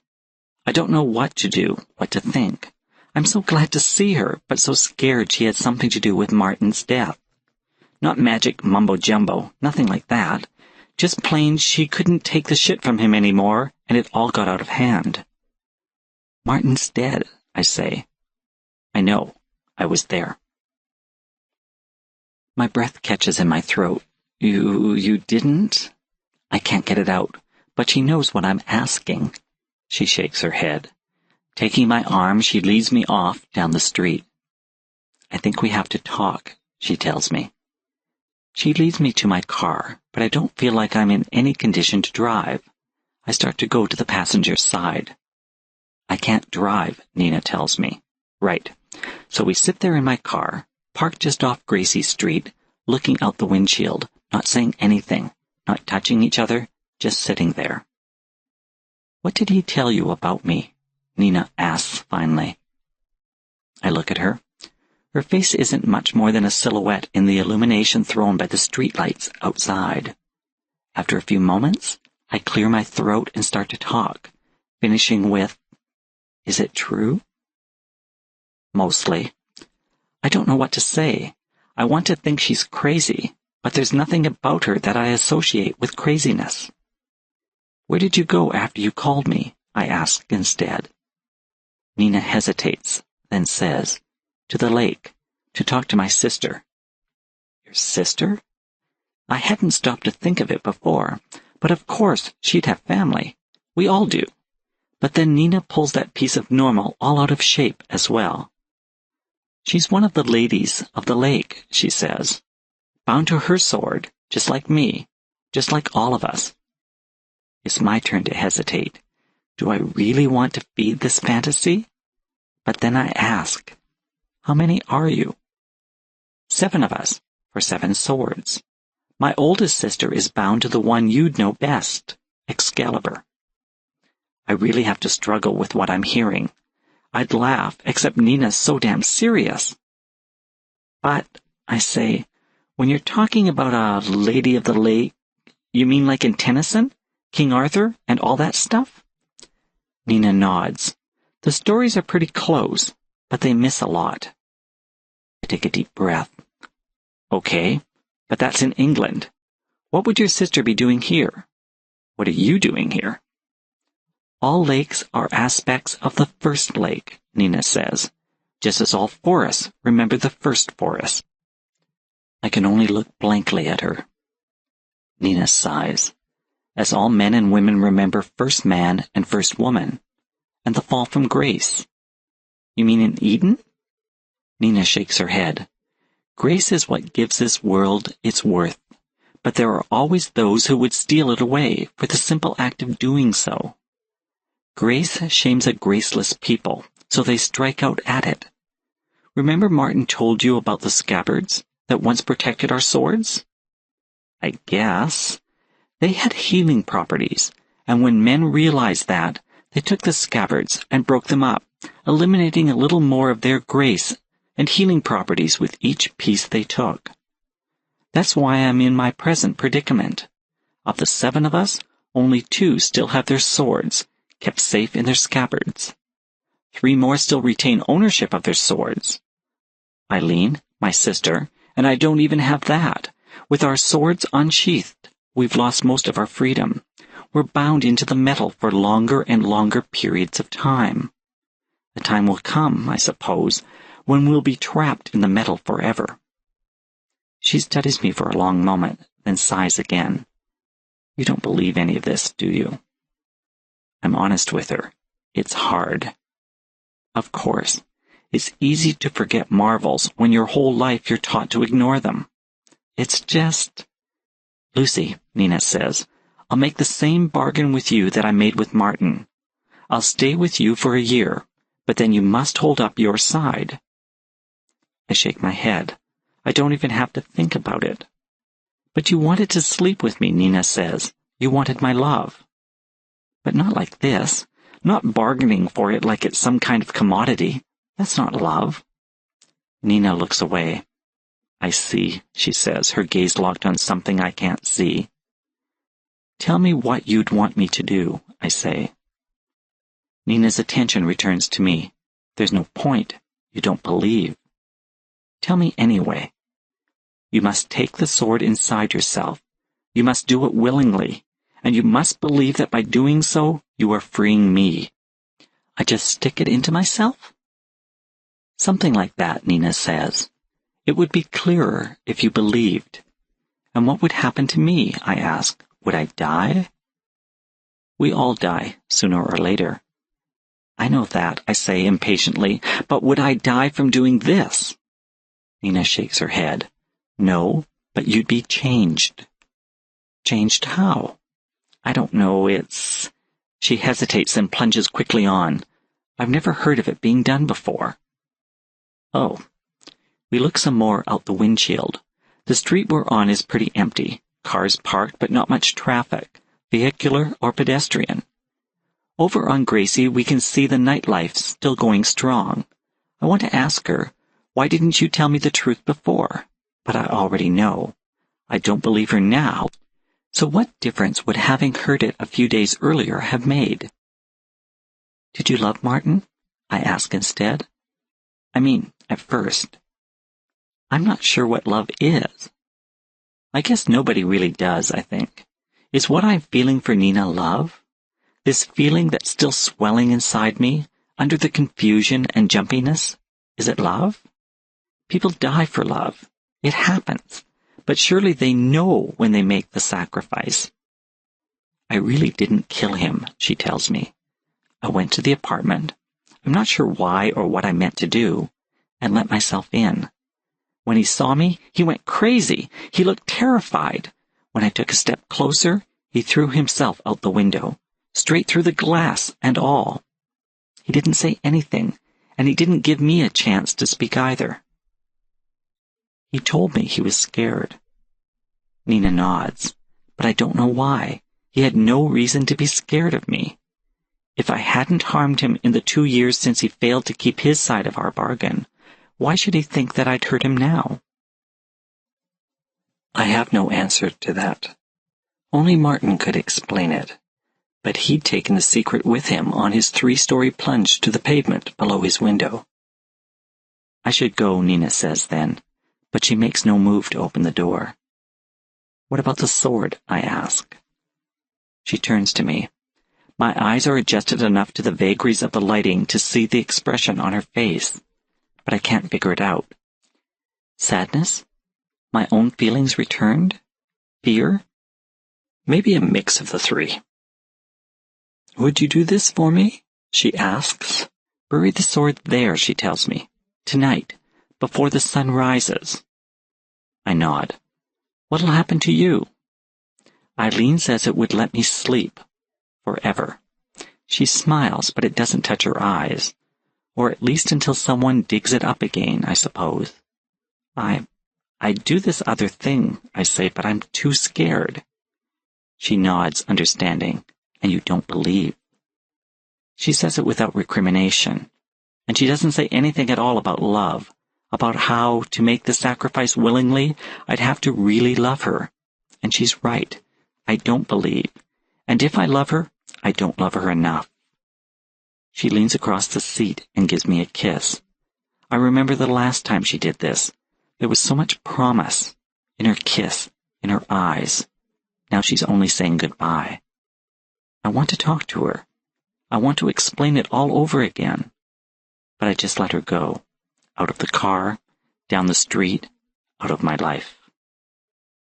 There's a huge emptiness inside me after she's gone. Maybe what hurts the most is the knowledge I hold that I can't let go. That I love her, but I don't love her enough. She asked too much of me, I tell myself, but I'm not sure if it's something I really believe or if I'm trying to convince myself that it's true to try and make myself feel better. It doesn't work. I drive home to get the sword. I unwrap it, there in my hall, and hold it in my hands, trying to get some sense of Nina from it. But it's just metal. Eventually, I wrap it up again and take it down to my car. I get a shovel from the tool shed behind the building. It belongs to the guy who lives on the ground floor, but I don't think he'll miss it. I'll have it back before he even knows it's gone. And that's how I get here, digging a grave for a sword in hallowed ground. I can hear the lake against the shore, the wind sighing in the pines above. I can't hear the city at all, though it's all around me. Hallowed ground. Hallowed by something older than what I was taught about in Sunday school, I guess. Truth is, I've turned into an agnostic since those long-ago innocent days. I was just a girl then, didn't even know about sapphic impulses. Little say think I might be feeling them. It's easier to dig in amongst the roots of these pines than I would have thought possible, but it still takes me a long time to get the grave dug. I keep stopping to listen to the wind and the sound of the lake, the waves lapping against the shore. I keep stopping to look at the sword, and the minutes leak away in little fugue states. I don't know where my mind goes. I just suddenly find myself blinking beside the grave, gaze locked on the long length of the sword, thinking of Nina, wanting to find the necessary belief and love to let me fill the emptiness I feel inside. Finally, it's getting on to the dawn. The grave's about 4 feet deep. It's enough. I'm just putting things off now. It's also crazy. I know it's crazy. But I can't help but feel that it really is Nina I'm getting ready to lay in the hole and cover over with dirt. I consider wrapping the sword back up again, but the blanket was Martin's, and somehow it doesn't feel right. I pick the sword up and cradle it for a moment, as though I'm holding a child, a cold and still child with only one long limb. I touch the blade with a fingertip. It's not particularly sharp. I study the tip of the blade in the moonlight. You'd have to really throw yourself on it for it to pierce the skin and impale you. I think maybe Nina's craziness is contagious. I find myself wishing I'd loved Nina enough to have done this thing for her, to believe, to trust, to be brave. Crazy as it all is. I find myself sitting up, with the sword tip lying on my knees. I open my blouse and prop the sword up, lay the tip against my skin, between my breasts, just to see how it feels. I find myself leaning forward, putting pressure on the tip, looking down at where the metal presses against my skin. I feel as though I've slipped into an altered state of consciousness. I look down to where the sword meets my skin, and the point's gone. It's inside me. 1 inch? 2 inches? I don't feel anything.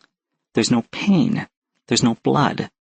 There's only this impossible moment, like a miracle, where the sword's slipping inside me, more and more of its length, the harder I push against it.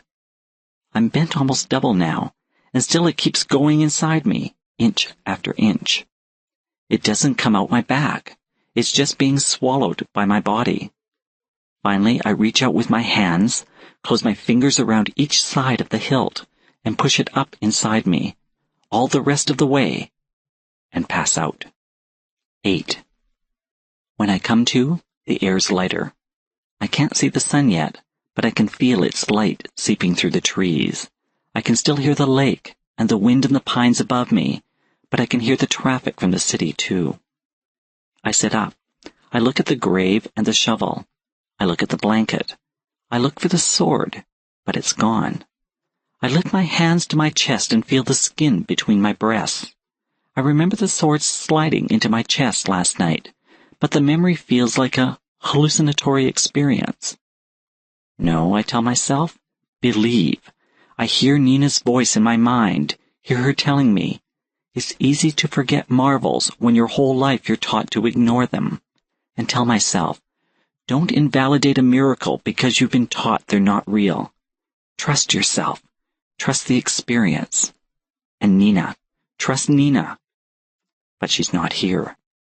My body might have swallowed the sword, impossibly sheathing the long length of its metal in my flesh, but she's not here. My fingers feel a bump on my skin, and I look down to see I've got a new birthmark, equidistant from each of my breasts. It looks like a cross, or a sword standing on its point. I feel so calm. It seems as though I should be either freaking out completely or delirious with wonder and awe. But there's only the calm. I sit there for a long time, running my finger across the bump of my new birthmark. Then finally I button up my blouse. I fill the grave, this goes a lot quicker than digging it did, and cover up the raw dirt with pine needles. I wrap the shovel in my blanket and walk back to where I parked my car on Battersfield Road. 9.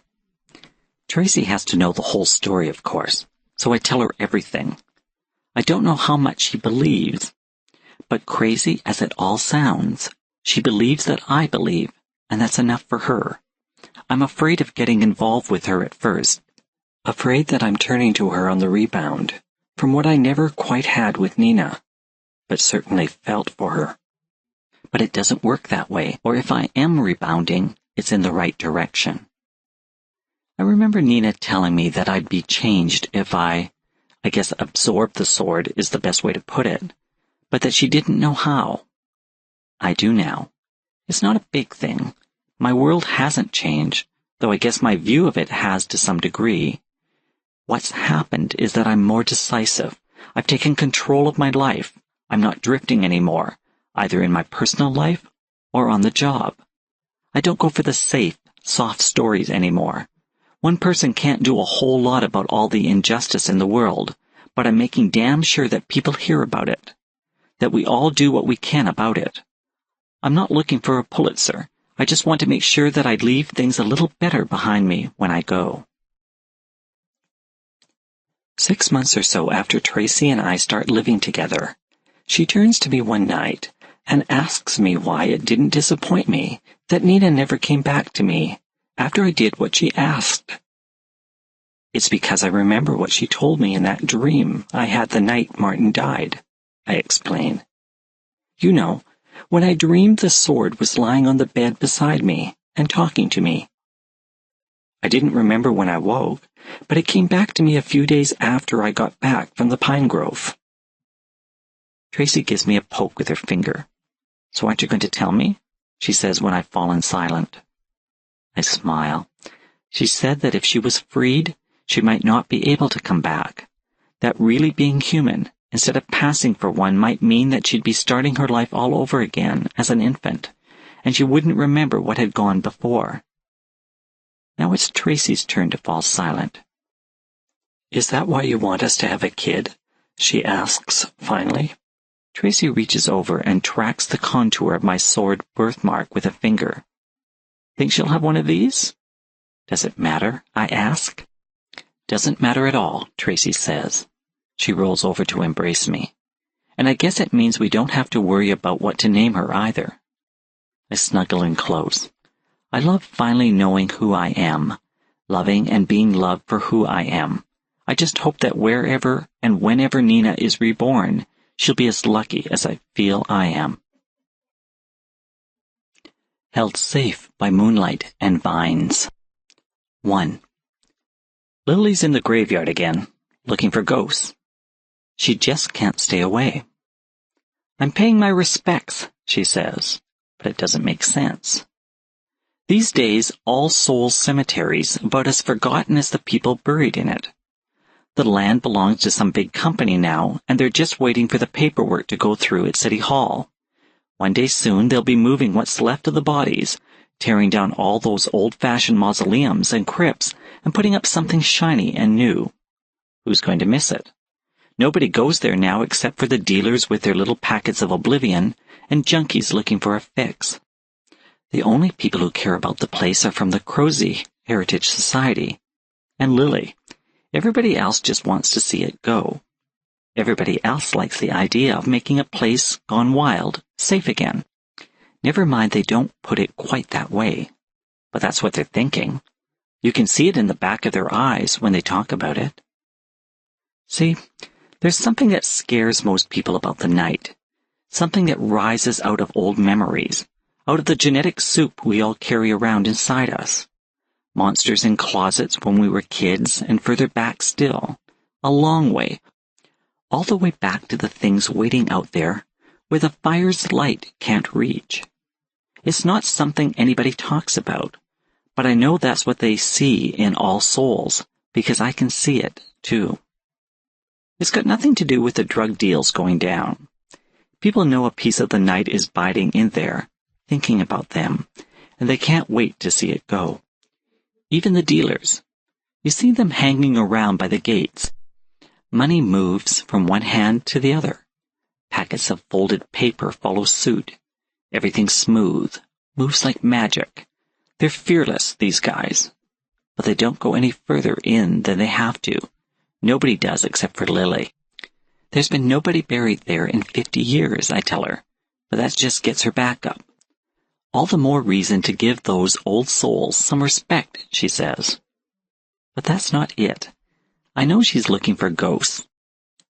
Thing is, I don't know why. 2. Alex's problem is he wants an answer for everything.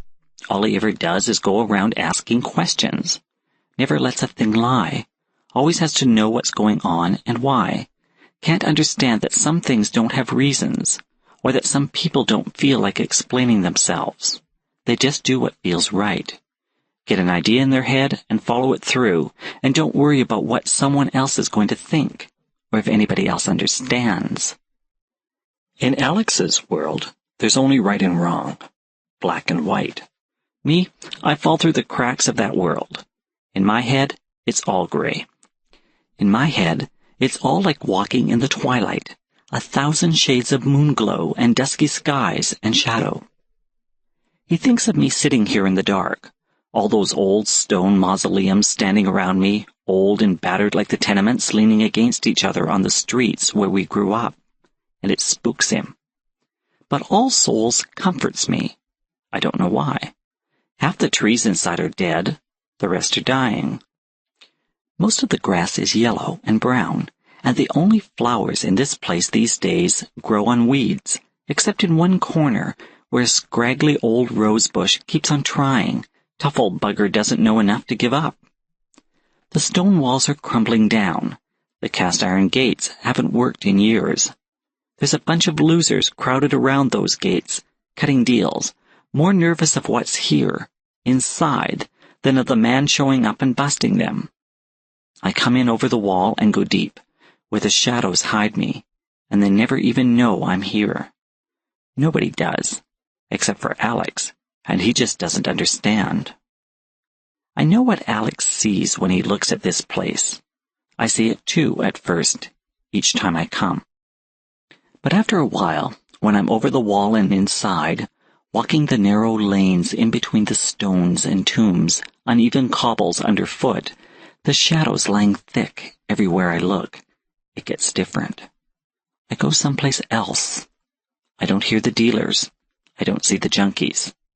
The cemetery's gone. The city's gone. And me? I'm gone too. The only things still with me are the walls, but they're different in that other place. Not so worn down.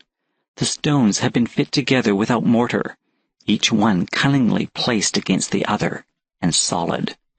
Those walls go up 10 feet, and you'd have to ram them with a bulldozer before they'd come down. Inside, it's a garden. Sort of. A wild place. A tangle of bushes and briars, trees I've got no name for, and vines hanging everywhere. A riot of flowers haunts the ground cover, pale blossoms that catch the moonlight and hold it in their petals. The moonlight. That moon is so big in this place it feels like it could swallow the world. When I stand there in the wild garden and look up at it, I feel small, like I'm no bigger than the space of time between one moment and the next, but not the same way I feel small anywhere else. Where I come from, there are millions of people living everywhere, and each one of them's got his or her own world. It's so easy to lose a part of yourself in those worlds, to just find yourself getting sucked away until there's next to nothing left of who you are. But I don't have to be careful about that here. There aren't any of those millions of people here, and that moon, it doesn't swallow up who I am. Its golden light fills me up, reveling in what it knows me to be. I'm small in its light, sure, but the kind of small that can hold everything there is to be held. The moon's just bigger, that's all. Not more important than me, just different.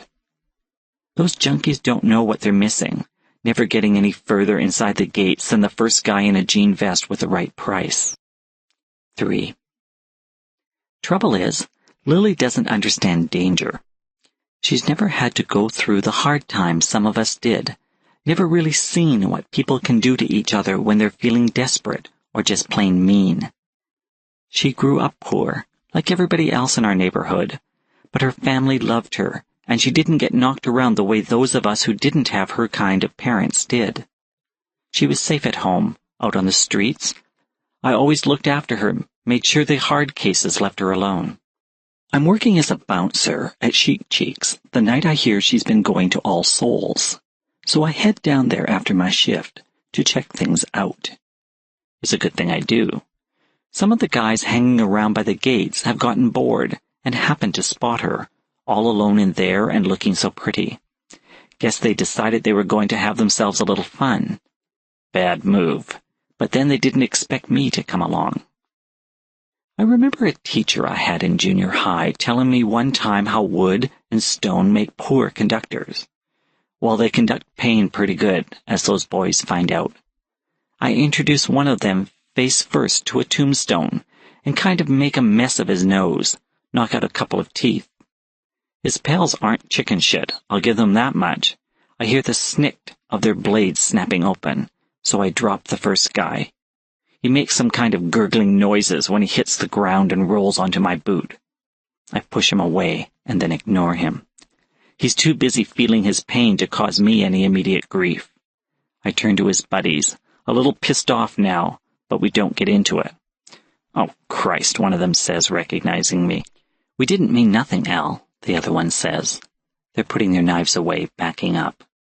"We knew she was one of your people. We never would have touched her. I swear it, man." Guess I've got a bit of a rep. Nothing serious. I'm not some big shot. What it's got to do with is my old man. Crazy Eddie is what they used to call him on the streets.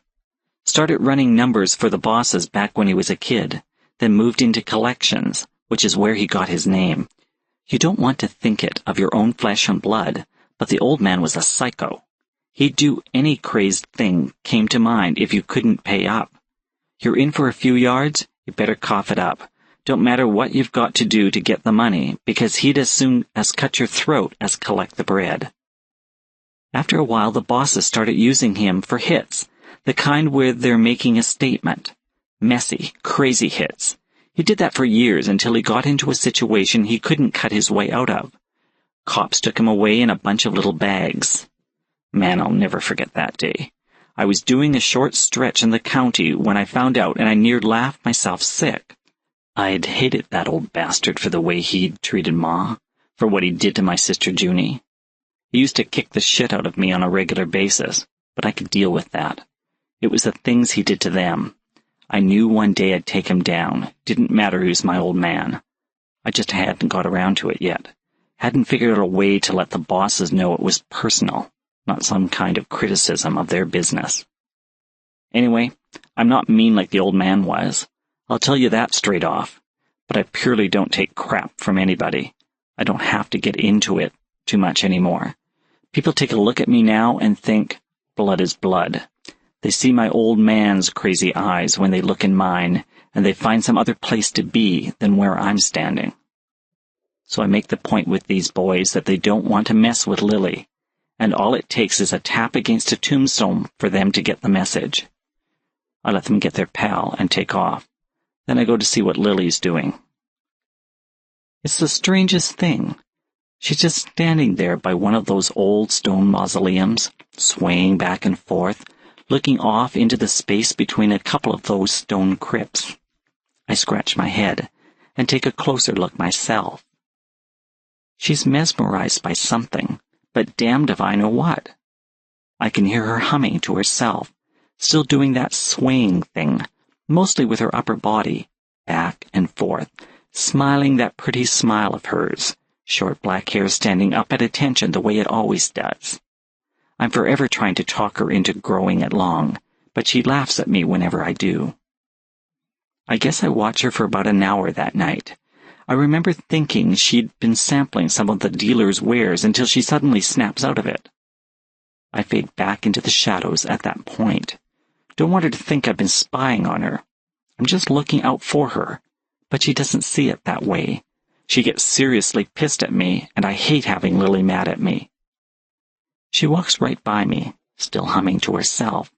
I can see she's not stoned, just Lily strange. I watch her climb up some vines where one of the walls is broken and low, and then she's gone. I go out the front way, just to remind the boys what's what, and catch up with Lily a few blocks away, casual-like.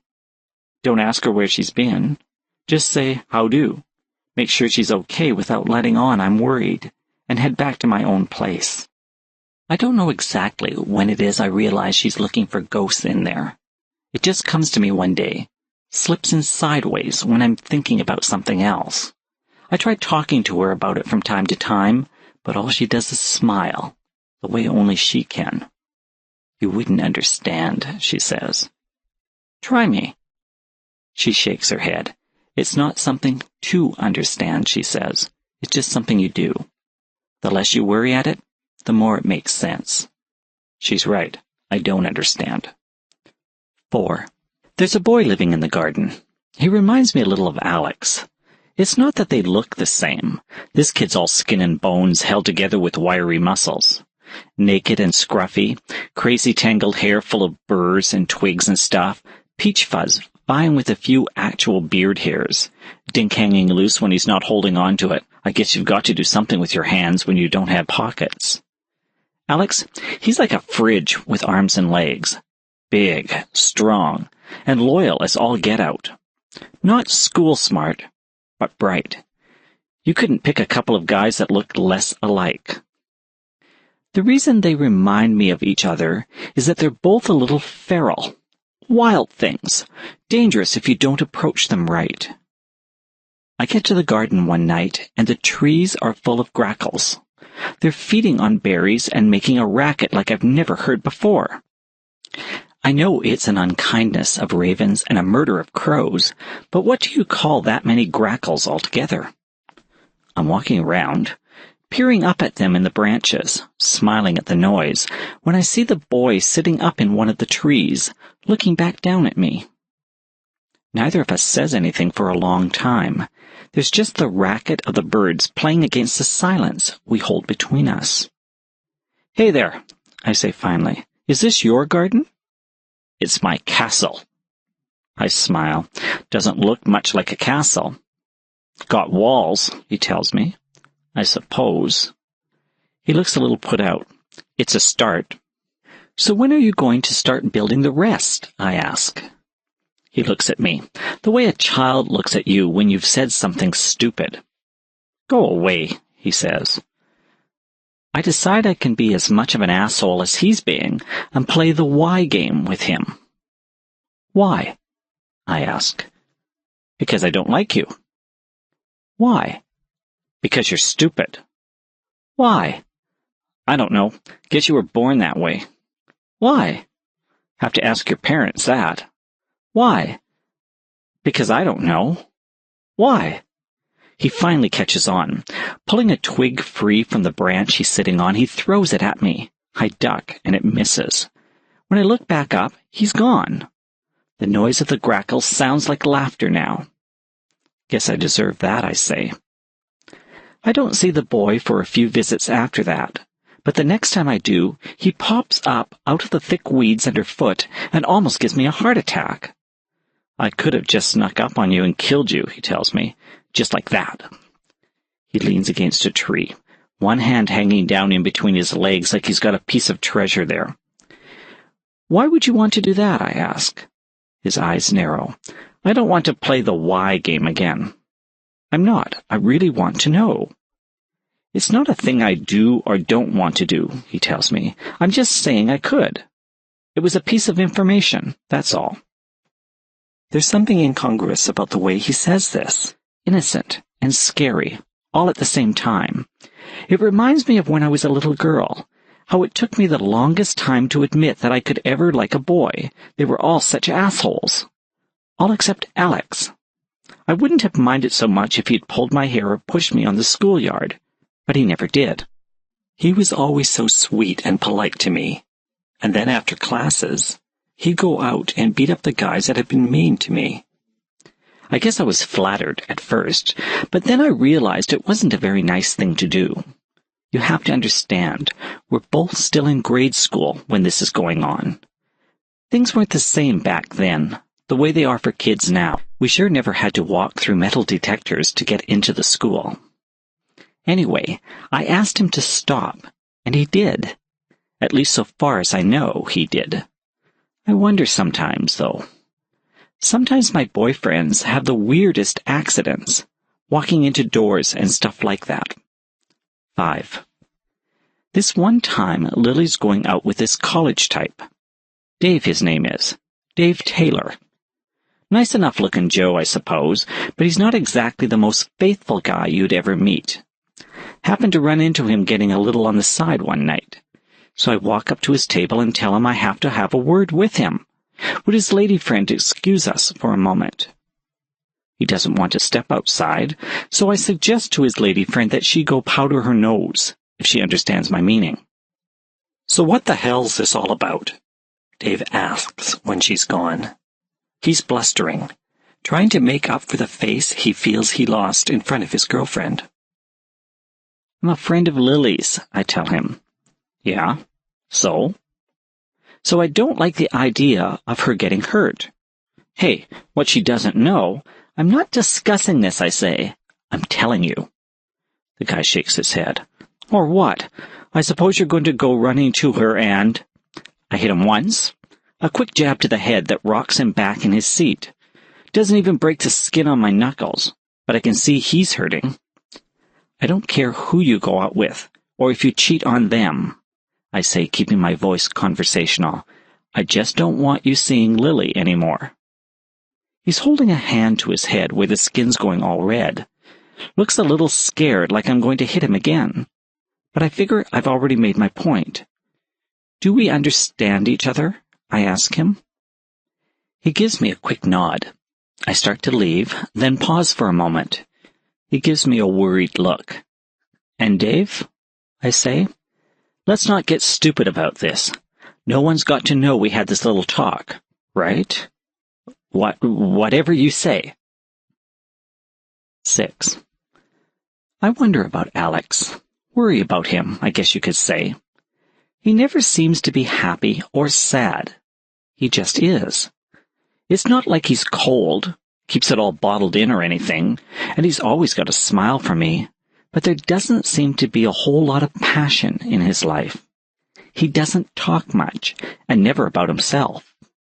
That's another way he and the boy in the garden differ.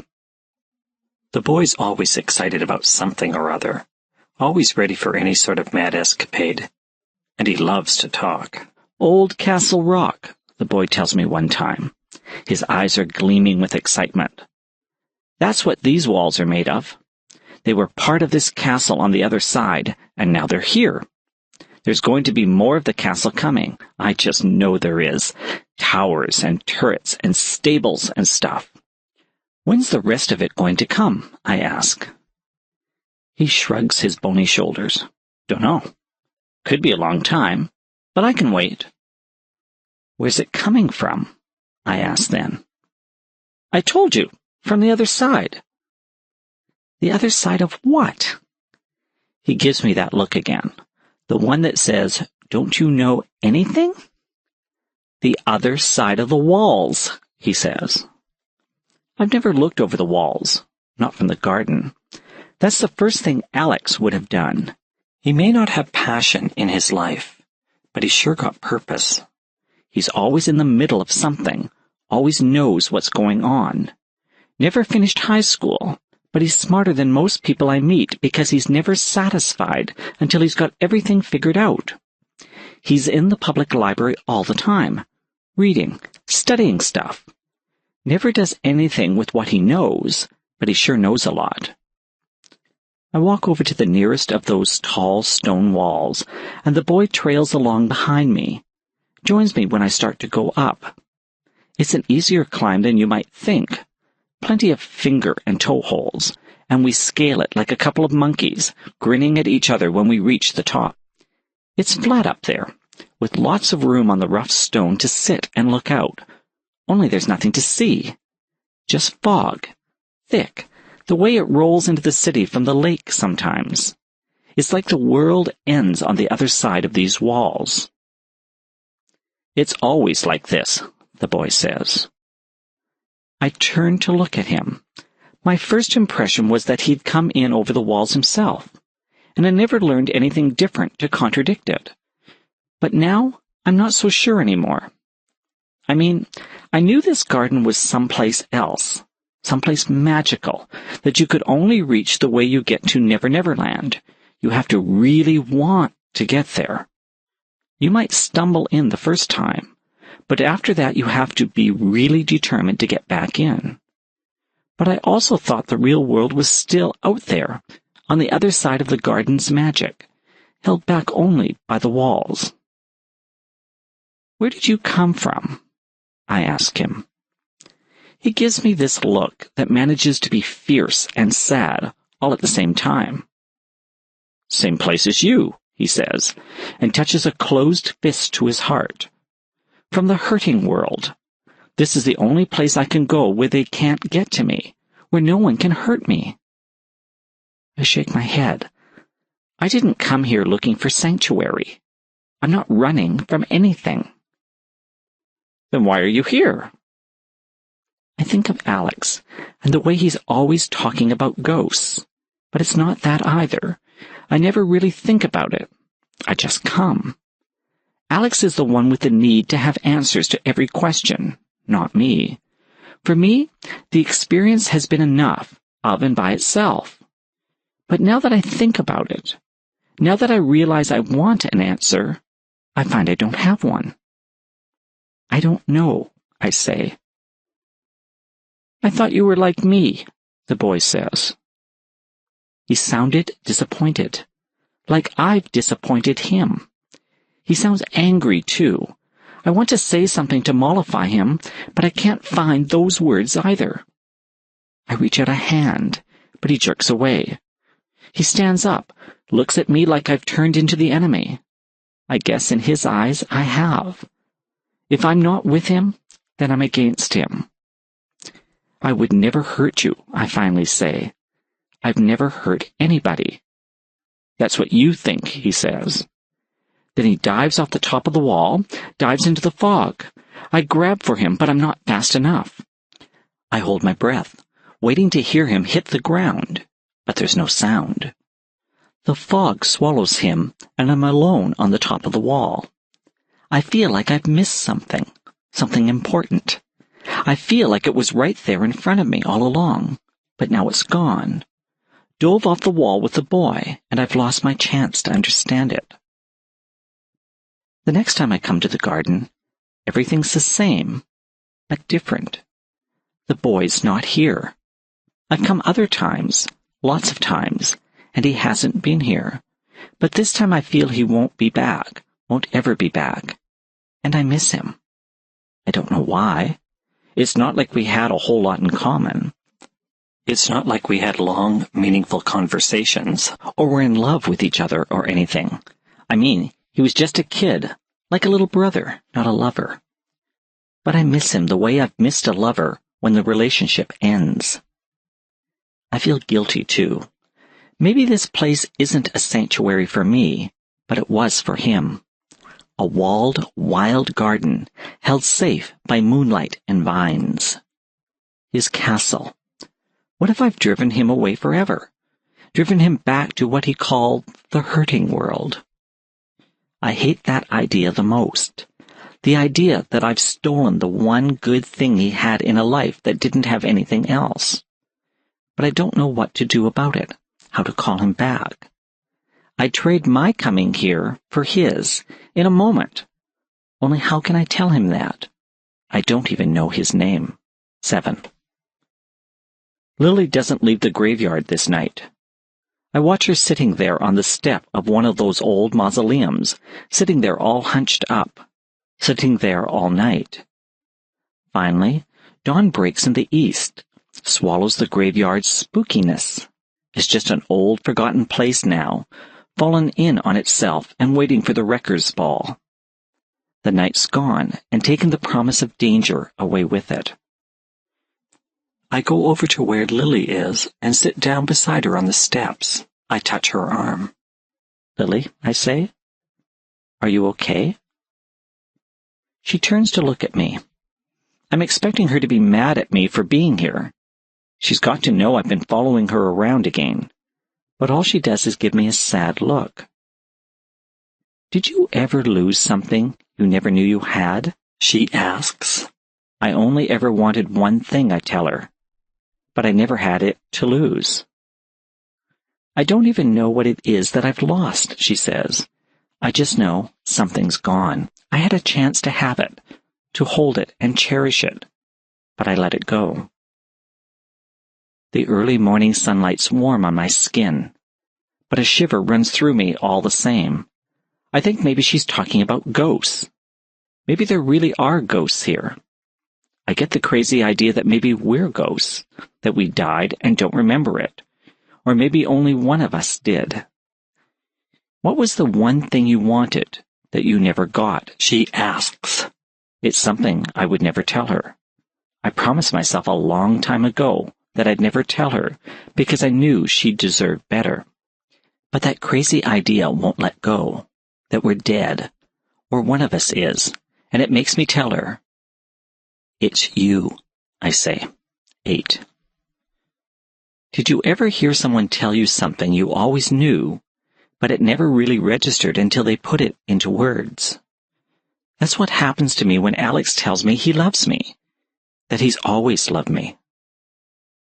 His voice trails off, and I look at him, really look at him.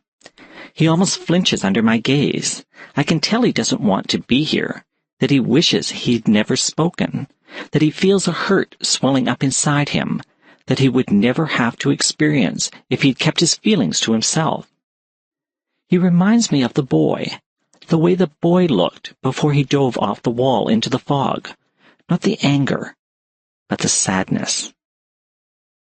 Why did you never say anything before this? I finally ask. I couldn't, he says. And anyway, look at us, you and me. We grew up in the same neighborhood, sure, but... He shrugs. You deserve better than me. I have to smile. This is so Alex. Oh, right. And who decided that? Alex chooses not to answer me. You were always different, he says instead. You were always the first on the block with a new sound or a new look, but you weren't following trends. It's like they followed you, and you never lost that. Anyone looks at you, and they can tell there's nothing holding you back. You can do anything, go anywhere. The future's wide open for you, always was. You know what I'm saying? The streets never took their toll on you. Then why am I still living in Foxville? I want to ask him. How come my star didn't take me to some nice uptown digs? But I know what he's talking about. It's not really about where I can go, as much as where I've been. I was lucky, I say. My folks treated me decently. And you deserved it. Everybody deserves to be treated decently, I tell him. Well, sure. We grew up in the same building before my parents could afford a larger apartment down the block. My mom used to feel sorry for Alex's mother, and we'd go over to visit when Crazy Eddie wasn't home. I'd play with Alex and his little sister. Our moms would pretend our lives were normal. That none of us were dirt poor, everybody dreaming of moving to the burbs. Some of our neighbors did, but most of us couldn't afford it, and still can't.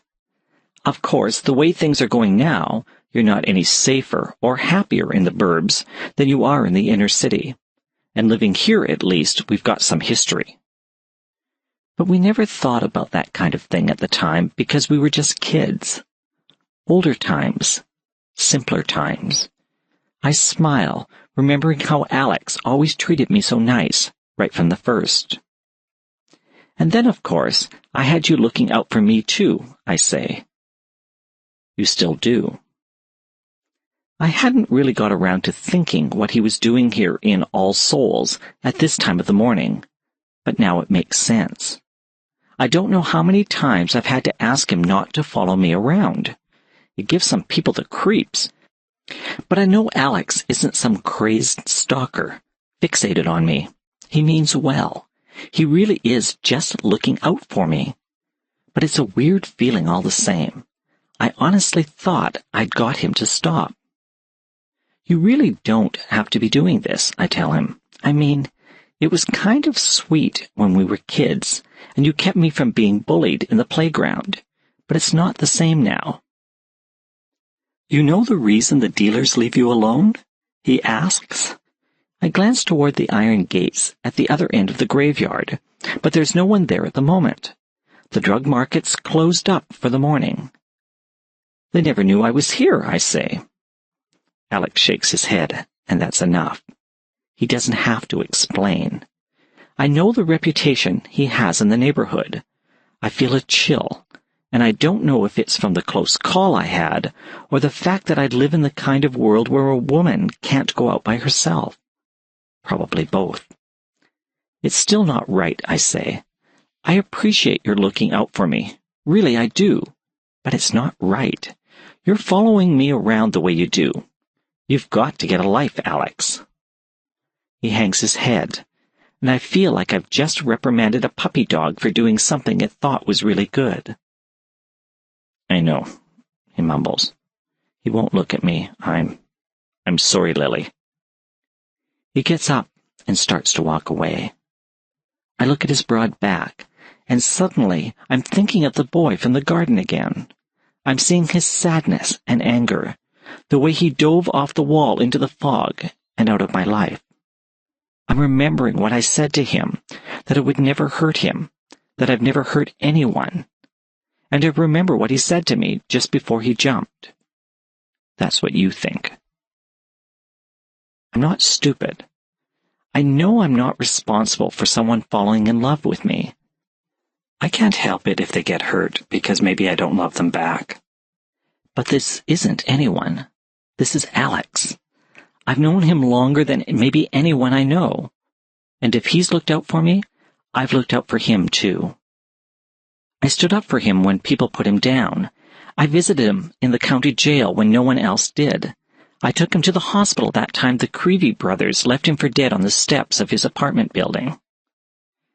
I know that for all his fierceness, he's a sweet guy. Dangerous, sure, but underneath that toughness, there's no monster like his old man was. Given a different set of circumstances, a different neighborhood to grow up in, maybe, a different father, definitely, he could have made something of himself. But he didn't. And now I'm wondering if looking out for me was maybe part of what held him back. If I'd gotten myself out of the neighborhood, maybe he would have too. Maybe we could both have been somebody. But none of that's important right now. So maybe I'm not in love with Alex. So what? He's still my friend. He opened his heart to me, and it's like I didn't even hear him. Alex, I call after him. He pauses and turns. There's nothing hopeful in the way he looks. There's not even curiosity. I get up from where I've been sitting and go to where he's standing. I've got to let this all sink in, I tell him. You caught me off guard. I mean, I never even guessed you felt the way you do. I understand, he says. No, you don't. You're the best friend I ever had. I just never thought of us as a couple. Doesn't mean all of a sudden I hate you or something. He shrugs. I never should have said anything, he says. I shake my head. No, what you should have done is said something a lot sooner. The way I see it, your big problem is you keep everything all bottled up inside. You've got to let people know what you're thinking. That wouldn't change anything.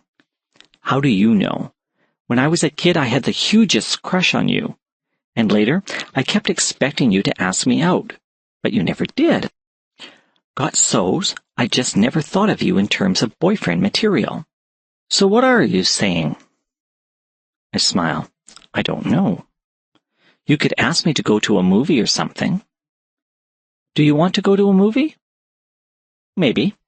Let me buy you breakfast, and we'll talk about it. 9. So I'm trying to do like Lily says.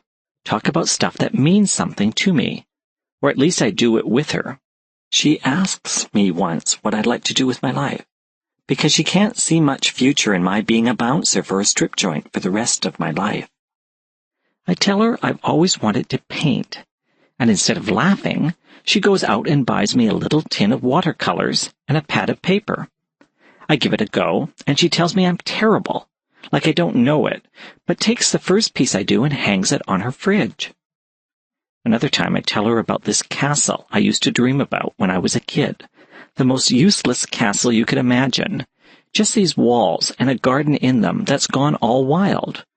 But when I was there, nobody could hurt me, nobody at all.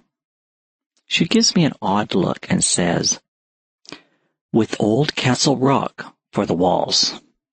10. So I guess Alex was right. I must have been looking for ghosts in All Souls, or at least I found one. Except it wasn't the ghost of someone who'd died and been buried in there. It was the ghost of a kid that was still living somewhere in an enclosed wild garden, secreted deep in his grown-up mind. A kid fooling around in trees full of grackles, hidden from the hurting world, held safe by moonlight and vines. But you know, hiding's not always the answer, because the more Alex talks to me, the more he opens up. The more I see him the way I did when I was a little girl, when I'd daydream about how he and I were going to spend the rest of our lives together. I guess we were both carrying around ghosts. In the Pines.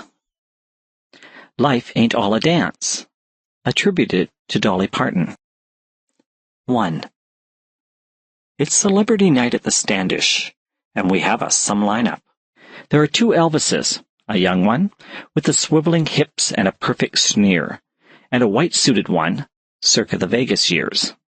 A Buddy Holly who sounds right, but could have lost 50 pounds if he'd really wanted to look the part. A Marilyn Monroe who has her boyfriend with her. He'll be wearing a JFK mask for her finale when she sings Happy Birthday to him in a breathless voice. Lonesome George Clark has come out of semi-retirement to reprise his old Hank Williams show. And then there's me, doing my Dolly Parton tribute for the first time in the 3 years since I gave it up and tried to make it on my own. I don't really mind doing it.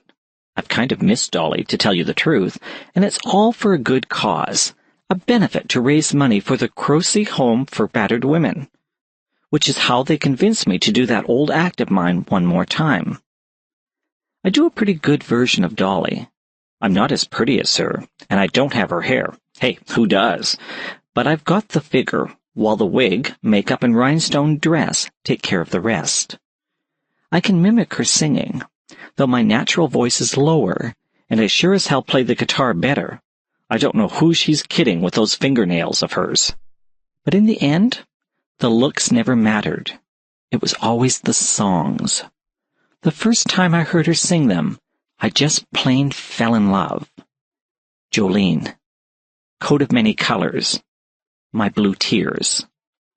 I plan to do a half hour of those old hits with a couple of mountain songs thrown in for good measure. The only one from my old act that I was dropping was I Will Always Love You. Thanks to the success Whitney Houston had with it, people weren't going to be thinking Tennessee Cabins and Dolly anymore when they heard it. I'm slated to follow the Fat Elvis. Maybe they wanted to stick all the rhinestones together in one part of the show, with Lonesome George finishing up after me. Since Lonesome George and I are sharing the same backup band, we're going to close the show with a duet on Mule Skinner Blues. The thought of it makes me smile, and not just because I'll get to do a little bit of yodeling. With everything Dolly's done over the years, even she never got to sing with Hank Williams, Sr., of course. Junior party's a little too hearty for my tastes. So I'm standing there in the wings of the Standish, watching Marilyn slink and grind her way through a song. The girl is good, when I get this feeling that something is going to happen. I'm kind of partial to premonitions. The last time I felt one this strong was the night John Narrowway died. We were working late on my first album at Tommy Norton's High Lonesome Sounds, and had finally called it quits sometime after midnight when the feeling hit me. It starts with a hum, or a buzz, like I've got a fly or a bee caught in my ear, and then everything seems, I don't know, clearer somehow. Precise. Like I could look at Johnny's fiddle bow that night and see every one of those horsehairs, separate and on its own. The trouble with these feelings is that while I know something's going to happen, I don't know what. I get a big feeling or a little one, but after that I'm on my own. Truth is, I never figure out what it's all about until after the fact, which doesn't make it exactly the most useful talent a girl can have. I don't even know if it's something good or something bad that's coming, just that it's coming. Real helpful, right? So I'm standing there, and Marilyn's brought her boyfriend out for the big finish to her act, and I know something's going to happen, but I don't know what. I get real twitchy all through the Fat Elvis's act, and then it's time for me to go up, and the buzzing's just swelling up so big inside me that I feel like I'm fit to burst with anticipation. We open with My Tennessee Mountain Home. It goes over pretty well, and we kick straight into Jolene before the applause dies off. The third song we do is the first song I ever learned, that old mountain song, In the Pines. I don't play it the same as most people I've heard do. I learned it from my Aunt Hickory, with this lonesome barred F-sharp minor chord coming right in after the D that opens every line. I remember cursing for weeks before I could finally get my fingers around that damn chord and make it sound like it was supposed to. So we're into the chorus now. In the pines, where the sun never shines, and the shivering cold winds blow. And I'm looking out into the crowd, and I can't see much, what with the spotlights in my eyes and all, but damned if I don't see her sitting there in the third row, my Aunt Hickory, big as life, grinning right back up at me. Except she's dead. She's been dead 15 years now, and it's all I can do to get through the chorus and let the band take an instrumental break. 2. The Aunt. That's what everybody in those parts called her, except me, I guess. I don't know if it was because they didn't know her name, or because she made them feel uneasy, but nobody used the name that had been scratched onto her rusty mailbox down on Dirt Creek Road. That just said, Hickory Jones. I loved the sound of her name. It had a ring to it, like it was pulled straight out of one of those old mountain songs, like Shady Groves or Tom Dooley. She lived by her own self in a one-room log cabin up the hill behind the Piney Woods trailer park. A tall, big-boned woman with angular features, and her chestnut hair cropped close to her head. Half the boys in the park had hair longer than hers, slicked back and shiny. She dressed like a man in blue jeans and a flannel shirt. Barefoot in the summer, big old work boots on those calloused feet when the weather turned mean and the snows came. She really was my aunt. She and Mama shared the same mother, except Hickory had Kikaha blood. You could see it in the deep, coppery color of her skin. Mama's father was white trash, same as mine, though that's an opinion I never shared out loud with anyone, not even Hickory. My daddy never needed much of a reason to give us kids a licking. Lord knows what he'd have done if we'd given him a real excuse. I never could figure out what it was about Hickory that made people feel so damn twitchy around her. Mama said it was because of the way Hickory dressed. I know she's my sister, Mama would say, but she looks like some no-account hobo, tramping the rail lines. It just ain't right. Man looks at her, he can't even tell she's got herself a pair of titties under that shirt. Breasts were a big topic of conversation in Piney Woods when I was growing up, and I remember wishing I had a big old shirt like Hickory's when my own chest began to swell, and it seemed like it was never going to stop. Mama acted like it was a real blessing. But I hated them. You can't have too much of a good thing, she told me when she heard me complaining. You just pray they keep growing a while longer, Darlene, 'cause if they do, you mark my words, you're going to have your pick of a man. Yeah, but what kind of a man? I wanted to know. It wasn't just the boys looking at me or what they'd say. It was the men, too. Everybody staring down at my chest when they were talking to me, instead of looking me in the face. I could see them just itching to grab themselves a handful. You just shut your mouth, girl, Mama would say if I didn't let it go. Hickory never told me to shut my mouth, but then I guess she didn't have to put up with me 24 hours a day neither. She just stayed up by her cabin, growing her greens and potatoes in a little plot out back, running trap lines or taking to the hills with her squirrel gun for meat. Maybe once a month, she'd head into town to pick up some coffee or flour, whatever the land couldn't provide for her. She'd walk the 5 miles in, then walk the whole way back. Didn't matter how heavy that pack of hers might be or what the weather was like.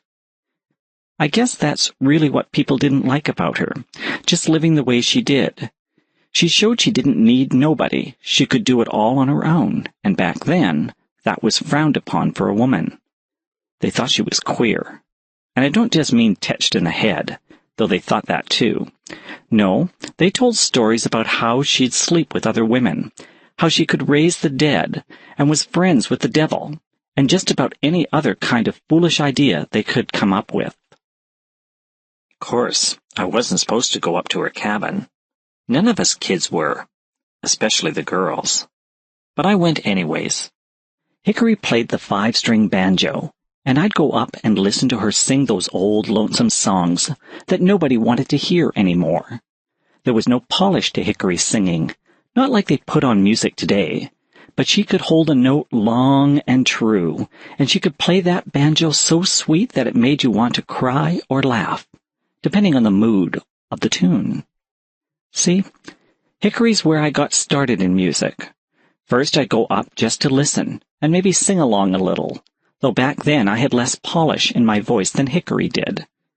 After a time, I got an itchin' to play an instrument too, and that's when Hickory took down this little old 1919 Martin guitar from where it hung on the rafters, and when I'd sneak up to her cabin, after that I'd play that guitar until my fingers ached, and I'd be crying from how much they hurt. But I never gave up. Didn't get me nowhere, but I can say this much. Whatever else has happened to me in this life, I never gave up the music. Not for anything. Not for anyone. And the pain went away. That's the thing, Hickory told me. Doesn't matter how bad it gets. The pain goes away. Sometimes you got to die to stop hurting, but the hurting stops. I guess the real reason nobody bothered her is that they were scared of her. Scared of the big, dark-skinned cousins who'd come down from the res to visit her sometimes. Scared of the simples and charms she could make. Scared of what they saw in her eyes when she gave them that hard look of hers. Because Hickory didn't back down. Not never. Not for nobody. 3. I fully expect Hickory to be no more than an apparition. I'd look away, then back, and she'd be gone. I mean, what else could happen? She was long dead, and I might believe in a lot of things, but ghosts aren't one of them. But by the time the boys finish their break, and it's time for me to step back up to the mic for another verse, there she is, still sitting in the 3rd row, still grinning up at me. I'll tell you, I near choke right about then. All the words I ever knew to any song just up and fly away.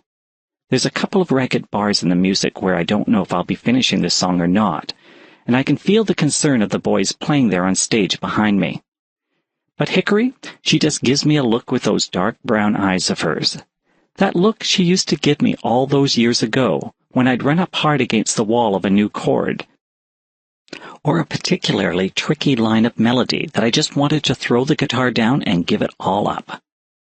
That look had always shamed me into going on, and it does the same for me tonight. I shoot the boys an apologetic look, and lean right into the last verse, like it never went away on me. The longest train that I ever saw was 19 coaches long, and the only girl I ever loved, she's on that train and gone. I don't know what anyone else is thinking when I sing those words, but looking at Hickory, I know that, just like me, she isn't thinking of trains or girlfriends. Those old songs have a way of connecting you to something deeper than what they seem to be talking about. And that's what's happening for the two of us here. We're thinking of old losses and regrets, of all the things that might have been, but never were. We're thinking of the night lying thick in the pines around her cabin, lying thick under those heavy boughs even in the middle of the day, because just like the night hides in the day's shadows, there's lots of things that never go away, things you don't ever want to go away. Sometimes when that wind blows through the pines, you shiver, but it's not from the cold. 4. I was 15 when I left home. I showed up on Hickory's doorstep with a cardboard suitcase in one hand and that guitar she'd given me in the other, not heading for Nashville like I always thought I would, but planning to take the bus to Newford instead. A man who'd heard me sing at the roadhouse just down a ways from Piney Woods had offered me a job in a honky-tonk he owned in the city. I'm pretty sure he knew I was lying about my age, but he didn't seem to care any more than I did. Hickory was rolling herself a cigarette when I arrived. She finished the job and lit a match on her thumbnail, looking at me in that considering way of hers as she got the cigarette going. "That time already," she said finally, blowing out a blue-gray wreath of smoke on the heel of her words. I nodded. "Didn't think it'd come so soon," she told me. "Thought we had us another couple of years together, easy." "I can't wait, Aunt Hickory. I got me a singing job in the city, a real singing job, in a honky-tonk." "Uh-huh." Hickory wasn't agreeing or disagreeing with me, just letting me know that she was listening, but that she hadn't heard anything worthwhile hearing yet. "I'll be making $40 a week, plus room and board." "Where are you going to live?" Hickory asked, taking a drag from her cigarette. "In your boss's house?" I shook my head. "No, ma'am. I'm going to have my own room, right upstairs of the honky-tonk." "You know how old you are?" "Sure," I said with a grin. 18. Give or take a few years. I shrugged. He's got no trouble with it. "Well, what about your schooling?" Hickory asked. "You've been doing so well. I always thought you'd be the first one in the family to finish high school. I was looking forward to that, to bragging about you and all." I had to smile. Who was she going to brag to? "Were you going to come to the graduation ceremony?" I asked instead. "Was thinking on it." "I'm going to be a singer, Aunt Hickory. All the schooling I'm ever going to need, I learned from you." Hickory sighed. She took a final drag from her cigarette, then stubbed it out on the edge of her stare, storing the butt in her pocket. "Tell me something," she said. "Are you running from something or running to something? What difference does it make?" "A big difference. Running away's only a partial solution. Sooner or later, whatever you're running from is going to catch up to you again. Comes a time, you're going to have to face it, so it might as well be now. But running to something, well, what?" I wanted to know when she didn't go on right away. She fixed that dark gaze of hers on me. "I guess all I wanted to tell you, Darlene, is if you believe in what you're doing, then go at it and be willing to pay the price you have to pay." I knew what she was trying to tell me. Playing a honky-tonk in Newford was a big deal for a girl from the hills like me, but it wasn't what I was aiming for. It was just the first step, and the rest of the road could be long and hard. I never knew just how long and hard. I was young and full of confidence, back then at the beginning of the 60s. Invulnerable, like we all think we are when we're just on the other side of still being kids. "But I want you to promise me one thing," Hickory added. "Don't you never do something that'll make you feel ashamed when you look back on it later." "Why do you think I'm leaving now?" I asked her. Hickory's eyes went hard. "I'm going to kill that daddy of yours." "He's never tried to touch me again," I told her. "Not like he tried that one time. Not like that. Just to give me a licking." Seems to me a man who likes to give out licking so much ought to have the taste of one himself. I don't know if Hickory was meaning to do it her own self, or if she was planning to put one of her cousins from the res up to it, but I knew it'd cause her more trouble than it was worth. "Leave him be," I told her. "I don't want Mama getting any more upset." Hickory looked like she had words for Mama as well, but she bit them back. "You'll do better shut of the lot of them," was what she finally said. "But don't you forget your Aunt Hickory." "I could never forget you." "Yeah, that's what they all say. But then the time always comes when they get up and go, and the next you know you never do hear from them again." "All right. I'm going to hold you to that, Darlene Johnston." "I'm changing my name," I told her.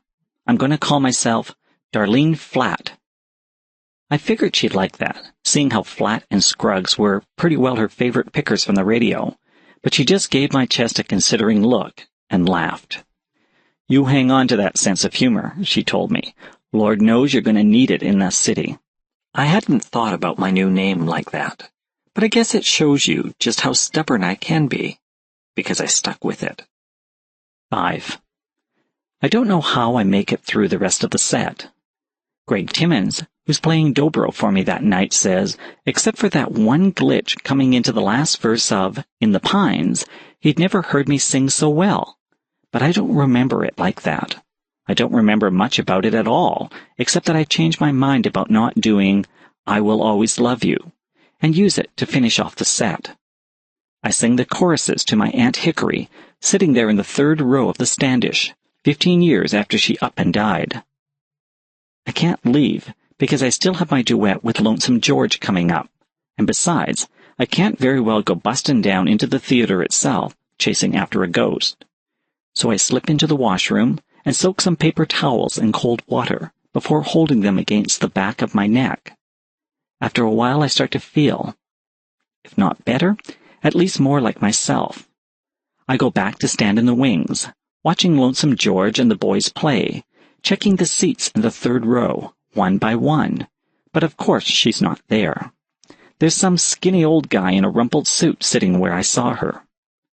But the buzz is still there, humming away between my ears, sounding like 100 flies chasing each other up and down a window pane, and I wonder what's coming up next.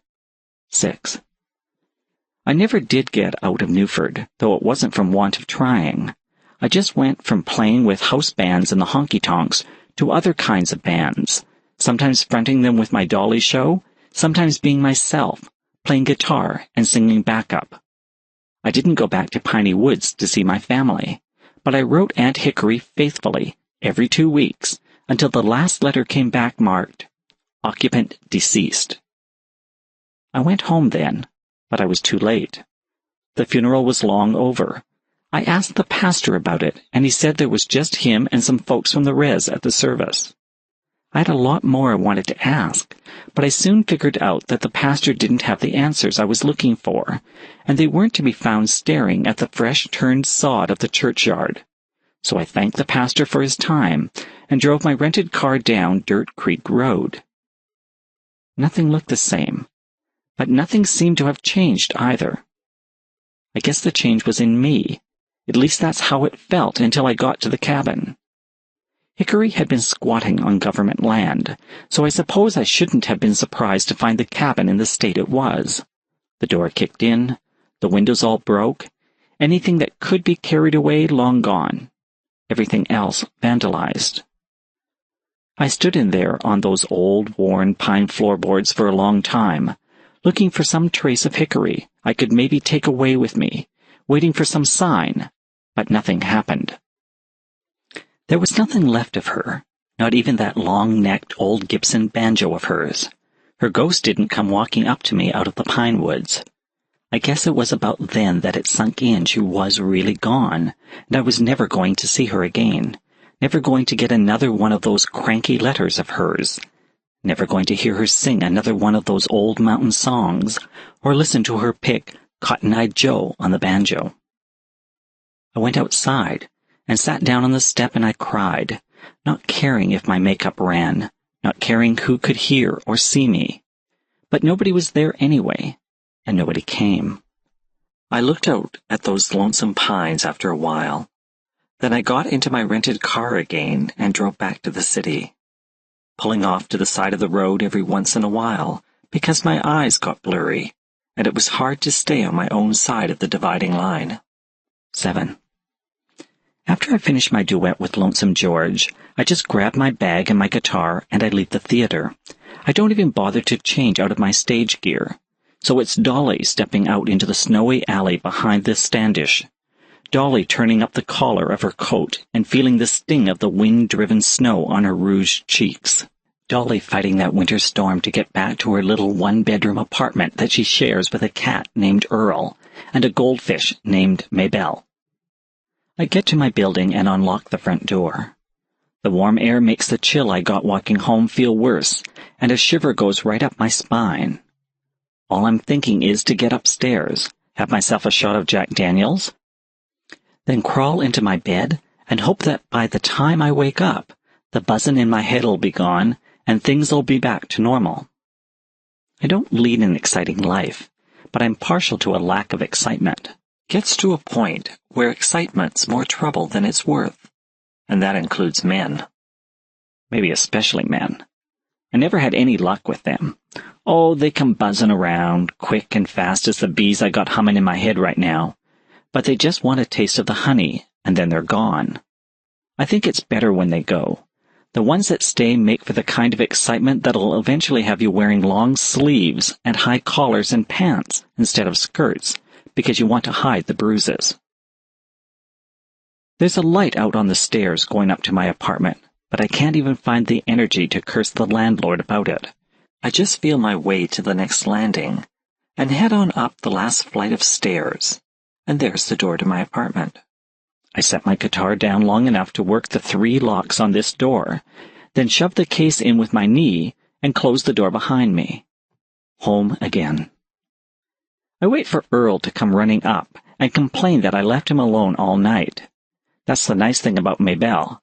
She just goes around and round in her bowl and doesn't make a sound, doesn't try to make me feel guilty. Only reason she comes to the side of the glass is to see if I'm going to drop some food into the water. "Hey, Earl," I call. "You all playing hidey-cat on me?" Oh, that buzz in my head's a-rattling around something fierce now. I shuck my coat and let it fall on top of the guitar case and pull off my cowboy boots, one after the other, using my toes for a boot jack.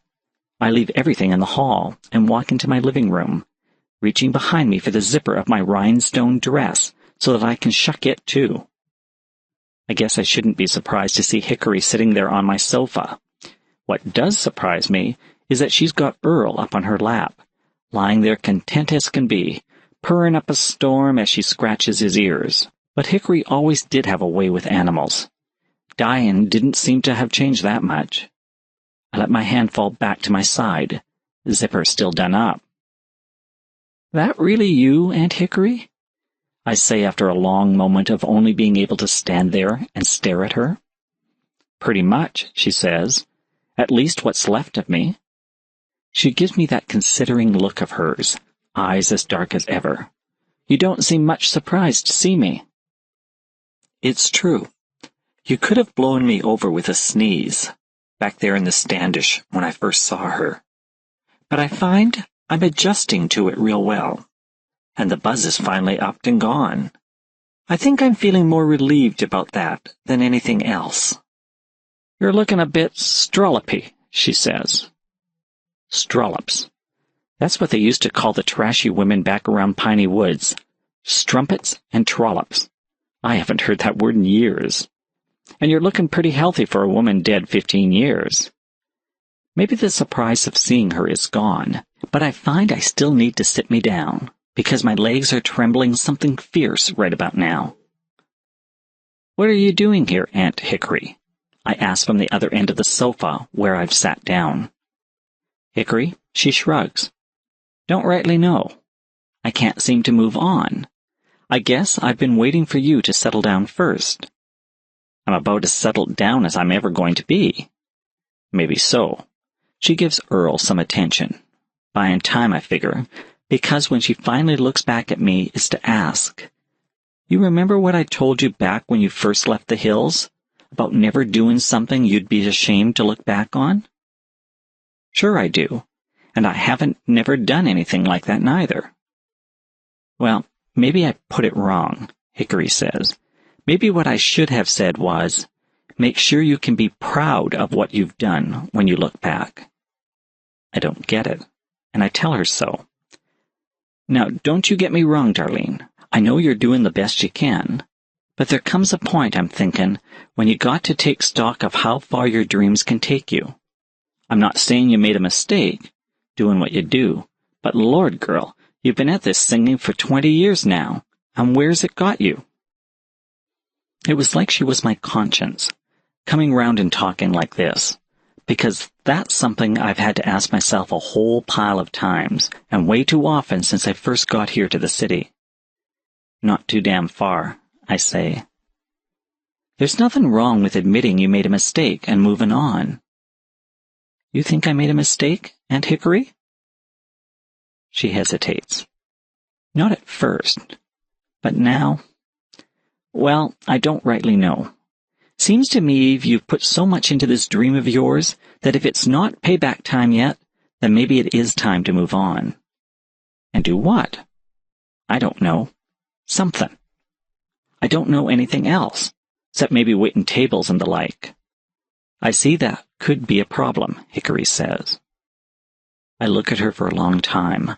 Those dark eyes look back, but she can't hold my gaze for long, and she finally turns away.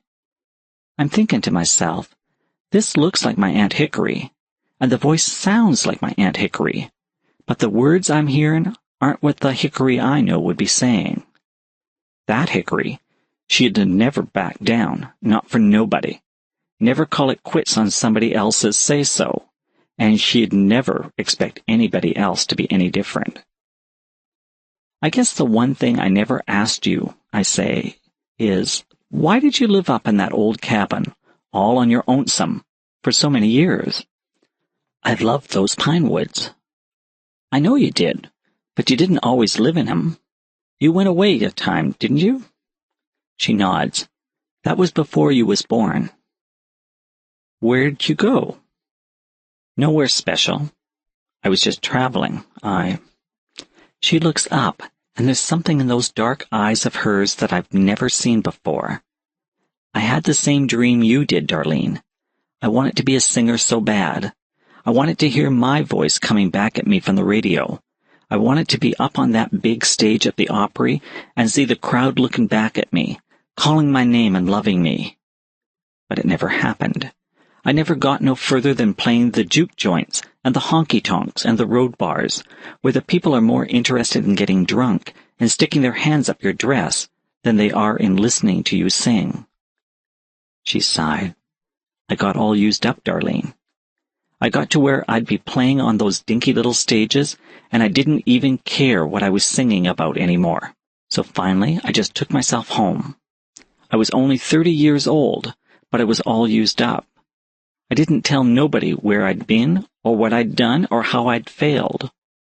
I didn't want to talk to any of them about any of that. Didn't want to talk to them at all, because I'd look at those Piney Woods people, and I'd see the same damn faces that looked up at me when I was playing my heart out in the honky-tonks, and they didn't care any more now than they did then. So I moved me up into the hills, built that cabin of mine, listened to the wind in the pines until I could finally start to sing and play and love the music again. You never told me any of this, I say. No, I didn't. Why should I? Was it going to make any difference to your dreams? I shook my head.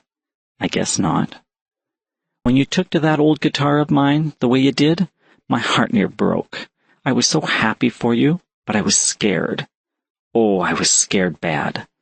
But then I thought, maybe it'll be different for her. Maybe when she leaves the hills and starts singing, people are going to listen. I wanted to spare you the hurt, I'll tell you that, Darlene. But I didn't want to risk stealing your chance at joy neither. But now? Her voice trails off. But now, I say, finishing what she left unsaid, here I am anyway, and I don't even have those pines to keep me company. Hickory nods. It ain't fair. I hear the music they play on the radio now, and they don't have half the heart of the old mountain songs you and me sing. Why don't people want to hear them anymore? Well, you know what Dolly says, life ain't all a dance. Isn't that the sorry truth? But there's still people who want to hear the old songs, I say. There's just not so many of them. I get worn out some days, trying like I've done all these years. But then I'll play a gig somewhere, and the people are really listening, and I think, maybe it's not so important to be really big and popular and all. Maybe there's something to be said for pleasing just a few folks, if it means you get to stay true to what you want to do. I don't mean a body should stop aiming high, but maybe we shouldn't feel so bad when things don't work out the way we want them to. Maybe we should be grateful for what we got, for what we had. Like all those afternoons we spent playing music with only the pines to hear us. I smile. Those were the best times I ever had. I wouldn't change 'em for anything. Me neither. And you know, I say, There's people with a whole lot less. I'd like to be doing better than I am, but hell, at least I'm still making a living. Got me an album, and I'm working on another, even if I do have to pay for it all myself. Hickory gives me a long look, and then just shakes her head. You're really something, aren't you just? Nothing you didn't teach me to be. I've been a damn fool, Hickory says. She sets Earl aside and stands up. I can see that now. What are you doing? I ask. But I know, and I'm already standing myself. Come give your old aunt a hug, Hickory says. There's a moment when I can feel her in my arms, solid as one of those pines growing up the hills where she first taught me to sing and play. I can smell wood smoke and cigarette smoke on her, something like apple blossoms and the scent of those pines. You do me proud, girl, she whispers in my ear. And then I'm holding only air, standing there all alone, all strolloped up in my wig and rhinestone dress, holding nothing but air. 8. I know I won't be able to sleep, and there's no point in trying. I'm feeling so damn restless and sorry, not for myself, but for all the broken dreams that wear people down until there's nothing left of them but ashes and smoke. I'm not going to let that happen to me. I end up sitting back on the sofa with my guitar on my lap. The same small-bodied Martin guitar my Aunt Hickory gave a dreamy-eyed girl all those years ago. I start to pick a few old tunes. Over the Waterfall, The Arkansas Traveler. Then the music drifts into something I never heard before, and I realize I'm making up a melody. But as soon as I realize that, the words start slipping and sliding through my head, and before I know it, I've got me a new song. I look out the window of my little apartment. The wind's died down, but the snow's still coming, laying a soft blanket that takes the sharp edge off everything I can see. It's so quiet, late-night quiet, drifting snow quiet. I get a pencil from the kitchen, and I write out the words to that new song, write the chords in. I reread the last lines of the chorus. But my Aunt Hickory loved me, and nothing else mattered. Nothing else mattered at all. There is room on the album for one more song. First thing in the morning, I'm going to give Tommy Norton a call and book some time at High Lonesome Sounds. That's the nice thing about doing things your own way. You answer to yourself and no one else. If I want to hold off on pressing the CDs for my new album to add another song, I can. I can do any damn thing I want, so long as I keep true to myself and the music. Maybe I'm never going to be the big star the little girl with the cardboard suitcase and guitar thought she'd be when she left the Pine Hills all those years ago and came looking for fame and fortune here in the big city. But maybe it doesn't matter. Maybe there's other rewards, smaller ones, but more lasting, like knowing my Aunt Hickory loves me, and she told me I do her proud. Shining nowhere but in the dark. If we look at the path, we do not see the sky. Native American saying. Because I could not stop for death, he kindly stopped for me. Emily Dickinson, 1. Spare change? The crowd eddies by on either side of me as I pause. It seems pointless, doling out a quarter here or a quarter there, as if 25 cents can make that much of a difference in anyone's life. But I can't stop myself from doing it, because it does make a difference. It means we're at least paying attention to each other, acknowledging each other's presence. Come lunchtime, some people buy lottery tickets. Others waste their money on junk food. Me, I usually brown bag it. Then, after I've eaten, I go out for a walk, making sure I have a handful of change in the pocket of my jacket. So I turn to the girl, my hand already in my pocket, fingers sorting through the coins by feel. She has a raggedy, gothic look about her, from her pale skin and the unruly tangle of her short, dark hair, to the way her clothes hang from her skinny frame. I find myself wondering, is this all she has to wear, or a fashion statement. These days it's hard to tell. Scuffed work boots, torn jeans, black t-shirt, black cotton jacket. She has so many earrings in one ear that I'm surprised her head doesn't tilt in that direction. Her other lobe has only one small silver stud of an owl's head.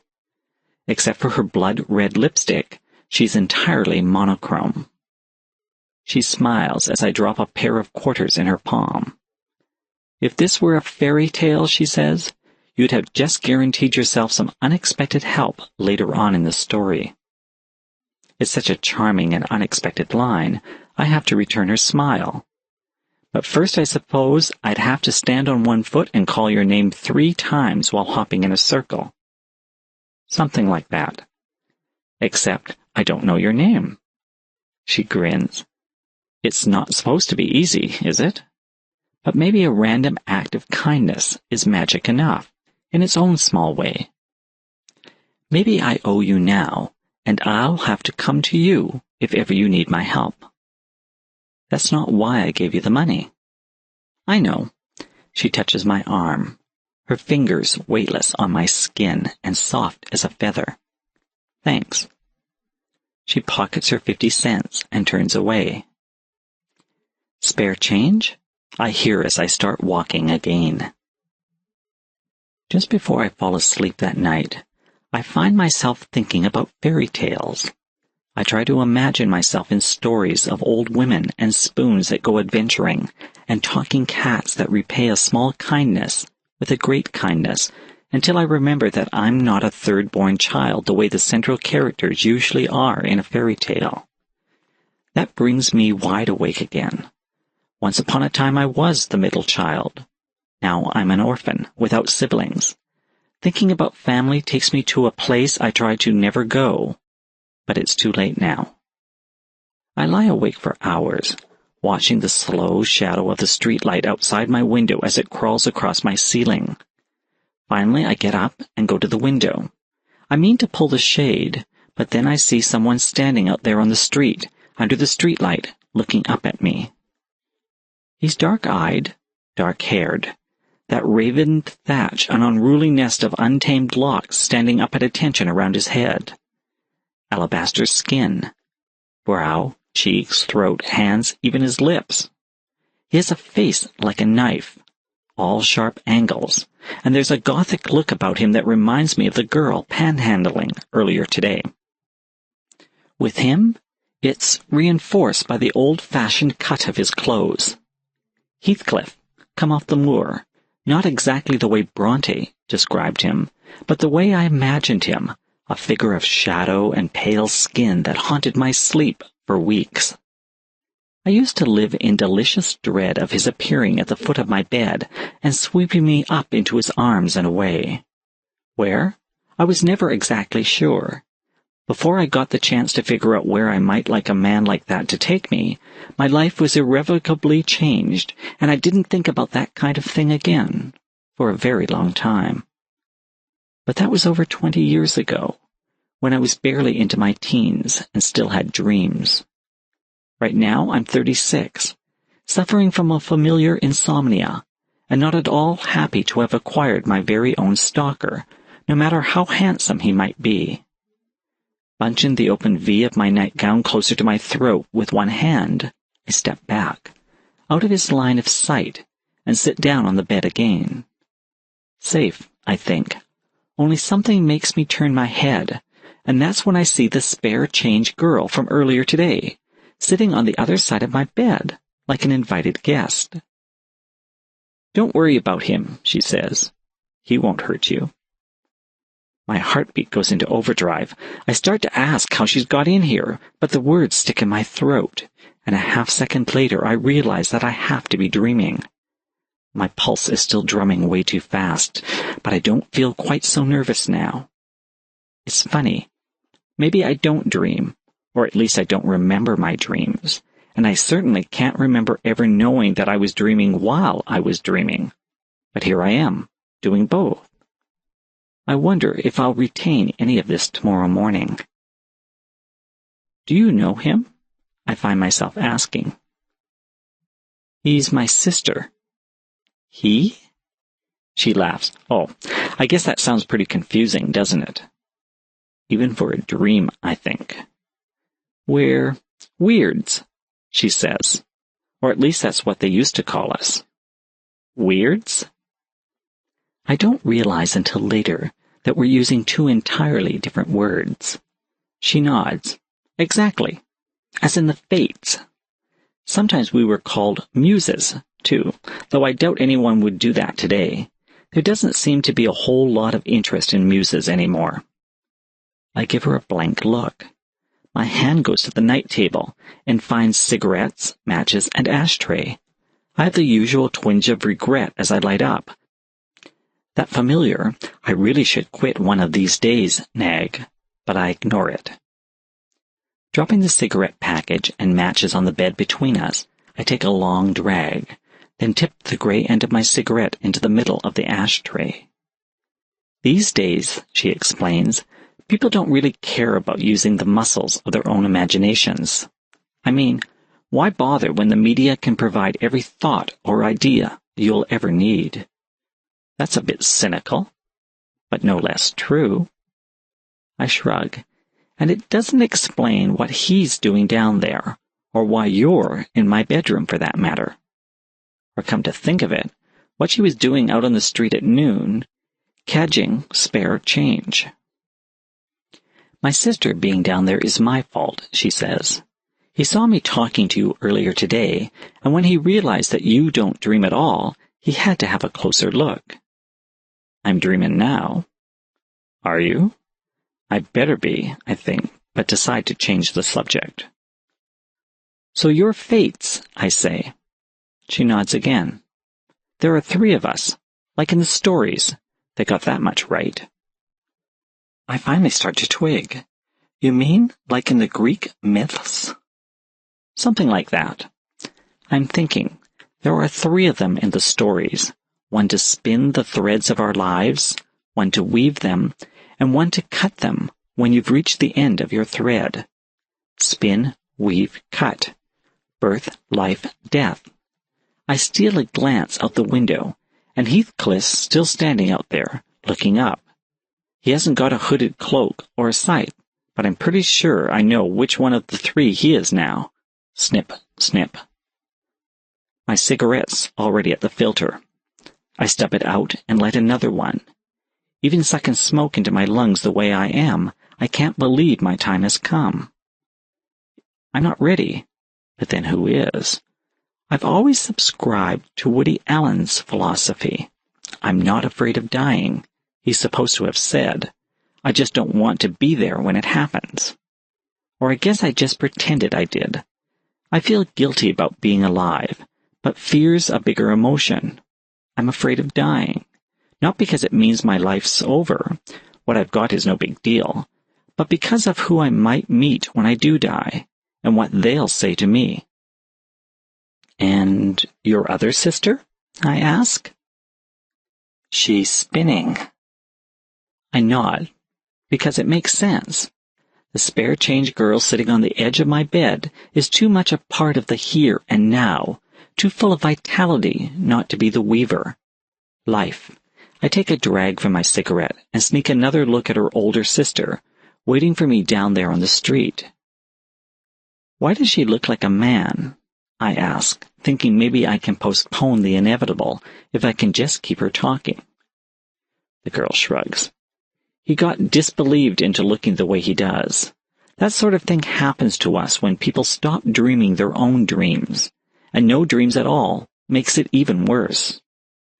I'm finding this way too confusing, even for a dream. Okay, I tell her. So your sister's down there because I don't dream. I find that I don't want to let on that I know why she's really here. Maybe because if I ignore it, it won't be real. Why are you here? Because it's my fault that he's here right now, and I didn't want you to be upset. A lot of people find him unsettling. Maybe the strangest thing about all of this is the way she keeps referring to her sister as he. But sooner or later, I begin, he would have come around to see you. she says, finishing when I let my voice trail off. It just takes time getting to everyone. You probably wouldn't have even known he was nearby if you hadn't seen me earlier today. One of the curses of fairyland, I think. Once you've had a glimpse of it, you can always see it, just there on the periphery of your vision. Or at least that's the way it goes in some of the old stories.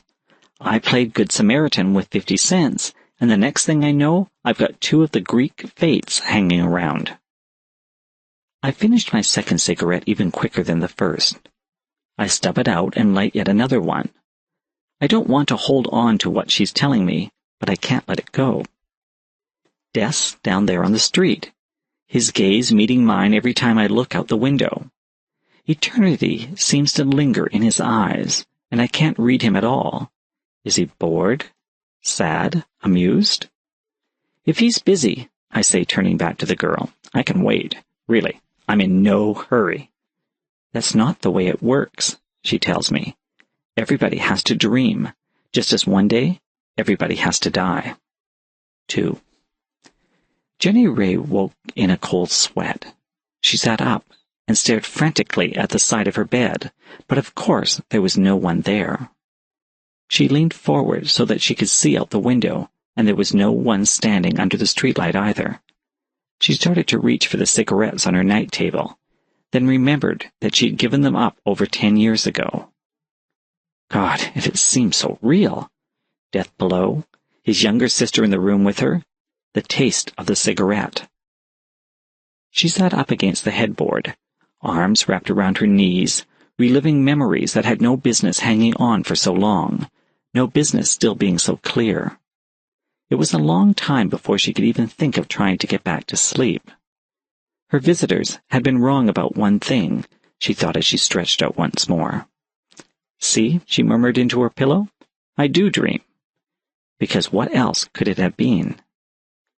When we visit, we come like a dream, she heard someone reply. But it's not the same. It's not the same thing at all. She recognized the voice. It was the spare change girl. She could picture her face without having to open her eyes, could imagine Death having joined her, standing at the foot of the bed now in all his Gothic trappings. The idea of dreaming about them still being in the room with her gave her the creeps.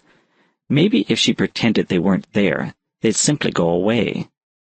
The skin prickled up and down her spine at the thought of their presence until she stole a glance through her eyelashes and saw she really was alone. When she finally drifted off, she wasn't sure if she was falling asleep or dreaming she was falling asleep. The difference seemed important, but she was too tired to try to make sense of it now. 3. The dream wouldn't go away. It followed Jenny through the day, clinging to the wool of her thoughts like a persistent burr until she knew she had to talk to someone about it. The trouble was, who? She was temping these days, only her second day at this particular office, so she couldn't approach one of her coworkers. And it wasn't the sort of topic that normally came up in conversations among her own small circle of acquaintances.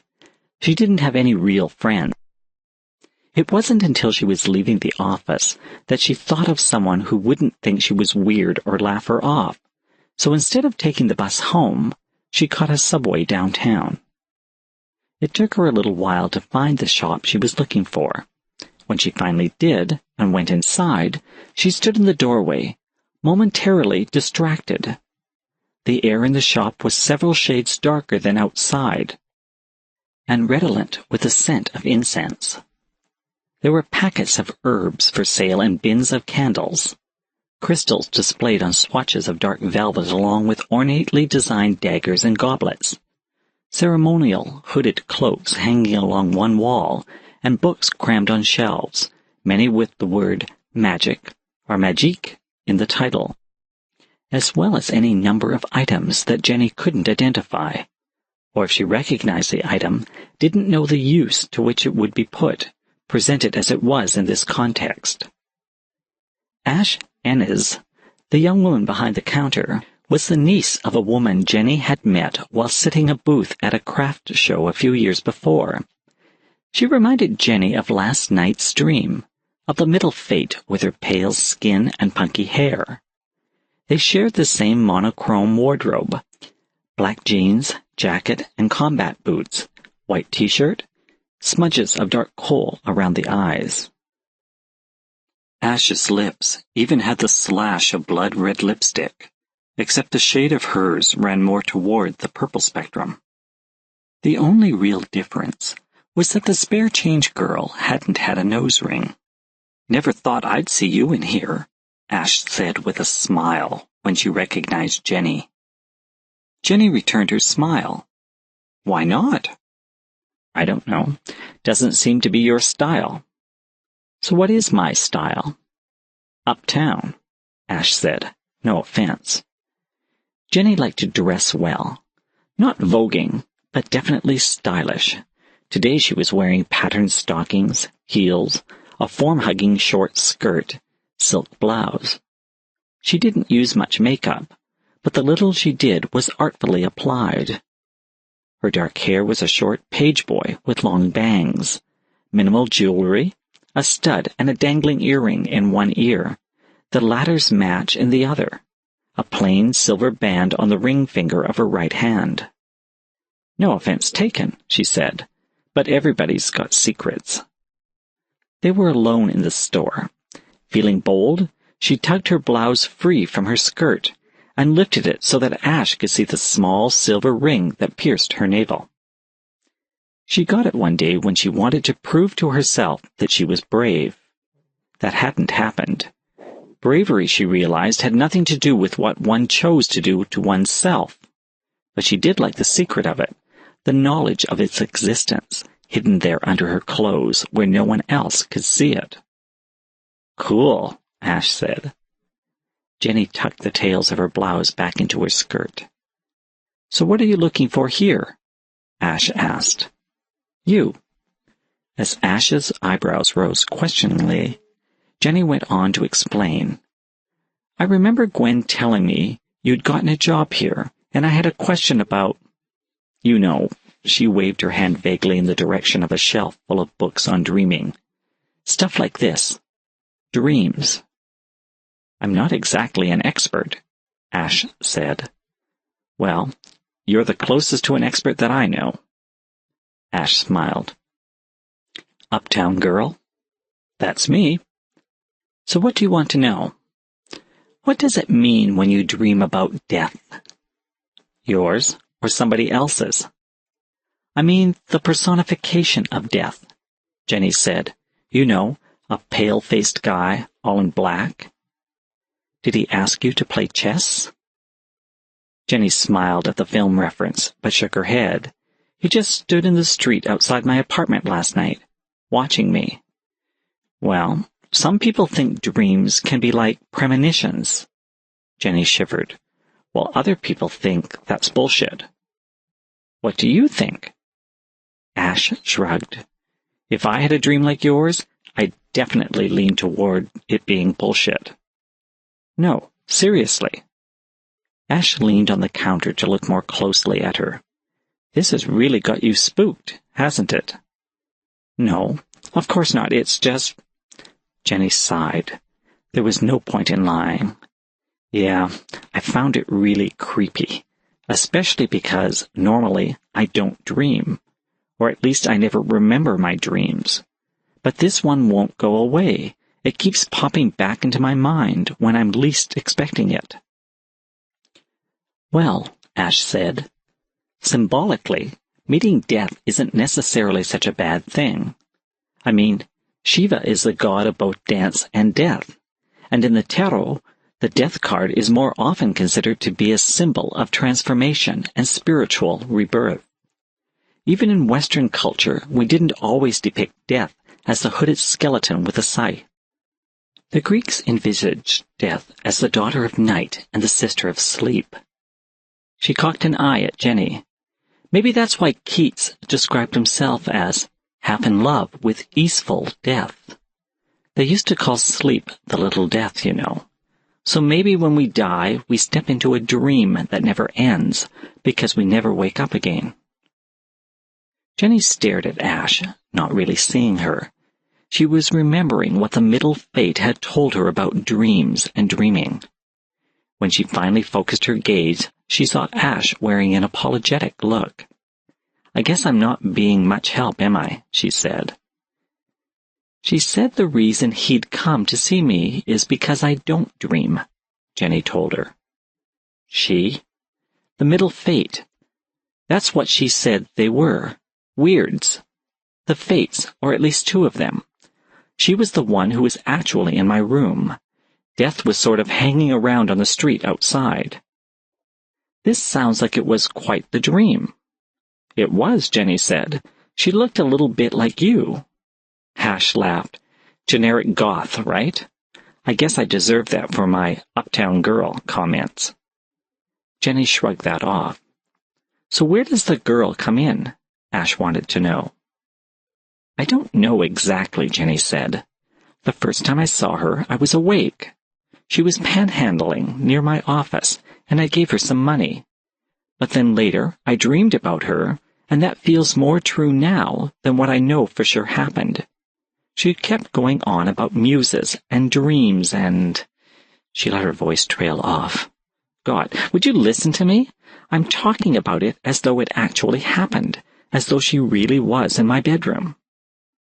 I've had dreams like that, Ash said. Everybody does. It's like you wake up and you can't believe it didn't really happen. I know this guy who had a dream about cats, Morris dancing. He really, really believed it had happened.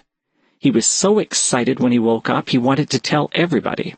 I just happened to be the first person he saw that morning, so I saved him the embarrassment of trying to convince anybody else that it had been real. Jenny was only half listening. She said it wasn't a dream, she told Ash. She said that they came like a dream, but it wasn't the same thing as a real dream. She was pretty emphatic about it. So what did they want? That's what I was hoping you could tell me. Ash lifted her hands, palms up. The goth strikes out, she said, because I don't have a clue. I guess you'll have to ask them yourself if you dream about them again. I hope the opportunity never comes up, Jenny said. But of course it does. Not that night, nor the next. But Friday, I no sooner put my head on the pillow than I find myself in this club I've never been in before. At least I don't recognize the place. Dark, smoky, loud. The DJ's spinning Le Bien, Le Mal by Guru and MC Solar. I remember the first time I heard the piece. I thought it was so weird hearing somebody rapping in French. But it's got a definite groove, and the dance floor is happening, so I don't think I'm the only person who likes it. There's a guy standing close beside me, and I don't know if I'm with him, or if the crowd's just pushed together, but he lights my cigarette for me. The music's turned up past conversation volume, which makes it hard to talk. He's nice-looking, and I think maybe I'd like to dance, but then I see a familiar figure going up the stairs on the far side of the club and out the door. I think, it's Ash, but I know it's not. It's not any other generic goth either. I tell the guy I've got to go, using sign language because the music's still seriously loud. And he just gives me a shrug. I guess I wasn't with him after all. It takes me a while to make it across the club and up the stairs myself. By the time the cool air outside hits my face, there's no sign of the girl. I have that hum in my head. You know, the one that follows you home after a concert or a night of clubbing. And I figure I must have had enough loud music for one night, even though all I can remember is the last few minutes or so. I hail a cab and settle down in the back seat. We go about a half-dozen blocks before I turn to look out the window on my left and realize the girl's sitting beside me. Was she there all along? Or did she simply materialize on the seat beside me? It doesn't really matter, because that's when I figure out that I'm dreaming again. See, I say to her, I told you I dream. But she shakes her head. And I told you, she says, that we only seem like a dream. It's easier for you to deal with us that way." "Who do you mean by us?" She shrugs. "People like me, or my sisters. One of whom's being disbelieved into looking like a guy and just happens to be Death. It's so strange when you think about it. Death's got sisters. They never told us that, but then nobody has the real scoop on Death, do they? There are all the light at the end of the tunnel stories, but those people come back, so who knows if their near-death experience really connected them into the secret, or if they simply imagined the light and the tunnel." "So," I clear my throat, "where is your sister? Out taking a few lives?" I don't feel nearly as cocky as I'm trying to sound. She gives me a strange look. "More like living them," she says. I've no idea what she's talking about, but I figure as long as I've got the ear of one of the fates, I might as well ask her a few questions, find out for sure what everybody else has to guess at. "Why do we have to die?" I ask. She shrugs. "What you really want to know is, why do I have to die? I guess." She doesn't answer me right away. Instead she says, "It's such a beautiful night. Why don't we walk?" When I agree, she taps the cabbie on the shoulder and tells him we'll get out here. He pulls over to the curb. She doesn't offer to pay, so I dig out my wallet, but he just shakes his head. Says we didn't go far enough to make it worthwhile. I don't argue. I just thank him the way my companion does and join her on the pavement. But it's the first time I ever saw a Newford cabbie turn down money. The spare change girl slips her arm in mine, and we head off down the street. For some reason, I don't feel weird walking arm in arm with another woman like this. Maybe it's because it's such a beautiful night. One of those rare times when the lights of the city just can't drown out the starlight that's pouring down from the sky above. Maybe it's because I know I'm only dreaming. "Why do you have to die?" she says, returning to our earlier conversation. "You might as well ask, why were you born? It's all part of the same mystery." "But it's not a mystery to you, is it? Or at least, it's not to your sister." "Which one?" "You know, the one who was standing outside my apartment the other night. He'd know, wouldn't he?" "Perhaps," she says. "He's always had access to a lot of very potent imaginations. It wouldn't surprise me at all if he's run across the answer in one lifetime or another." I know she doesn't mean he's immortal, though of course he is. She means all the lives he's taken. "But you don't know," I say. She shakes her head. "I think it's all part of a journey, and what you're thinking of as the start and the end are just convenient markers along the way. You don't get the whole picture right away. Maybe you never do. Maybe it's like Tao, and it's only the journey itself that's important, what you do on it, how you grow, not where you come from or where you finally end up." "I can't buy that," I tell her. "I have an old pain aching in my chest, but I don't speak about it. It's not something I can speak about, that I even know how to speak about. But while I can't deal in specifics, the general injustice that crowds my head whenever I think about death and how people die is easy to verbalize." "What about little kids?" I ask. "What about infants who die at birth? What do they get a chance to learn? Or what about all the terrible suffering that some people have to undergo while others just drift peacefully away in their sleep? If this isn't random, then, I'm sorry, but death's one spiteful bastard." She gives this sad look. Death can't pick when you die, or how you die, just as no one can decide what you dream. You make it sound like the people who suffer choose to suffer, that a baby chooses to die when it does. You have so much anger in you. "Well, excuse me," I tell her. "But I'm not like you and your sisters. I have to die. And probably sooner than I want to, considering how my companion's older sister has taken this sudden interest in me. But that's not why I'm really angry. I think maybe she knows, only she doesn't call me on it. But is dying so bad, she asks? How else can you move on to what comes next if you don't leave the baggage of this life behind? What comes next might well be more wonderful than anything you can even begin to imagine in this world. You don't know that. No, she admits, I don't. Just as I don't know why some die in pain and others in their sleep. Why some die young and others in their old age. Why good people can suffer and evil ones prosper. Well, what about your sister? What about him? Doesn't he know? I mean, if anyone should know, it'd be him. My sister has many good qualities, she says, but omniscience isn't among them. I just think if he's going to show up standing outside my apartment, that he should at least have the decency to tell me where I'm headed next. She shakes her head. All he's concerned with is why you don't dream. Why should that bother him? I told you, people not dreaming changes us. Everyone who doesn't dream is like a little black hole.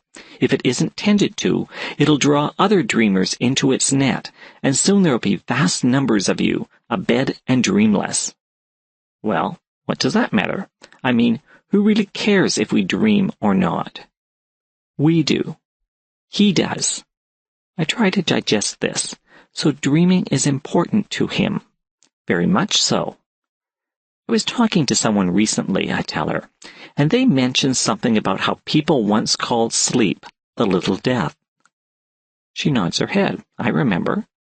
Like she was there, but I let it pass, because she probably was. So maybe, I say, dying is like going into a dream that never ends because you never wake up again.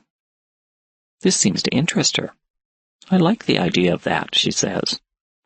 I feel like I'm on a roll now, and maybe that's another reason why it's so important that I dream, because if I don't dream, then I won't die. She doesn't reply. Instead, she says, more to herself than to me, I wonder if that's the real reason John's been around for all these years. Excuse me? John Boudicus. It's like he just doesn't quite scan. What are you talking about? I ask. She blinks out of her reverie and gives me this irresistible smile that I can't help but return. What were you saying? She asks. I start to repeat what I've just said until I realize she's gone back to what we were talking about before she spaced out on me. Does this mean that so long as I don't dream, I don't die? I ask. I don't think there's been an appointment made for you yet, she tells me. At least, not that anyone's told me. And we're not dreaming right now? She shakes her head. Well, I can sure live with that, I say, and then I have to laugh at the double meaning of what I've just said. I pause to light a cigarette. Our reflection in a store window catches my eye. She looks gothic. I'm uptown, but the poor light and dark glass blend the differences. We could almost be sisters. Those are going to kill you, she says as I put away my lighter. I blow a wreath of blue-gray smoke into the air between us. Is that inside information? I ask. She shakes her head. Because I quit years ago, I tell her. And besides, I don't dream, remember? I'm going to live forever. I could probably take them up again if I wanted to. I have this giddy feeling that I can't shake. I feel immortal, the way I did when I was a kid, when my life was still normal. That makes me almost fall into the trap of reliving the past, but I managed to sidestep the memories. I've had to live with them for almost as long as I can remember. Right now, I just want to hold on to this good feeling and never let it go. I'm still smiling when I wake up the next morning. Never mind that what I experienced last night had to be a dream. Except it wasn't. At least not according to Death's sister, the middle fate, and if anybody should know, it'd be her, right? So I'm safe from him, safe from what I know will be waiting for me when I die, until I have a real dream. So I guess the big question is, how do I stop myself from inadvertently doing just that? 5. Saturday found Jenny back at the occult shop. But Ash didn't appear to be working this morning. In her place, behind the counter, was a tall, green-eyed woman who presented a look that was the direct opposite of Ash's goth image. She wore a high-necked black dress over tights the same color and a pair of combat boots. The dress was unadorned except for a bone-ankh brooch pinned above her right breast. Her long blonde hair was gathered into a loose ponytail that hung down to the small of her back in a golden waterfall. She looked like she should be in a fashion magazine instead of working the counter here. "Ash doesn't work Saturdays," the woman told Jenny when she asked. "Maybe I can help you. My name's Miranda." The store was much busier than it had been the last time Jenny was here.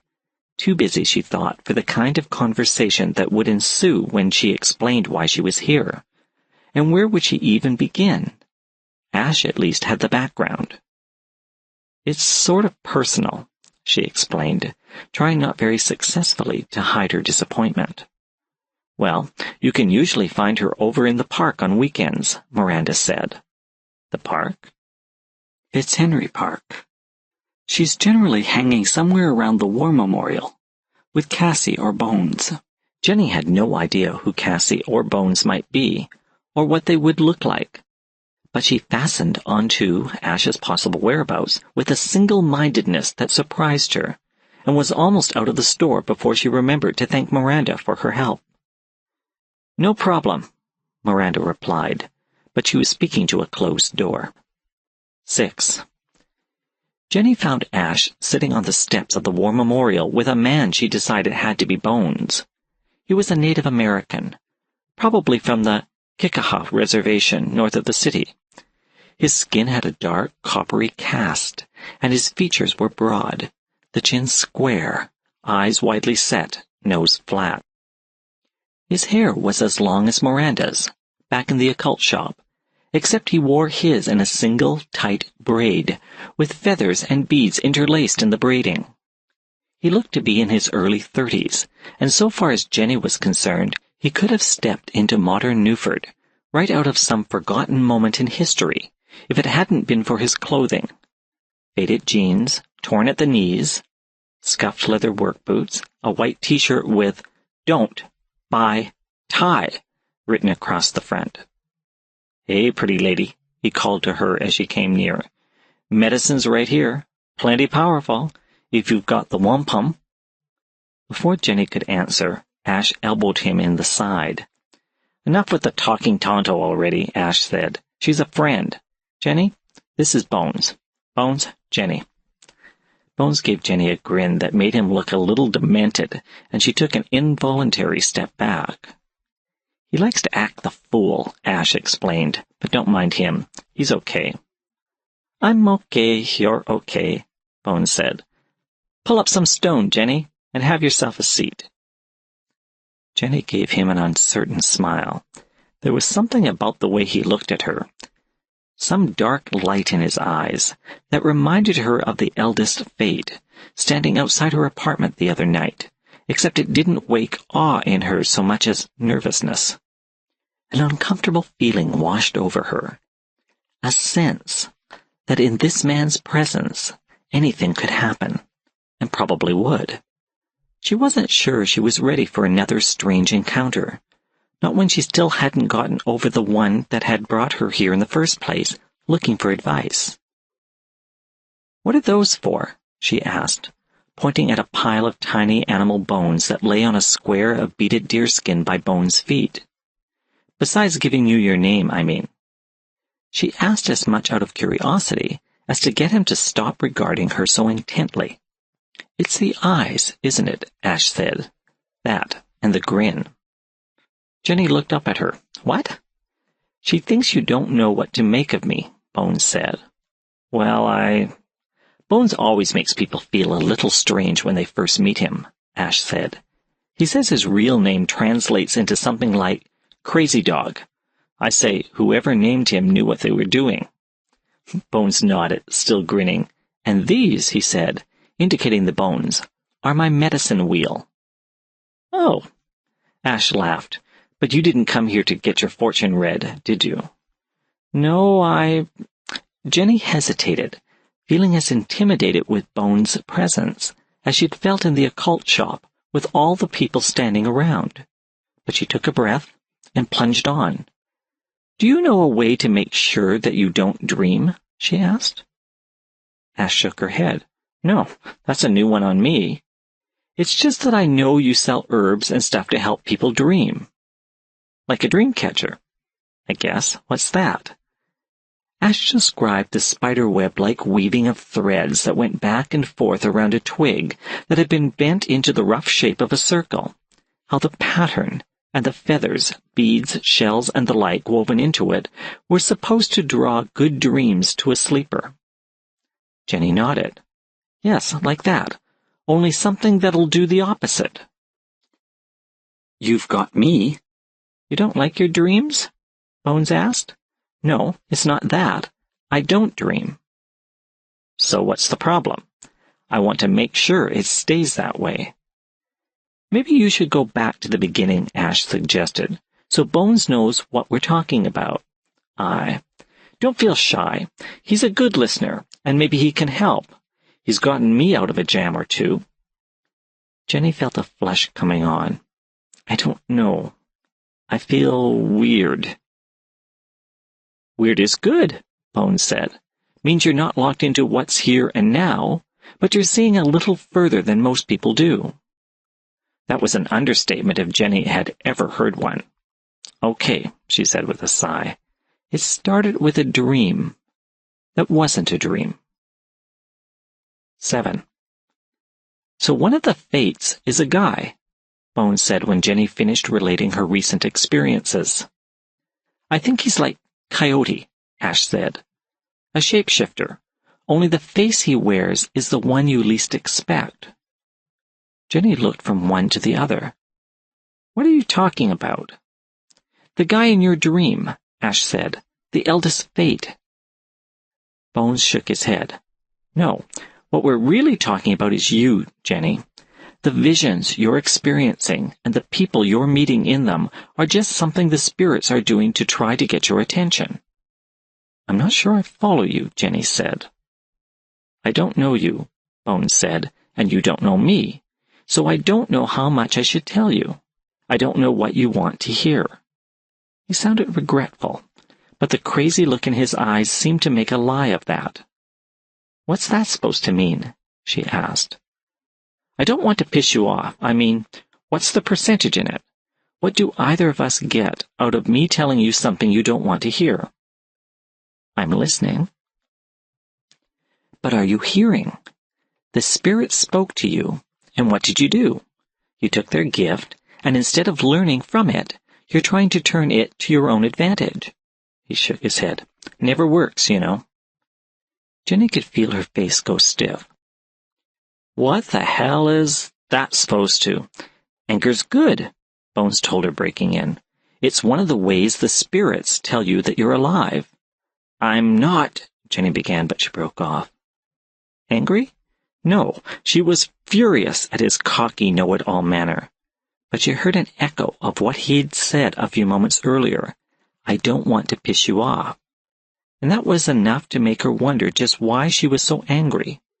She looked at Ash, but Ash didn't want to meet her gaze. She turned back to Bones. His face gave away nothing. Crazy eyes watched her back, solemn and laughing at the same time.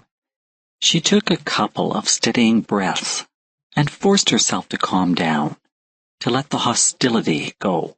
It wasn't that she was suddenly into making nice. It was more that she realized that Bones seemed to understand the experiences she had had, certainly better than she did. And he was right. He had nothing to gain in making her angry or hurting her feelings. So maybe it was worth her while to hear him out. "Okay," she said finally. "I am feeling angry, but I want to hear what you have to say." "You sure?" Ash elbowed him again before Jenny could reply.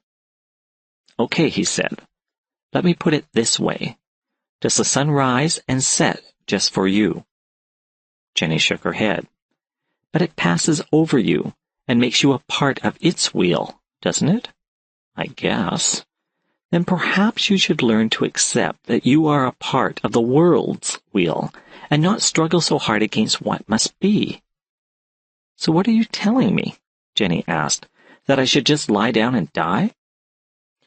Bones grinned that crazy grin of his.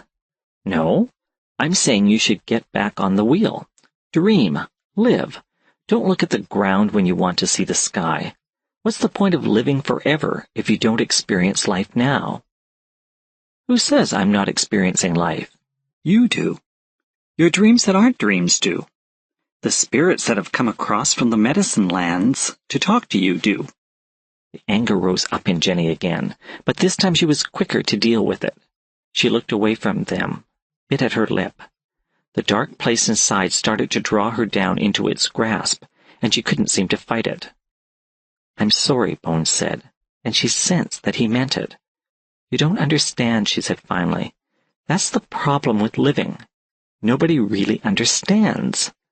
But we've got to carry on all the same.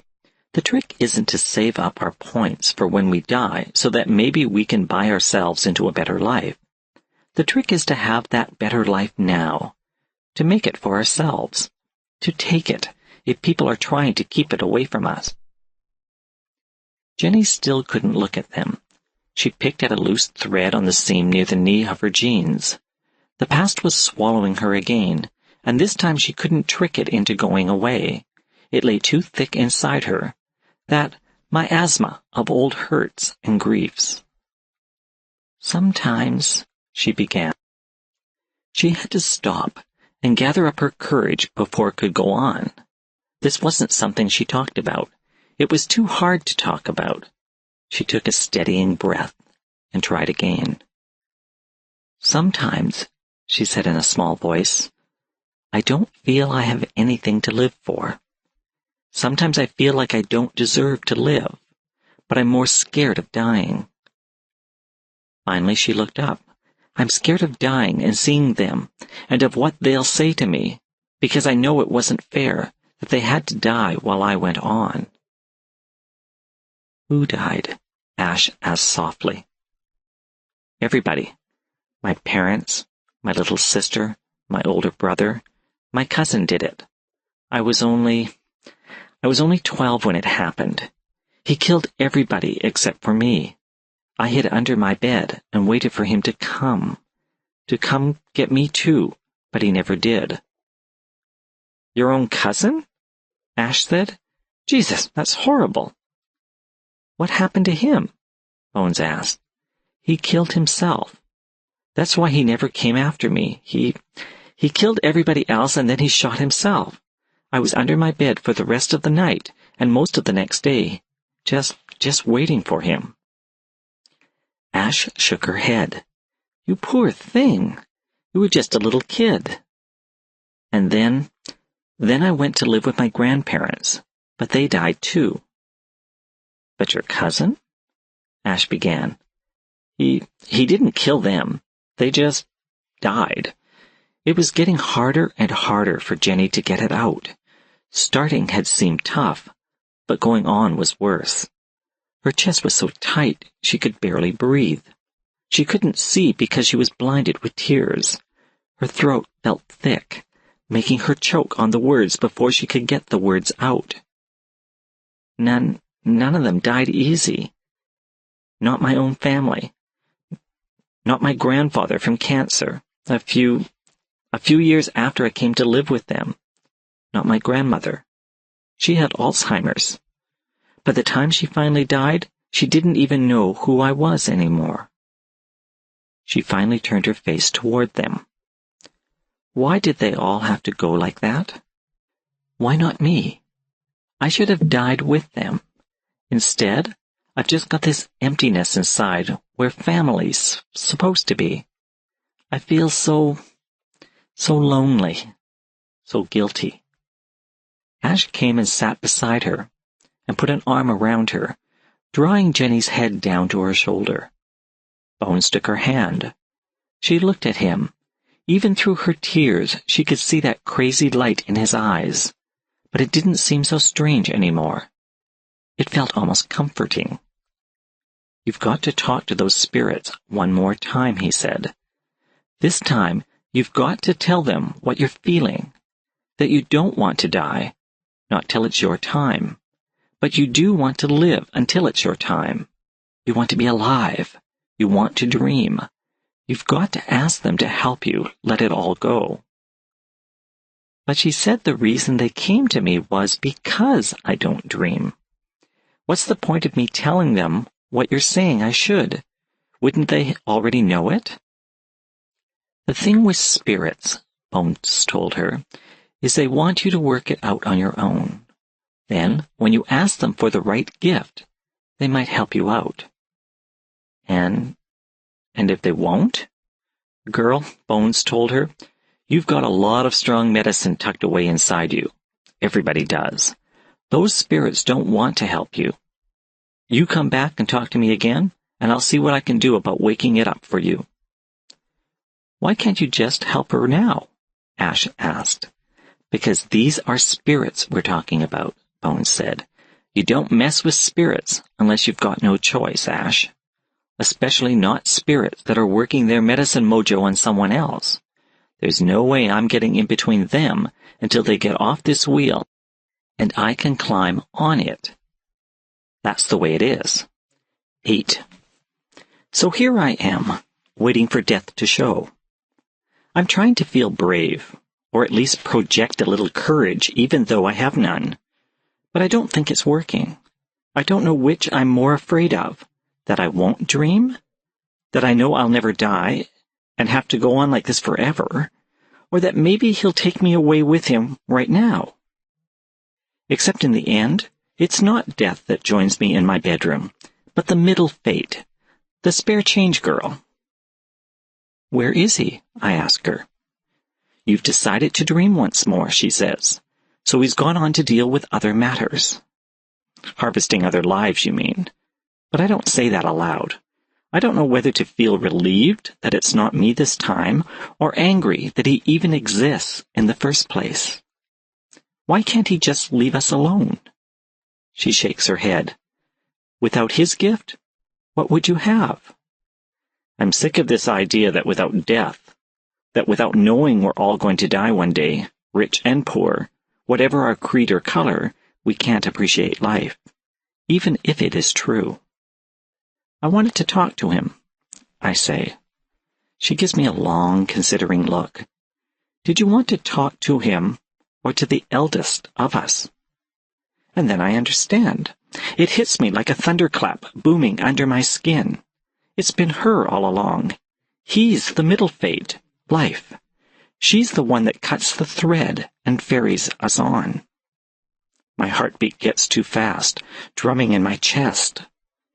All my resolutions about facing the past and my fears drain away, and I want to tell her that I've changed my mind again. I don't want to dream. I don't want to be more alive if it means I have to die. "Is this it?" I ask her. "Have you come for me?" "Would that be so bad?" she says. She projects such a strange aura of comfort and happiness that I want to shake my head and agree with her.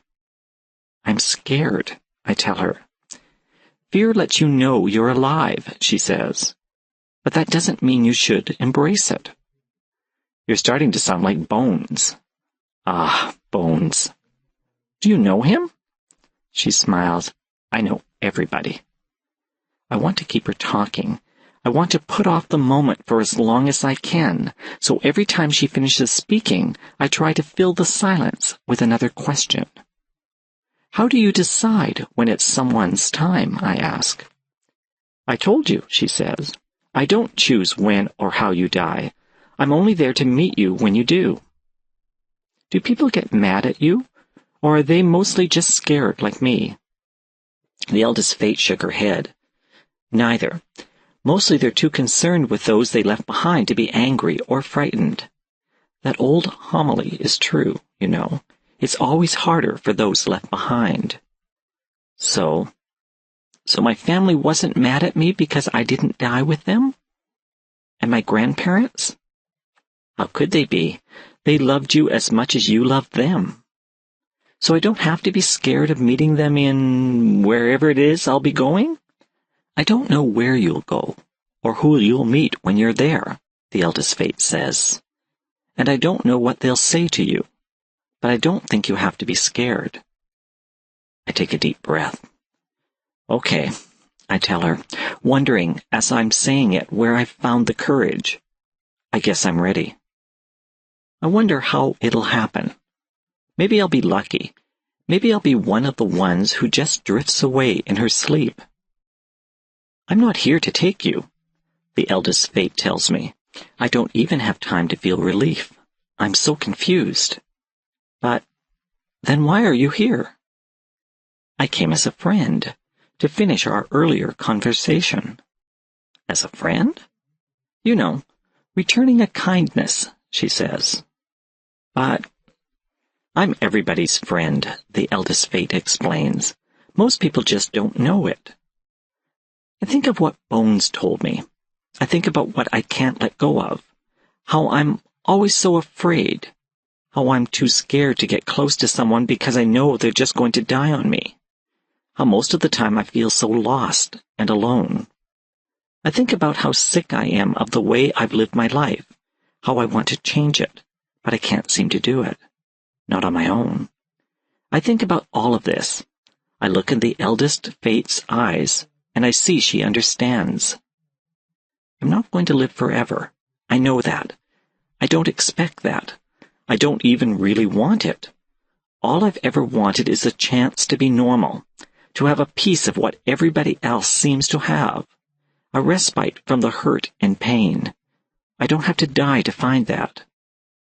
I could use a friend, I tell her. If I close my eyes forever, beauty exists whether a person has the eye to behold it or not. That principle also applies to ugliness. William Arthur Herring, from A Horse of a Different Color. 1. There are only a pair of old-fashioned cemeteries left in the Crozey-Foxville area. All Souls, over in Crozey, hasn't been used in 50 years, but it's under the protection of the Crozey Heritage Society. Unfortunately, that protection only means that bodies haven't been moved. Mausoleums, crypts, statuary, and other stonework haven't been torn down to make room for condos. The place is seriously run down and overgrown, and the only people hanging there are drug dealers. Foxville Cemetery is still a working graveyard, as witness the fresh grave I've just laid flowers on. Neither's a fun place to be, but then being here isn't about fun. It's about closure. I think the same architect designed both places, someone with a serious Jones for New Orleans-style graveyards. Has to be that, because Newford's certainly not under sea level, so we don't need the crypts and mausoleums. The closest we get to New Orleans is the seriously watered-down Mardi Gras that's organized every year by the owners of the Good Serpent Club. The parade they put together never gets to be much more than a big block party, but you can't fault them for trying. It's not like we have a French Quarter here, primed and geared to be party central, or the tradition of Mardi Gras. The people who observe Lent in Newford aren't thinking along the lines of a carnival Fat Tuesday, and to everybody else, it's just another weekday. I look down at the bouquet of 6 red roses lying on the freshly turned earth at my feet. Then my gaze rises to the small stone and its incomplete inscription. Elise. Born? Died July 23rd, 1994. R.I.P. No one claimed the body, and the police never did identify her beyond what little I had to tell them. I was working late in my office the first time I met her. No, let's be honest. I was pushing papers around, killing time, trying to make myself so tired that by the time I did get home, I'd just fall into bed and sleep. There was nothing left for me at home anymore. Peter took everything when he walked out on me. What I missed the most was my confidence, my self-esteem, too. Thursday night. My business card says, Finders Limited. If you need it, we can find it. Kira Lee, proprietor. Followed by my email address, my phone and fax numbers, and finally, my office address. The office is the least important part of the equation, at least insofar as dealing with clients. It's basically a tiny hole in the wall of a room in the old Sovereign building on Flood Street that barely manages to hold a desk, swivel chair, and file cabinet, with another chair parked across the desk for a visitor. A computer takes up most of the desktop. The tower sits on the floor beside the desk, while my printer and fax machine are on a table over by the window. There's also a phone, stacks of papers and files, and, inevitably, a cup of coffee in some stage of depletion, and usually cold. I don't worry about clients coming by the office. With the kind of work I do, they don't have to. I get my contracts by phone or messenger. I get paid when I deliver the goods. It's a simple system and helps me keep my overhead low because usually by the time a client contacts me, all they're interested in is how fast can I get the job done, not how pretty my workspace is. That night I'm sitting behind the desk, feet propped up on a corner, while I flip through a fashion magazine. The window behind me's tuned to the usual dull channel, a nighttime view of an inner-city block, shops on the ground floor, apartments above them. The most predominant piece of color is a neon sign that just says, bar. Looking at all the models preening on the glossy pages propped up on my legs, I'm thinking that maybe what I need is a makeover. My idea of work clothing is comfort, jeans and high tops, a t-shirt with a lightweight shirt over top, blonde hair tied back in a ponytail. But the only thing I have in common with these models is my height. Of course, a makeover means maintenance, and I don't know if I have the patience for it. Shower, brush my hair, dab on some lipstick. Anything more, and I'll be running even later than I usually am in the mornings. Then she comes walking in, drop-dead gorgeous, like she stepped out of the magazine I'm holding, and I think, why even try? Dark hair, cut stylishly short, eyes darker still. The makeup's perfectly understated, the clothes too. Custom fit, snug black dress and heels, clasp purse, and tailored silk jacket, also black. Her only jewelry is a short string of pearls. I need you to find someone for me, she says. That's not exactly my line of work, Ms. She lets my question hang there as she sits down across the desk from me, tugs her skirt down. It's extremely urgent, she says. I have to smile. It's always urgent. But I still can't help you. I don't do people, only things. I don't understand. Your card says, well-manicured fingers take my business card from her purse and place it on the desk between us. I'm sorry if it's misled you, I tell her. It just means that I find objects. She looks confused. So I go on to explain. You know, like tickets to cats for a visiting businessman, props for a theater company or a film crew. Maybe some long, out-of-print book. The kinds of things that people could find on their own if they had the time or the inclination. Instead, they've got money, and I do the legwork for them. Now she takes a package of cigarettes from her purse. But it is an object I need you to find for me, she says. It's my turn to look confused. You started off saying you wanted me to find someone. I do. She stole my heart, and I want it back. The woman lights her cigarette and places the package and matches on the edge of the desk. I turn in my chair to look out the window. The same channel is still playing out there. Well, this was a first. No one's ever contracted me to find a broken heart before.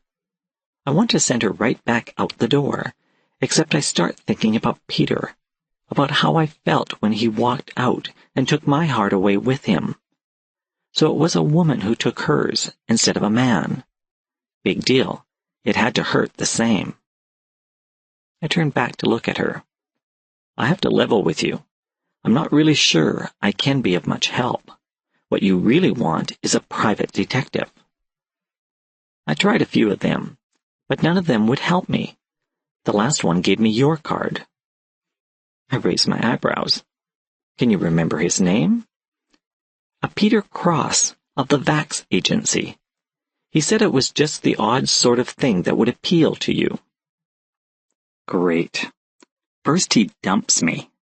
You're too intense, Kira. And now, he's sending crumbs of work my way. Like I can't find work on my own, though I'm not saying business has been good lately. I realize I'm frowning, but I can't seem to stop myself. Instead, I reach for the woman's cigarette package. Do you mind? I ask. Not at all. Thanks. She gives me enough time to put a cigarette in my mouth. Will you help me? She asks.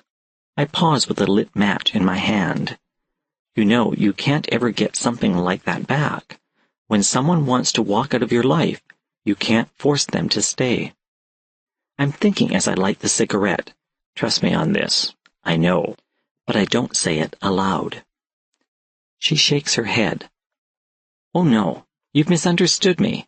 It's true we had a relationship, and it's true she left me, but I'm not looking to get her back. I just want my heart back. It's a pendant. She took it with her when she left. This is still a job for a private detective, I tell her, or maybe even the police, if you can prove ownership of the stolen property. It's not that simple. It never is it? I prop my elbow up on the desk. Cup my chin with my hand. The cigarette smolders between the fingers of my free hand. It doesn't taste nearly as good as I was hoping it would. So tell me about it, I say. The heart was a gift to me from Fairy, she says. This is getting kinkier by the minute. So you're into gay, or I guess bisexual guys too? Not at all. Hey, I don't have a problem with it, I tell her. Live and let live, I say. When I say fairy, she says, I mean the other world. I did a favor once for a prince of the realm, and he gave me the pendant in gratitude. It allows one the gift of second sight, of piercing the barriers between what we believe we see and what is actually there. Scratch the kinky, I think. This woman belongs in a padded cell at the Zeb. Except she's so earnest. I can't help but lean forward as she talks, knowing it's all hogwash, but wanting it to be real.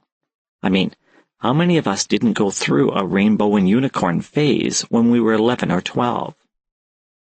So I let her ramble on about gifts from the fairy folk and how they don't work for everybody. But then what does? How her particular pendant not only gives its bearer this second sight, but also protects her from some of the, shall we say, less friendly denizens of the other world. The friendlies pretty much ignore you, but the others. See, the way she tells it, once you get their attention, once they know you can see them, you've got to have protection, or your ass is grass. Sounds like life on the street to me, business as usual, except she's describing creatures with knives for fingers and worse.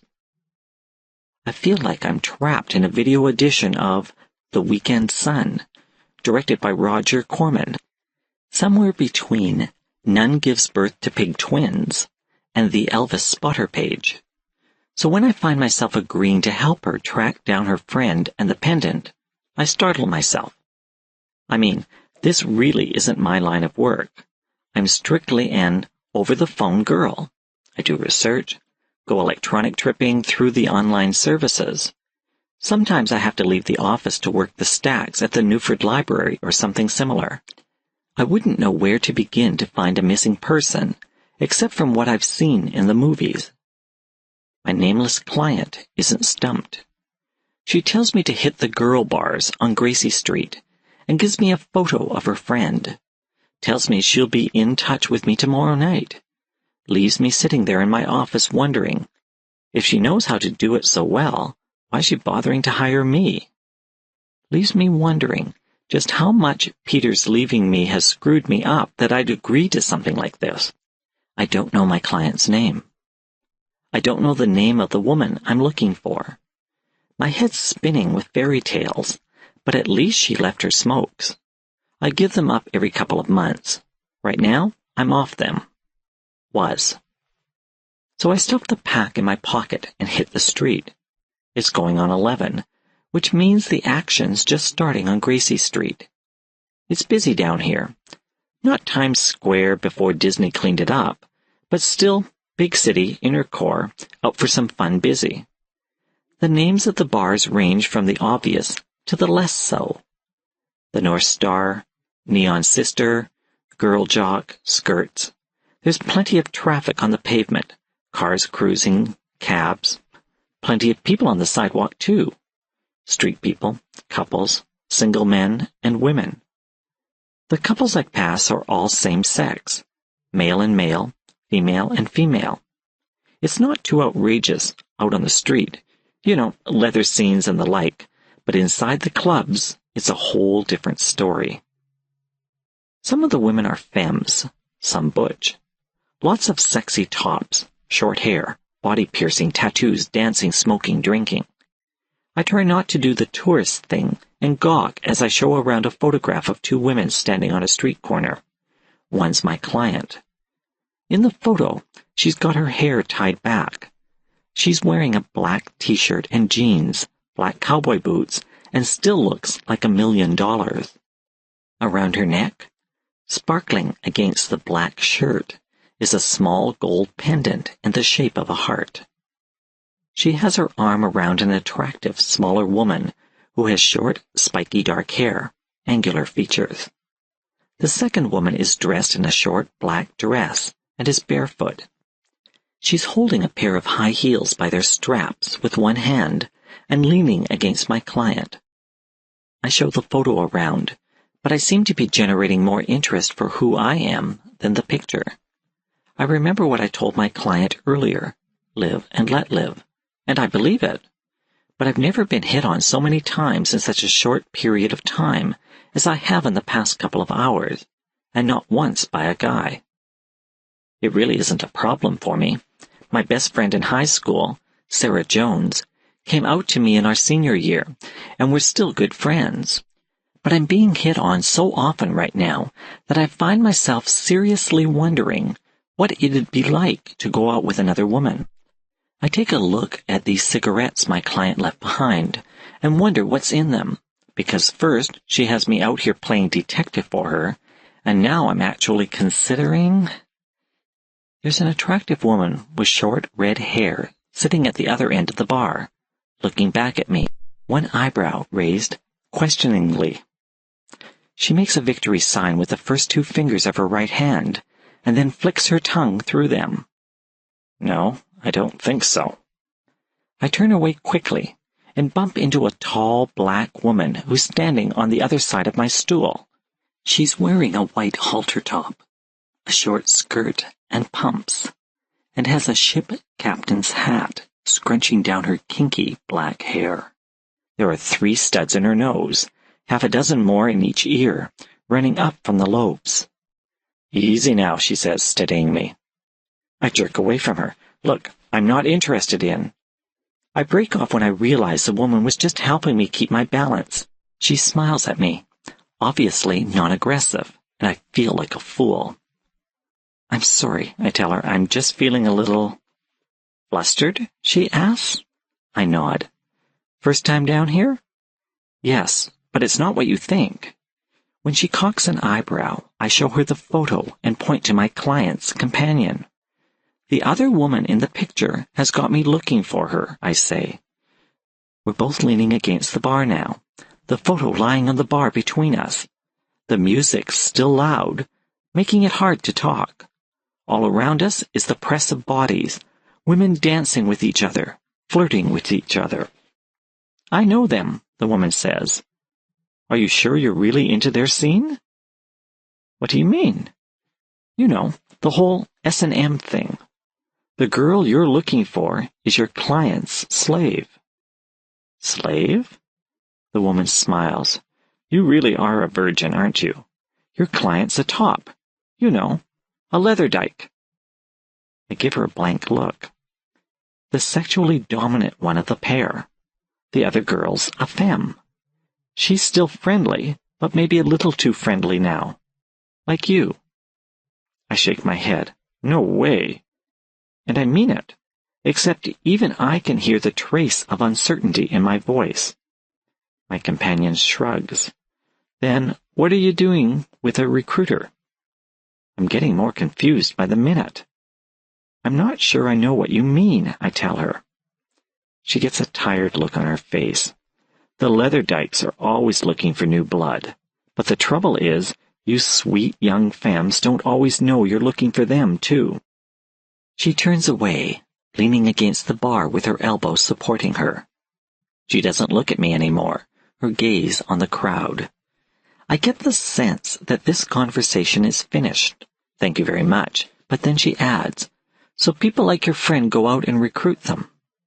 Oh, what the hell have I gotten myself mixed up in? The woman turns to look at me. It's nothing heavy. Nobody's forced to do anything against her will. But sometimes people get talked into doing things that they regret later. The leather crowd can get a little rough. I'm really just trying to find this woman, I tell her. After that, my job's over. Whatever. She points to the photo then, finger resting on the chest of my client's ex-girlfriend. Somebody told me she's dancing at Chic Cheeks, she tells me. That's a straight club over in the combat zone. I don't think her top knows about the gig. It's a big city, easy to disappear in, especially if you go someplace where no one's going to look for you. At least no one in this crowd. We've got our own strip joints. Thanks, I say. I really appreciate. And considering the kind of clientele it caters to, you might want to go round the back, like the girls who work there do. I will, I tell her. I'd say be careful, but you girls never listen, do you? I smile and leave with the photo in hand, pretending I didn't hear her. Back out on Gracie Street, I find myself thinking about lesbian relationships again. Do women treat each other better than guys treat us? Or is it the same old, only with the gender changed? Call me naive, but I don't feel like that sailor girl would have treated me the way Peter did. But while I liked her, and I know she liked me, I still can't muster up a sexual interest in another woman. I pause to light a cigarette. I remember something another friend of mine said to me once. She told me she was attracted to lesbianism, but it's not because I have the hots for another woman or anything, she confided. What I'm attracted to is the kind of freedom the word implies. These women don't seem to worry so much about what everybody else is thinking. They just do what they think is right. And that makes me think of what Sarah said about lesbian sex. It's soft and slippery, and it just never ends. There's no hard-on to worry about, and one orgasm leads to the next. Who wants a guy, if that's what you get to do all day?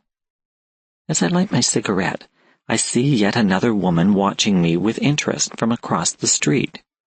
She looks as straight as I am, but I can tell she's getting ready to come over and chat. Before she crosses the street, I walk briskly on, trailing cigarette smoke. Now I decide I like guys. That's not going to change. I want my sexual partner to be tender, but I want him to have a hard-on too. It's just the way Peter treated me that's got me all screwed up. So, live and let live.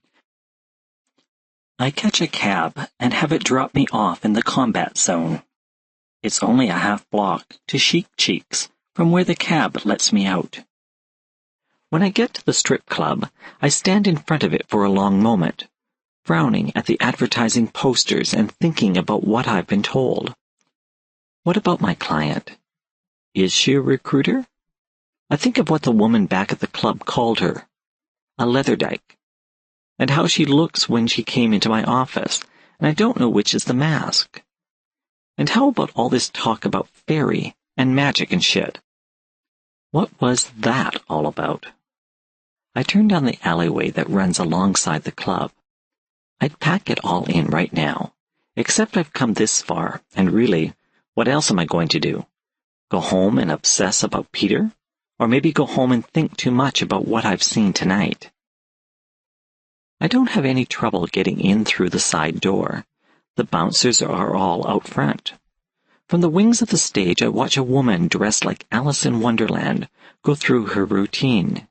She's got blonde hair, same cut as mine, but I recognize her, even with the blonde wig. She looks enough like me from a distance that I'd be amused if I didn't feel a little sick. The Lovin' Spoonfuls, Do You Believe in Magic, is blasting from the sound system. She's playing the little girl, like she's 12 years old, and the freaks in the audience are lapping it up. I find myself wishing I was back on Gracie Street. They're selling sex as blatantly there, but they're sure as hell not pandering to pedophiles. I watch a little longer. The dancer's removed her blouse now. When she turns, I see the heart-shaped pendant. I go have a smoke while she finishes her act.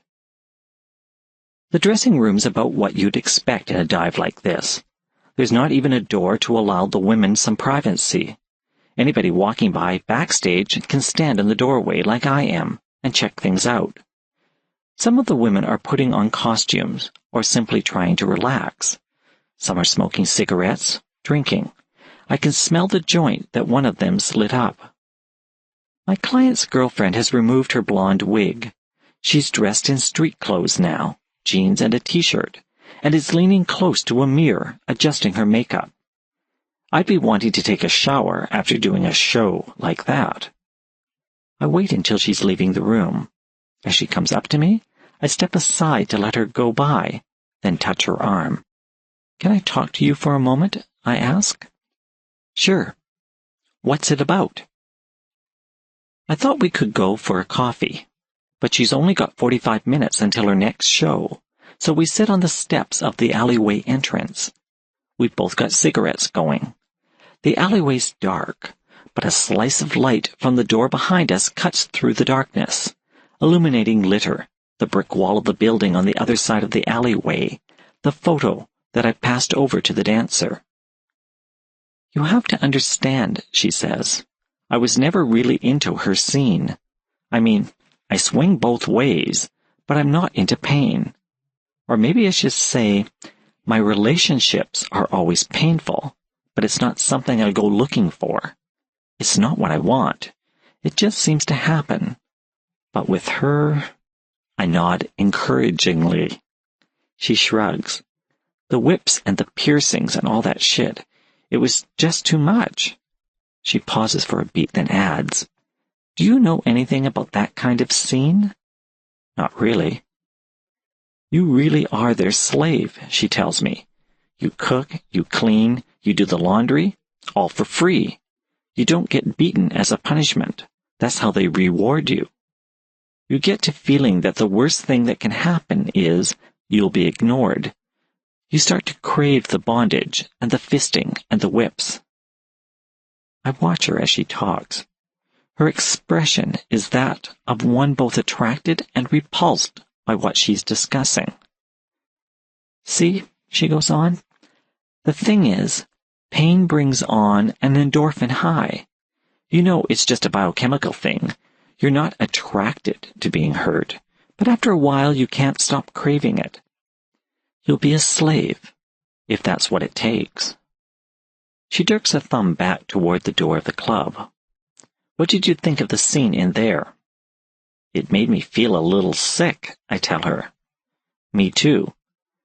But at the same time it makes me feel strong, because when I'm up there on the stage, I'm in control. I feel like they're my slaves, and I could make them do anything I want." I give her a sad look. "But it's not really true, is it?" "No," she says with a humorless smile. "But it's what made me strong enough to get out of her grip. Don't get me wrong," she adds. "I'm not saying the women in the S&M scene shouldn't be doing what they want to do. It's just not for me." I nod. "But you didn't know what you were getting into until it was too late." That's not right either.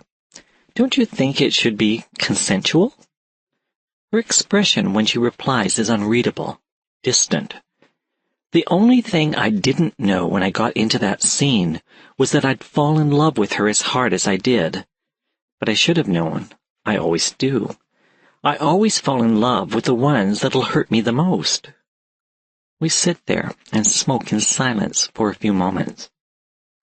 So what does she want from me? She asks finally. Why did she send you out to look for me? She just wants the pendant back. The dancer reaches up and closes her hand around it. I figured as much, she says. That's why I took it. It's like it was the only thing she really seemed to care about. If I couldn't get her to care for me, then at least I'd have something that she does care about. She opens her hand and looks down at the pendant. If I give it back to her, she says, I'll have nothing. I nod. Maybe it's better that way. She closes her hand around the pendant again and gives it a sharp tug. The chain breaks. Standing up, she drops the pendant into my hand and goes back inside. She doesn't say anything, not even goodbye. I sit there for a while longer, looking down at the pendant with its broken chain where it lies in the palm of my hand. I don't know what to say either. 3. Friday night. I'm sitting in my office, looking out the window. It's raining, turning the streets slick with wet reflections. I'm waiting for my client, but she doesn't show. On my desk is the pack of cigarettes she left here last night. Beside it is the photo she gave me, the pendant lying on top of the photo with its broken chain. I have no reason to worry about her, but I'm uneasy. I keep going over what she told me about this business with the pendant, how it was given to her by this fairy prince, how it doesn't work for everybody, but when it does, it can give the person wearing it second sight, how it protects the person wearing it from the dark side of fairy, the ghouls and the goblins and the things that go bump in the night. Not that I believe any of it, not for a moment. My gaze leaves the pendant and goes back to the window. It's still raining. But all day long, I haven't been able to shake the feeling that somebody's watching me. There's no one thing I can point to with certainty. It's just a prickling sensation that I feel on the nape of my neck. A sense of movement caught out of the corner of my eye. A kind of intuition.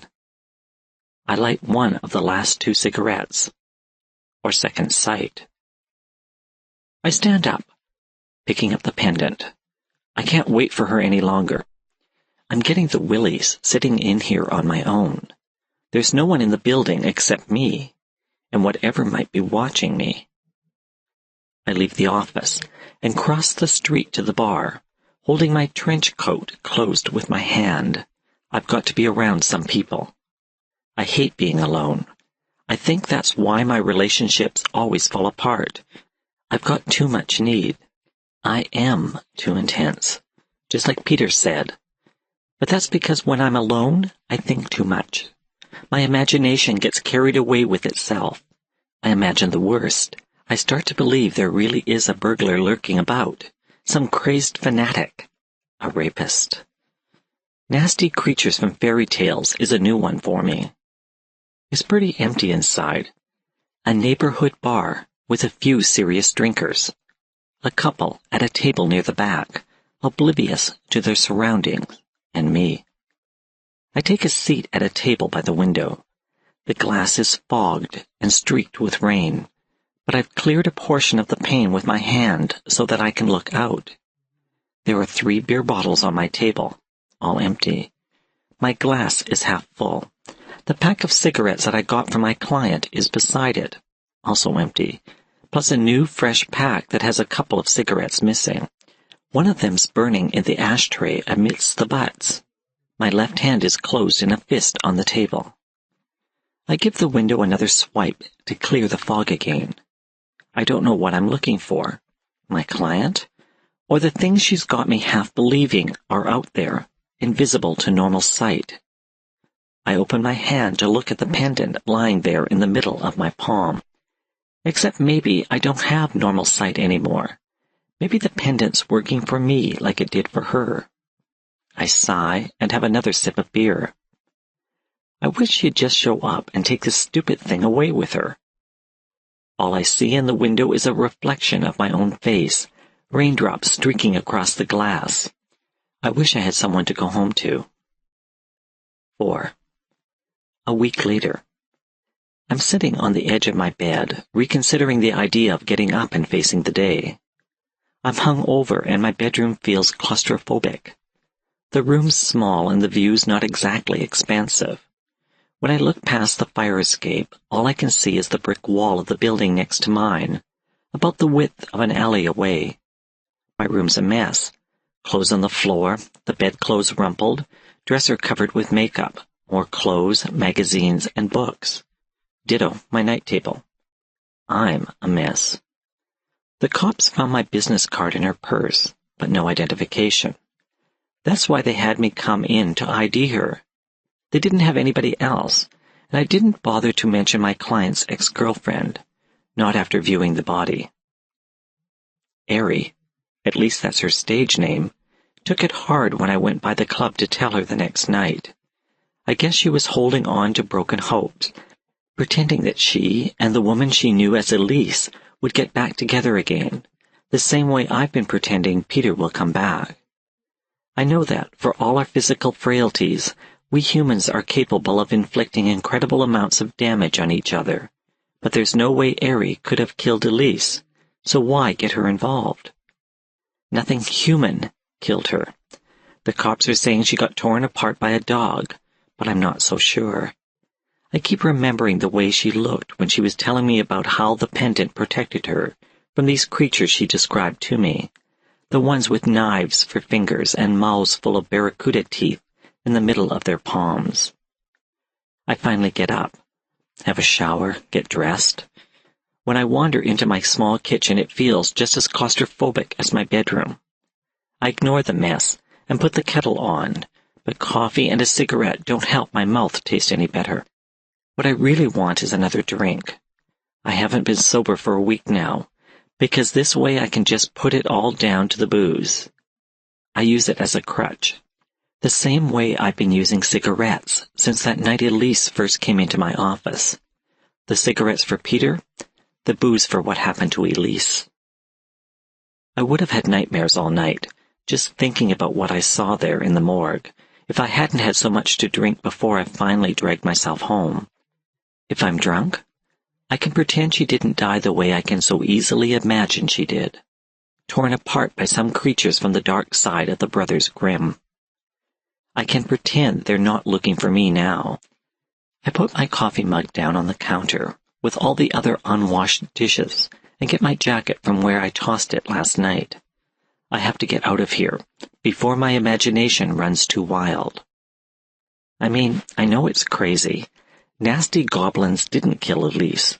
It couldn't have gone down that way. It's got to be like the cops said. She got attacked by some animal. A pack of feral dogs ranging out of the tombs, say. When I step outside my apartment building, the sun hurts my eyes. But there's no one watching me except for the old guy down the street, who stares at anybody who's got breasts. Doesn't matter if they're no bigger than buttons, or old and sagging and hanging down to your waist. But everything still feels different. There are undercurrents that I never sensed before the pendant came into my possession. I can't begin to explain it. I just know now that there is more to what's around us than what we can see. Things moving in our peripheral vision. Events, possibilities, omens, and portents, and the stuff of dreams. What I can't swear to is that they're necessarily malevolent. I think what we call to ourselves is what we expect to see. We're still not seeing what's really there, only our perceptions of what we expect could be there. If you were haunted by inner demons and into S&M the way Elise was, then maybe you'd see a fairy world that was beautiful and dangerous, and you'd call the darkness to you in the same way Elise's ex-girlfriend told me she was always attracted to those who would treat her the worst, allowing herself to keep falling into abusive relationships even when she knew better. Which isn't to say that it's Aries' fault. If you're beat on all your life, how can you be expected to gain a sudden change of attitude all by yourself? Confidence and strength accrue in direct proportion to the breaks you get, the help and support that only someone else can give you. I guess I'm making it sound as though I've suddenly gained this huge boost of confidence myself, but in my own way, I'm just as bad as Aerie. She's still shaking her ass on stage at Chic Cheeks, untouched by her contact with the pendant. She still thinks that stripping gives her some kind of power over the freaks. She's right on the edge of another bad relationship because she can't break the cycle. And me? I still don't want to be alone. The focus of my life is still eddying around the fact that Peter left me, that there's something intrinsically wrong with me, or why would my relationships always fall apart? It can't just be that I get too intense. Love's supposed to be intense, isn't it? And then there's this business with the pendant. I still think something's watching me, or some things. I don't know if they're stalking me, or simply curious. I end up on the subway, not aware of what I'm doing until it takes me downtown. I get off and head up to street level, and the first thing I see is a flower cart. I buy a half-dozen roses from the old man who runs the cart, and catch a bus that takes me to the Foxvale Cemetery. The gates loom up above me when I go inside and make my way to Elisa's grave. When I get there, I kneel down and lay the roses on the dirt in front of her marker. It's just a small gravestone, and cost a small fortune that I couldn't really afford. I had to dig deep into my rainy day account to pay for it, but I felt she needed something, and there was no one else to pitch in. Aerie wanted nothing to do with it. I don't think she's willing to accept the idea that Elise is even dead. My fingers rise to touch the pendant that I've taken to wearing. I don't think it affected Aerie at all, but I can't say the same for myself. It's funny how your whole life can change because of the smallest thing, like someone walking in through the door of your office. Everything still looks the same, but now I feel like the most common object has a secret history that most people can't see. The difference between them and me is, they don't even think about it. I'm certain this knowledge killed Elise, but somehow I can't believe it's dangerous in and of itself. The real danger would be to ignore it. The real danger would be to see what your preconceptions have led you to expect, instead of striving to see what really is there. I'm not going to make Elisa's mistake. I won't say I'm not nervous.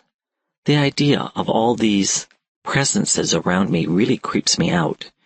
But they don't have to be malevolent, do they? Are hopes always broken? Maybe I'm being a Pollyanna. Maybe the world really is an ugly piece of work. But I don't want to believe that. I want to think I'm breaking a cycle. I think I can look into this unseen world of fairy the way that friend of mine looked into the lesbian scene. She took from it the image of a strong ideal, someone in control of her own destiny, and it made her stronger. She took the idea of it, the knowledge that it can be done, and that was what let her do it for herself. And that's what I want to do. I want to look into fairy and know that everything can be different. I want to break the cycle of my old patterns. I want to throw away my crutches and addictions. I want to step into a world where anything is possible, where I can be anything or anybody. I want to find strength in my solitude, so that when I do interact with other people, I won't hold on so tightly when they're with me, so that I can let them go when we have to be apart. I know the danger. All I have to do is remember what happened to Elise. If I close my eyes, I can see her ravaged body as clearly as though it were still lying stretched out in the morgue in front of me. By looking into fairy, I might be calling this same savagery down upon myself, but there's no point in being afraid. The danger's all around anyway. I might have imagined all those psychotics and rapists that peopled my fears, but that doesn't mean they're not out there. All you have to do is pick up a paper or turn on the news.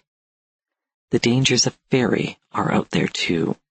I guess what I should be saying is that while I have to be careful, I can't let my fear overwhelm me the way I have in the past. I reach into my pocket to take the package of cigarettes I'm currently working on and lay it down beside the roses. Break the old patterns, the old cycles. It's funny how it works out, isn't it? I say to my client's gravestone, I failed you, but you, however inadvertently, you didn't fail me. I stand up and brush the dirt from my knees. I can't pay you back, but maybe I can help other people the way you've helped me, trip them out of their old patterns and show them what they're doing to themselves, jumpstart their lives onto a new track, and then try to be there for them when they begin to put their lives back together again. I touch the stone, trace its smooth surface with my fingers. I don't know where you are, I tell Elise. I don't know if you can hear me, or if it'll make any difference if you can, but I promise I'll give it my best shot. I turn away from the grave, continuing the one-sided conversation in my head. I'm going to start with Ari and see if, together, we can't break the pattern of her pain and mine. That'd be a kind of magic too, wouldn't it? Because we can't close our eyes to it, not the magic, not the pain.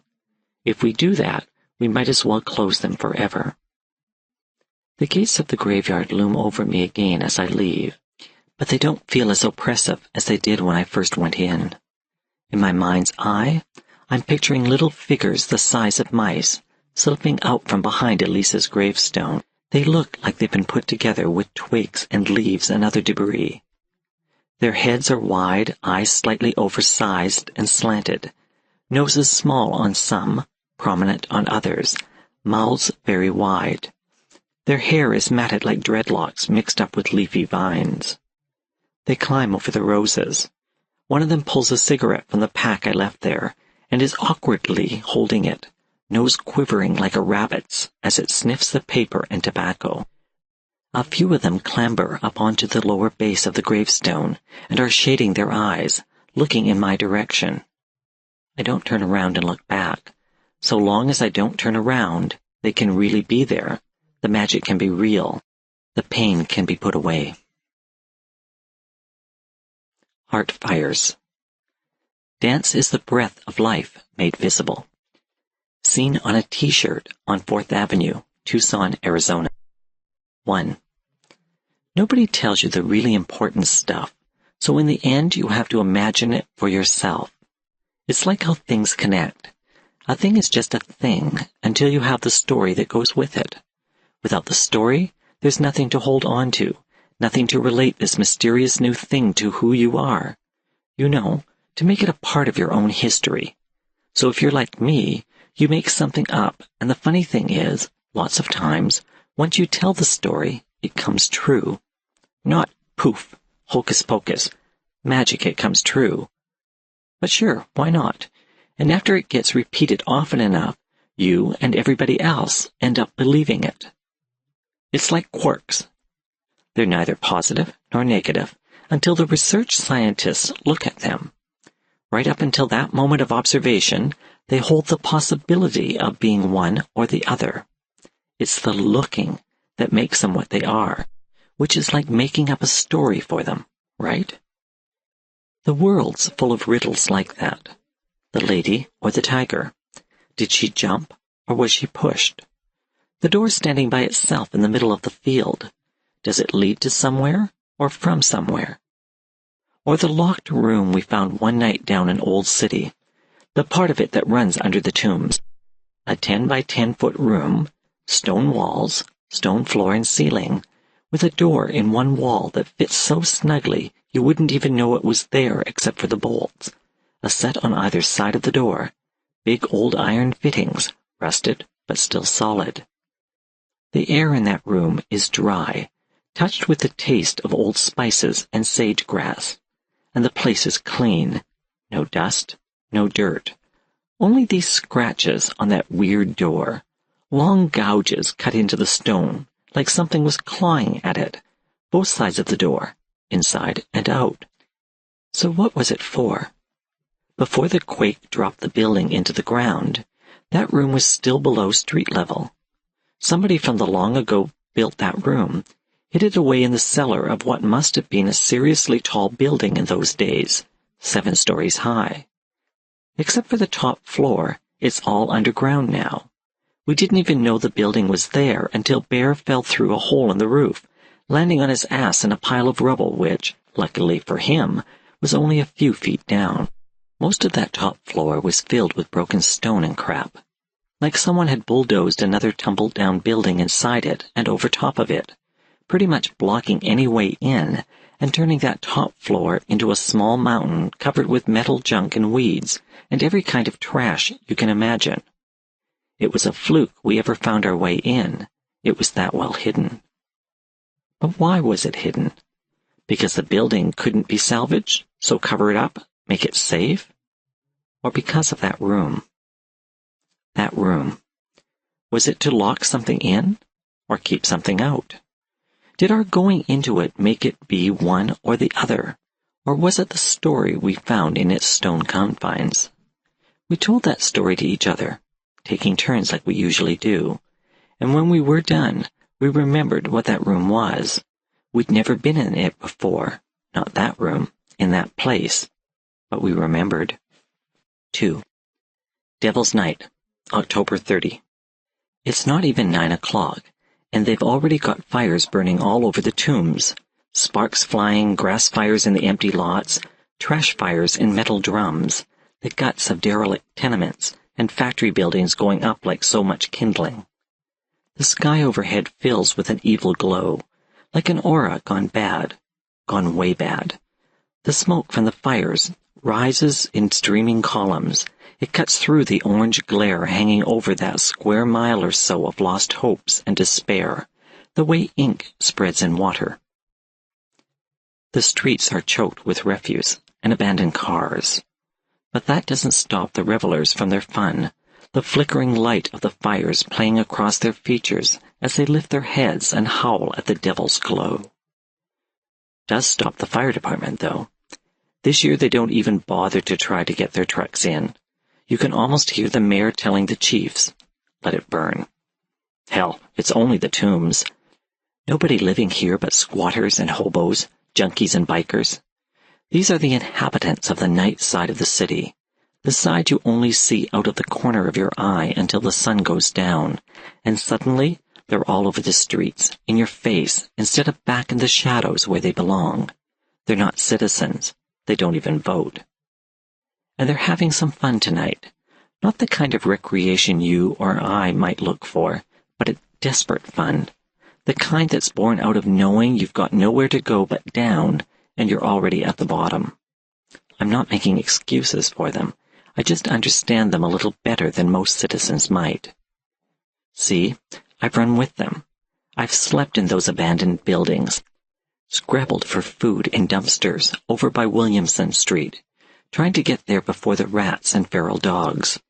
I've looked for oblivion in the bottom of a bottle, or at the end of a needle. No, don't go feeling sorry for me. I had me some hard times, sure, but everybody does. But I'll tell you, I never torched buildings, even in the long ago. When I'm looking to set a fire, I want it to burn in the heart. 3. I'm an old crow, but I still know a few tricks. I'm looking rough, maybe even used up, but I'm not yet so old I'm useless. You can't fool me, but I fool most everyone, wearing clothes, hiding my feathers, walking around on my hind legs like a man, upright, not hunched over, moving pretty fast considering. There were 4 of us in those days, ran together from time to time. Old spirits, wandering the world, stopped a while in this place before we went on. We're always moving on, restless, looking for change so that things'll stay the same. There was me, Crazy Crow, looking sharp with my flat-brimmed hat and pointy-toed boots. Alberta the dancer, with those antlers poking up out of her red hair. You know how to look. You can see them. Bear, he was so big you felt like the sky had gone dark when he stood by you. And then there was Jolene. She was just a kid that devil's night. She gets like that. One year, she's about knee-high to a skinny moment, and you can't stop her from tomfooling around. Another year, she's so fat even Bear feels small around her. We go way back, Jolene and me. Knew each other pretty good. We met so often. Me and Alberta were together that year. We took Jolene in like she was our daughter, Bear her uncle, moving on the wheel like a family. We're dark-skinned. We're old spirits. Got to be the way we are before the European look got so popular, but not so dark as fur and feathers. Crow, grizzly, deer. We lose some color when we wear clothes, walking on our hind legs all the time. Sometimes we lose other things too, like who we really are and what we're doing here. 4. Hey, Bo. I look up to see it's a brother calling to me. We're standing around an oil drum, warming our hands, and he comes walking out of the shadows like he's a piece of them. Got free somehow, comes walking right up to me like he thinks I'm in charge. Alberta smiles. Bear lights a smoke, takes a couple of drags, then offers it to the brother. Bad night for fires, he says after he takes a drag. He gives the cigarette a funny look, tasting the sweetgrass mixed in with the tobacco. Not much, just enough. Devil's night, Jolene says, grinning like it's a good thing. She's a little too fond of fires this year for my taste. Next thing you know, she'll be wanting to tame metal, build herself a machine, and wouldn't that be something? Nothing to smile about, the brother tells her. A lot of people get hurt, Devil's night. Gets out of hand, gets to where people think it's funny. Maybe set a few of us bows on fire. You hear what I'm saying? Times are always hard, I say. He shrugs, takes another drag of the cigarette, then hands it back to Bear. Good night for a walk, he says finally. A body might walk clear out of the tombs on a night like this, come back when things are a little more settled down. We all just look at him. Got my boy waiting on me, he says. Going for that walk. You all take care of yourselves now. We never saw the boy, standing there in the shadows, waiting on his paw, except maybe Jolene. There's not much she misses. I wait until the shadows almost swallow the brother before I call after him. Appreciate the caution, I tell him. He looks back, tips a finger to his brow, then he's gone, part of the shadows again. Are we looking for trouble? Bear asks. Uh-huh, Jolene pipes up, but I shake my head. Like he said, I tell them, jerking a thumb to where the brother walked away. Bear leads the way out, heading east, taking a direct route and avoiding the fires we can see springing up all around us now. The dark doesn't bother us. We can see pretty much the same, doesn't matter if it's night or day. We follow Bear up a hillside of rubble. He gets to the top before us and starts dancing around, stamping his feet, singing, "Wah-hey, look at me, I'm the king of the mountain." And then he disappears between one stamp and the next, and that's how we find the room. 5. I don't know why we slide down to where Bear's standing instead of him climbing back up. Curious, I guess. Smelling spirit mischief, and we just have to see where it leads us. Down, down, till we're standing on a dark street way underground. Old city, Alberta says. Walked right out of the tombs we did, Jolene says. Then she shoots Bear a look and giggles. Or maybe slid right out of it on our asses, would be a better way to put it. Bear gives her a friendly whack on the back of the head, but it doesn't budge a hair. Jolene's not looking like much this year, standing about halfway to nothing, but she's always solidly built. Doesn't much matter what skin she's wearing. Let's take that walk, I say, but Bear catches hold of my arm. I smell something old, he tells me. It's an old place, I tell him. Fell down here a long time ago and stood above ground even longer. Bear shakes his head. No, I'm smelling something older than that, and lower down. We're on an underground street, I'm thinking, way down. Can't get much lower than this, but Bear's looking back at the building we just came out of, and I know what's on his mind. Basements. They're too much like caves for him to pass one by, especially when it's got an old smell. I look at the others. Jolene's game, but then she's always game when she's wearing this skin. Alberta shrugs. When I want to dance, she says, you all dance with me. So I'm going to say no when Bear wants to try out a new step? I can't remember the last time we all danced, but I can't find any argument with what she's saying. What about you, Crazy Crow? Bear asks. You know me, I tell him. I'm like Jolene. I'm always game. So we go back inside, following Bear, who's following his nose, and he leads us right up to the door of that empty stone room down in the cellar. He grabs hold of the iron bolt, shoves it to one side, hauls the door open, rubs his hand on his jeans to brush off the specks of rust that got caught up on his palm. Something tried hard to get out, Alberta says. I'm thinking of the other side of the door. And in, I add. Jolene's spinning around in the middle of the room, arms spread wide. Old, old, old, she sings. We can all smell it now. I get the feeling that the building grew out of this room, that it was built to hold it, or hide it. No ghosts, Bear says. No spirits here. Jolene stops spinning. Just us, she says. Just us, Bear agrees. He sits down on the clean stone floor, cross-legged, rolls himself a smoke. We all join him, sitting in a circle, like we're dancing, except it's only our breathing that's making the steps. We each take a drag of the cigarette. Then Bear sets the butt down in the middle of the circle. We watch the smoke curl up from it, tobacco with that pinch of sweetgrass. It makes a long, curling journey up to the ceiling, thickens there like a small storm cloud, pregnant with grandfather thunders. Somewhere up above us, where the moon can see it, there's smoke rising too. Devil's night fires filling the hollow of the sky with pillars of silent thunder. Bear takes a shotgun cartridge out of his pocket, brass and red cardboard, 12-gauge, and puts it down on the stone beside the smoldering butt. Stands it on end, brass side down. Guess we need a story, he says. He looks at me, so we can understand this place. We all nod. We'll take turns, talking until one of us gets it right. Me first, Jolene says. She picks up the cartridge and rolls it back and forth on that small dark palm of hers, and we listen. 6. Jolene says, it's like that Pan girl, always cooking something up. You know the one. You can smell the wild onion on her breath a mile away. She's got that box that she can't look in. Tin box with a lock on it that rattles against the side of the box when she gives it a shake, trying to guess what's inside. There's all these scratches on the tin, inside and out, something trying to get out, something trying to get in. That's this place, the Pan girl's box. You know, she opened that box, let all that stuff out that makes the world more interesting. She can't get it back in, and I'm thinking, why try? Anyway, she throws that box away.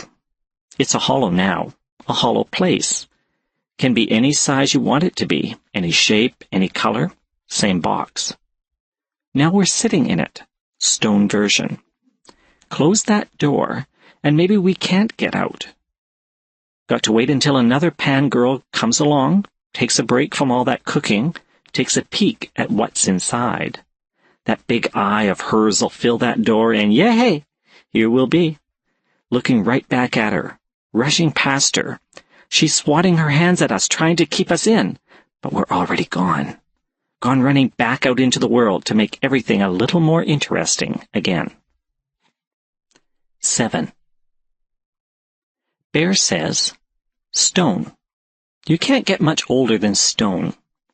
First house was stone, not like this room, not perfectly square, not flat, but stone all the same. Found places, those caves, just like we found this place. Old smell in them. Sometimes bear, sometimes lion, sometimes snake, sometimes the ones that went before. All gone when we come. All that's left is their messages, painted or scratched on the walls. Stories, information, things they know we have to figure out. Things that they could have told us if they were still around.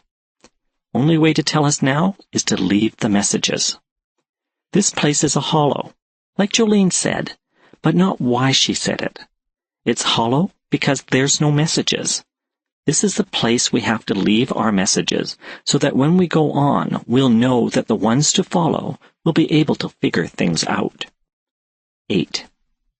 Alberta says, inside and out, same thing.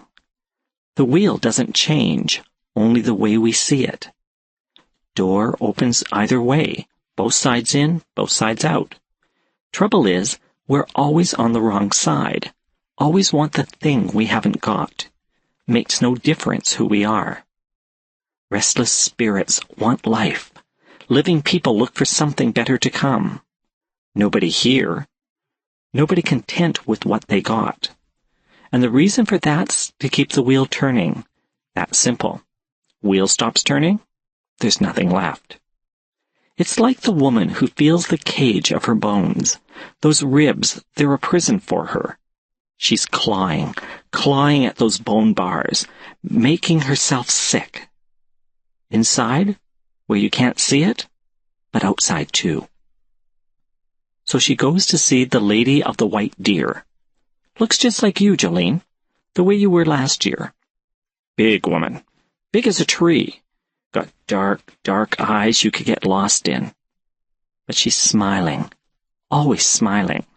Smiling as she listens, smiling when she speaks. Like a mother smiles. Seen it all, heard it all, but still patient, still kind, still understanding.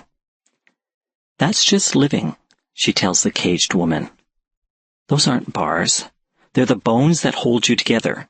You keep clawing at them. You'll make yourself so sick, you're going to die for sure.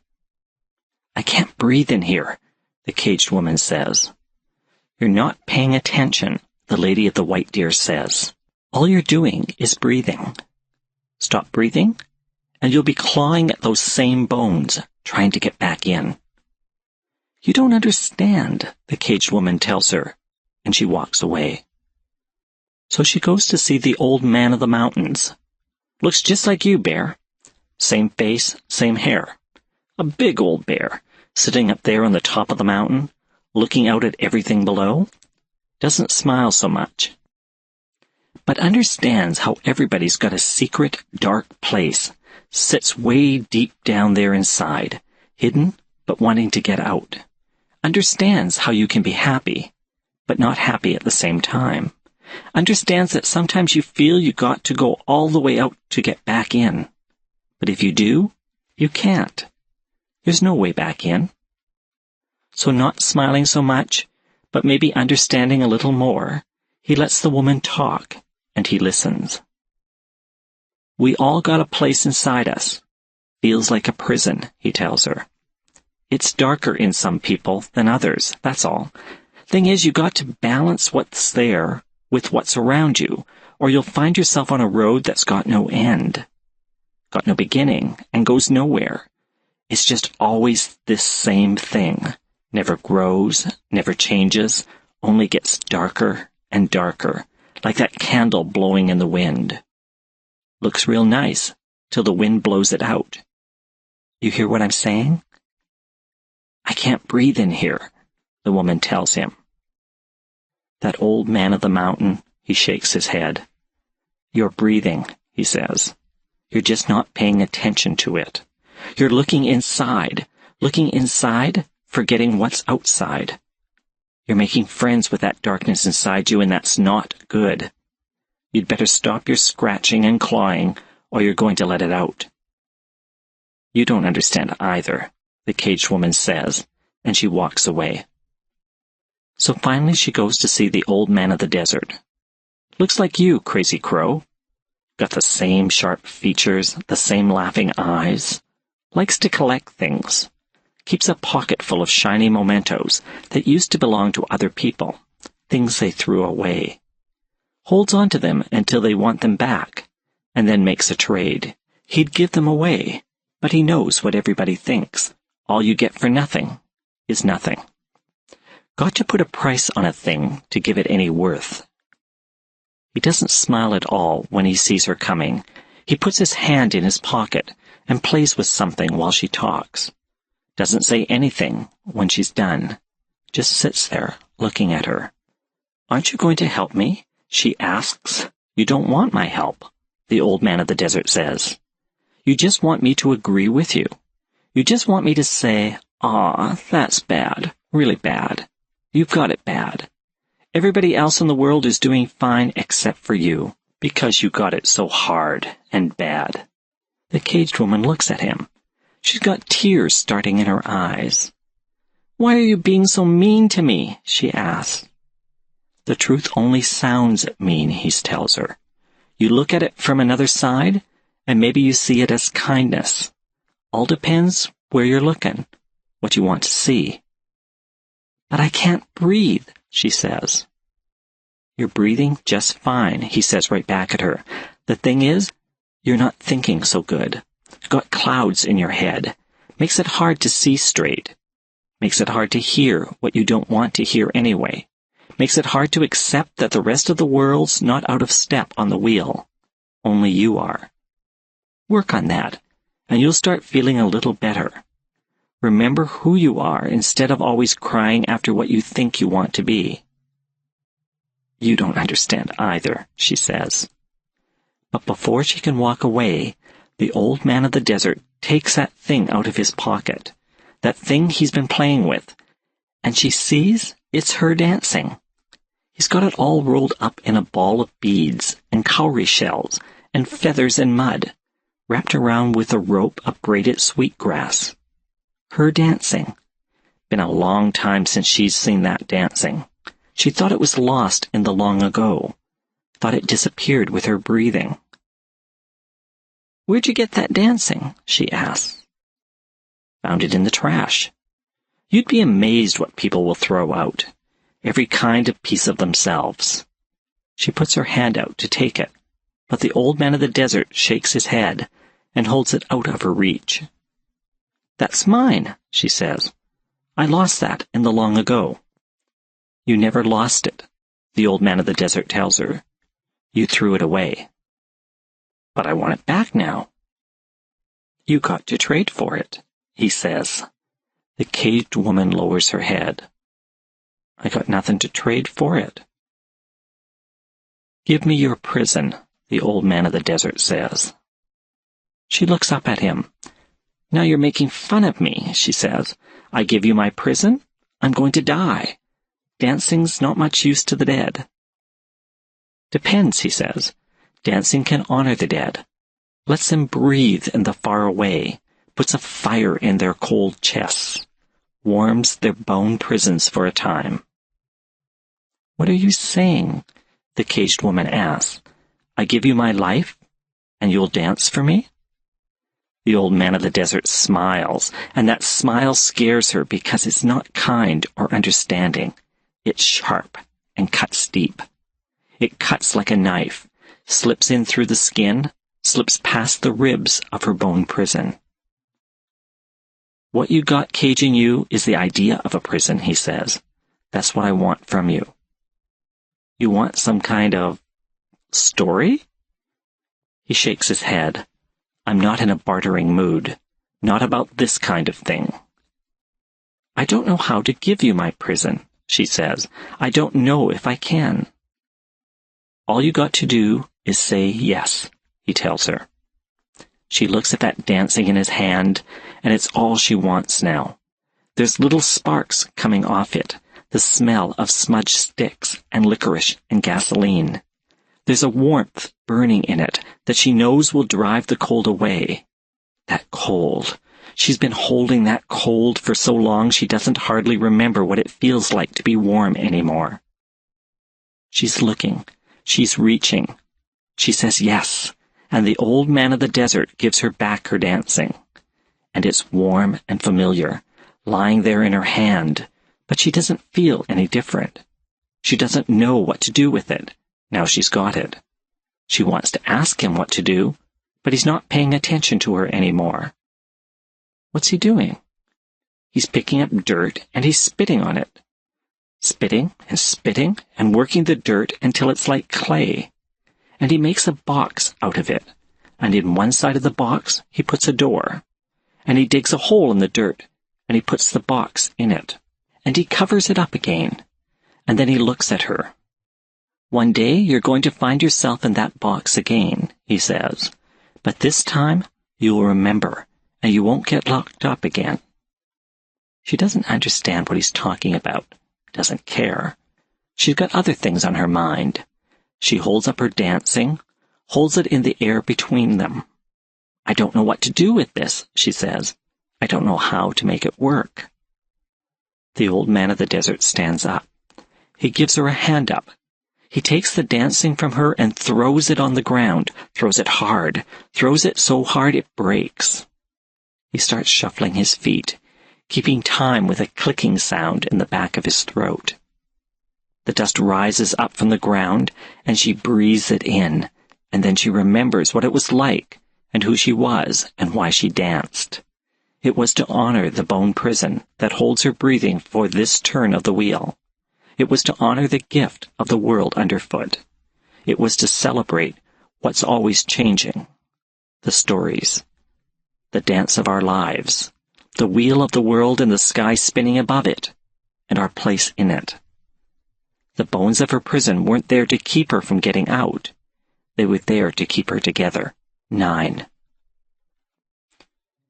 I'm holding the cartridge now, but there's no need for me to speak. The story's done. Somewhere up above us, the skies over the tombs are still full of smoke. The devil's night fires are still burning. Here in the hollow of this stone room, we've got a fire of our own. Alberta looks across the circle at me. "I remember," she says. "That was the first time we met," Jolene says. "I remember too. Not the end, but the beginning. I was there at the beginning and then later too, for the dancing." Bear nods. He takes the cartridge from my fingers and puts it back into his pocket. Out of another pocket he takes packets of color, ground pigments, red and yellow and blue, black and white. He puts them on the floor, takes a pinch of color out of one of the packets and lays it in the palm of his hand. Spits into his palm. Dips a finger in. He gets up, that old man of the mountain, and he crosses over to one of the walls, starts to painting, starts to leave a message for the ones to follow. Those colors, they're like dancing.